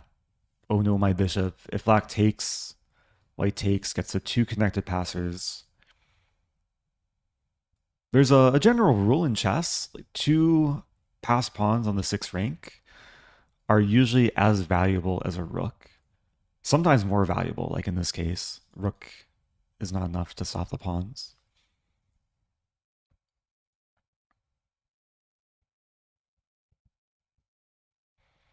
Safe to say the game is in GM Geary's territory. Yeah, he's used to drawing these sort of endgames, but he might be capable of winning them. Look at the first board between Australia and Saudi Arabia. Also, there's a question, does Ilya stream on Twitch? He used to stream on the Chessweep channel. He did address this earlier. Next few weeks, he'll be doing lectures and streams for the St. Louis Chess Club YouTube channel and Twitch channel, I believe. And this channel now. Yeah, starting tomorrow. At least with his solo commentary. Okay, let me find Saudi Arabia. I have to go to a different tab here. So board one. Board one for Australia is Bobby Chang, who I was actually on a team with in Gibraltar. We both played in this Battle of the Sexes tournament in 2022. Strong player, but I see he lost the game. And I also see there was a blunder relatively early in the game. So started as a Najdorf. I know Bobby, and actually, I don't like to stereotype players, but I've noticed that players from Australia in general are like very, very sharp attacking players. Like they like the sharp positions, like complications. Um, Not as much like slow positional play. So Najdorf, definitely an opening that suits Bobby's style. I think in Australia they use the word hack rather than attack, like a hacking player. White's trying to hack on the king side. So what happened? Takes, takes, bishop b5, and then bishop b4. Apparently a big blunder. Because after takes, there's a pin. Is it that simple? Bishop takes c6. What was missed? So white played this, threatening the knight. Like the normal move is to defend, like queen c7 or rook c8. Oh dear, did it? I just realized the thing switched again.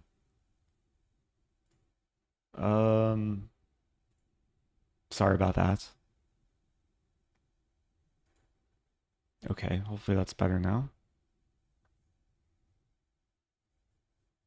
Anyway, it looks like there was just a clear blunder here. Lost the queen. Okay, maybe he thought he had more initiative than he actually did. And white cleaned up on... Wow. Ah, that's nice. White is able to take the knight. And after bishop takes a1, you can't take the bishop immediately because rook d1 is mating. But white has an in-between move, queen g4 check, hitting the king and covering d1. And then white can take the bishop. And queen and knight should overpower the two rooks, even if black has an outside passer. Once the knight comes in, queen still guards d1. Oh, nice move, knight e6. Yeah, the queen and knight just are so good at generating tactics. Yeah, no back rank mates. And yeah, the pawn is catchable.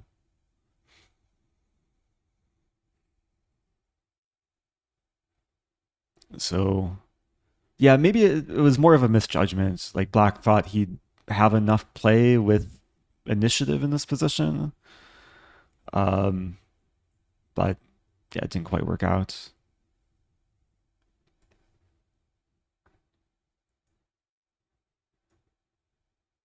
Okay, any other questions or comments before I wrap up the stream?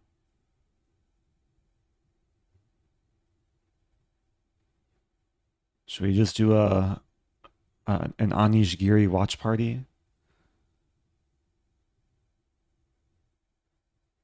Anish's opponent is down to below 20 seconds. Anish has over 20 minutes. King g4 played. Evelbar preferring black. Objectively, probably still a draw.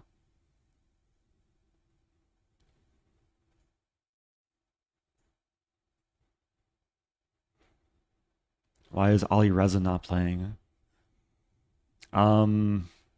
I think he's just taking a break from all his like Grand Chess Tour dominance. Yeah, he just like completely dominated the Sinkfield Cup. He also was just in France for the Speed Chess Championships. But maybe he'll play the next Olympiad. There were a lot of notable players that did not play today. That are like on the Olympiad rosters. Magnus, Fabiano, Ding, Gukash. They'll probably all play at some point, maybe tomorrow, but today they sat out, probably conserving energy.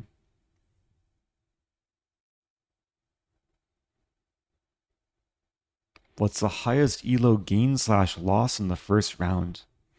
That's a really interesting question. Probably a question for someone in chat that has the time and patience to go through and actually see all the matchups. Like, this is a really nice interface to navigate through the games, but I can't quite easily see the rating changes. Oh yeah, the Uzbekistan game is up there. Who was it? Yakoboyev? But Yakoboyev drew. He was losing. What was the rating of his opponent? His opponent was 2169. There's actually a bigger rating difference between Mamedyarov and his opponent. Mamedyarov's opponent was 1990 something. Why are you not playing? I'm not quite good enough, unfortunately. In order to make the US Olympiad team, I would have had to be over 2,700.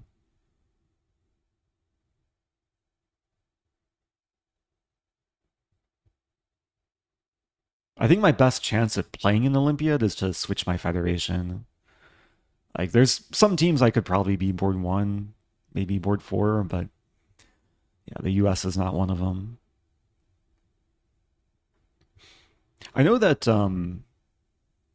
like the host country gets to field an extra team. That's why we see Hungary having 2 teams in the Olympiad. So maybe if the US ever hosts this event, then I could play on the, I don't know, the F team or something. I actually don't know if you're allowed to field more than just an A and B team as a host country. Why don't you just get to 2,700 plus? I mean, my rating is 2,900 plus in Lichess Bullet, but it doesn't quite count for official FIDE events. There's 3 teams allowed. Okay. Like, that gives me some hope. If only there were a streamers team. Okay, let's go back to the Geary game. Let's give us some eye candy. Is F5 incoming? So the bishop blockades on A7. That makes sense. Still helps influence the king side, defends the rook.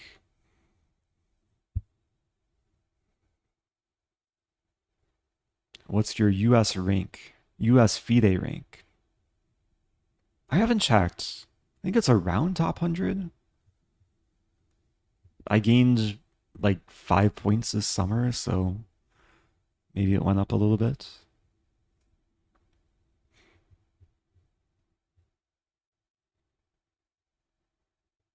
Is Wales playing Djibouti? Let's see. Do. That's why it's happening. Okay. Let's switch this back. I have to disable this thing on all tabs. I'm looking for Wales.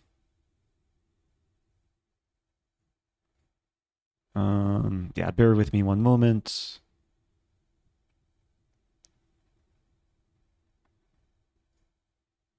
I'm actually having a hard time finding Wales.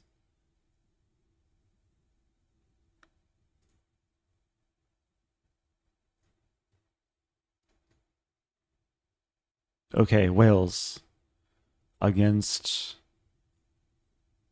Djibouti.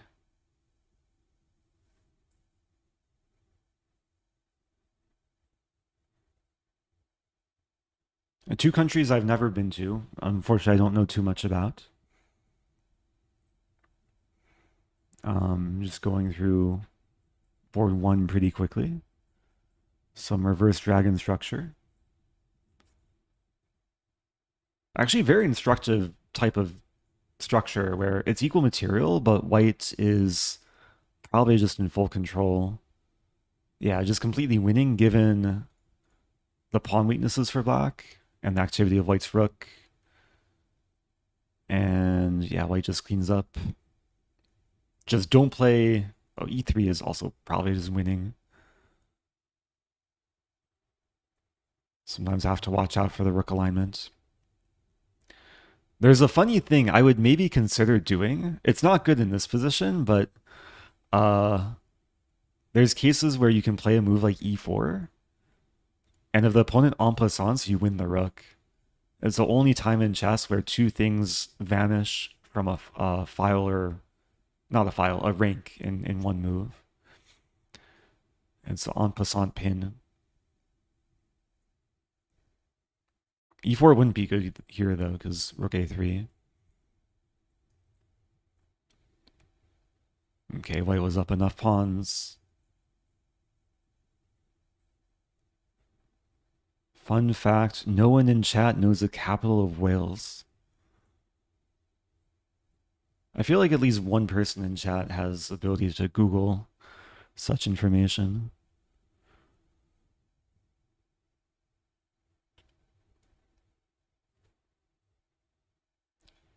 So all the games are done in this match. Yeah, I don't know if we'll go through every game super thoroughly. Oh, this game featured a hippo. Let's look at the hippo game. So board 3 from Djibouti playing the hippo.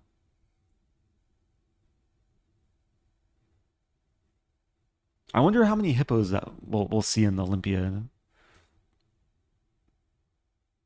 Also, what's the national animal of Djibouti? It's another fun fact that probably no one in chat knows. Let's Google it. Does every country have a national animal?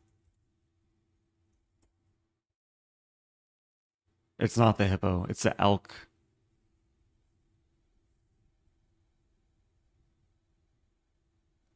I'm not aware of any elk openings.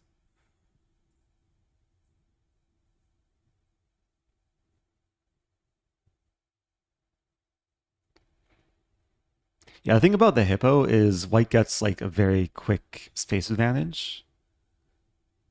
Although, wow, black was actually doing quite well. If knight e5,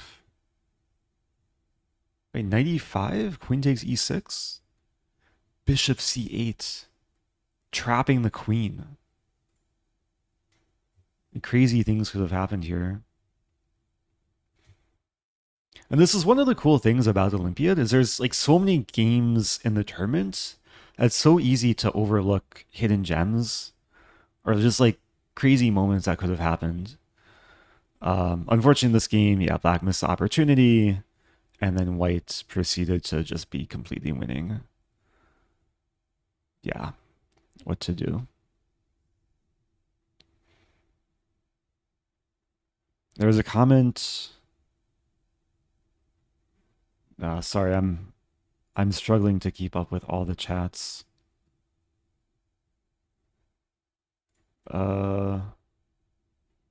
Oh, there's a comment asking about Levy, if he has what it takes to become a GM. I think he has the skill and the work ethic. It's just about time, and ability to play like as many events as possible.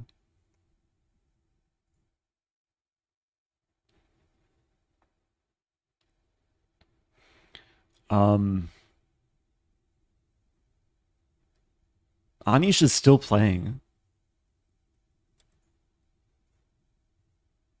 And he's actually taking a lot of time here. We can see from the timestamp. His opponent has been living on the increment. Seems like he didn't play f5 when he could have, but he still has a chance if he wants.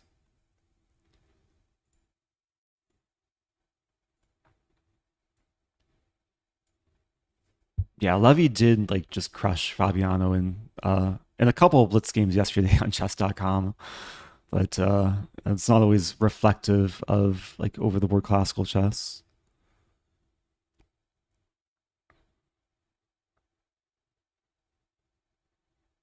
So Geary does play f5.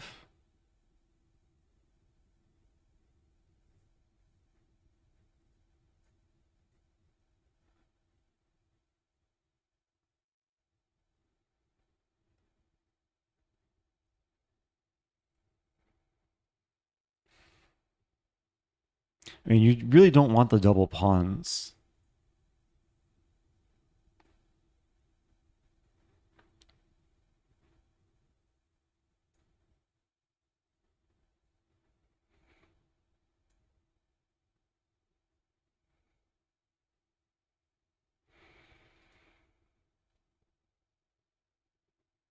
F4 is a move to get the outside passer.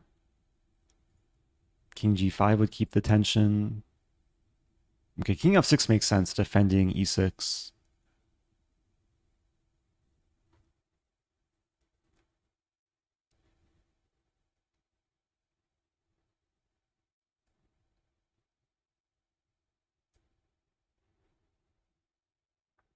Okay, I've I've had a long day. I think I'm gonna wrap it up. Again, if people want to follow the rest of this round, you can do so by using the commands in chat. That'll take you to the Lichess broadcast. You can also just type in lichess.org in your browser. Works well on mobile. They should be promoting the Olympiad broadcast on the front page and explore all the games. And yeah, Illia Nyzhnyk is going to be back tomorrow with his own solo commentary. Big thanks again to him for joining me for most of the show.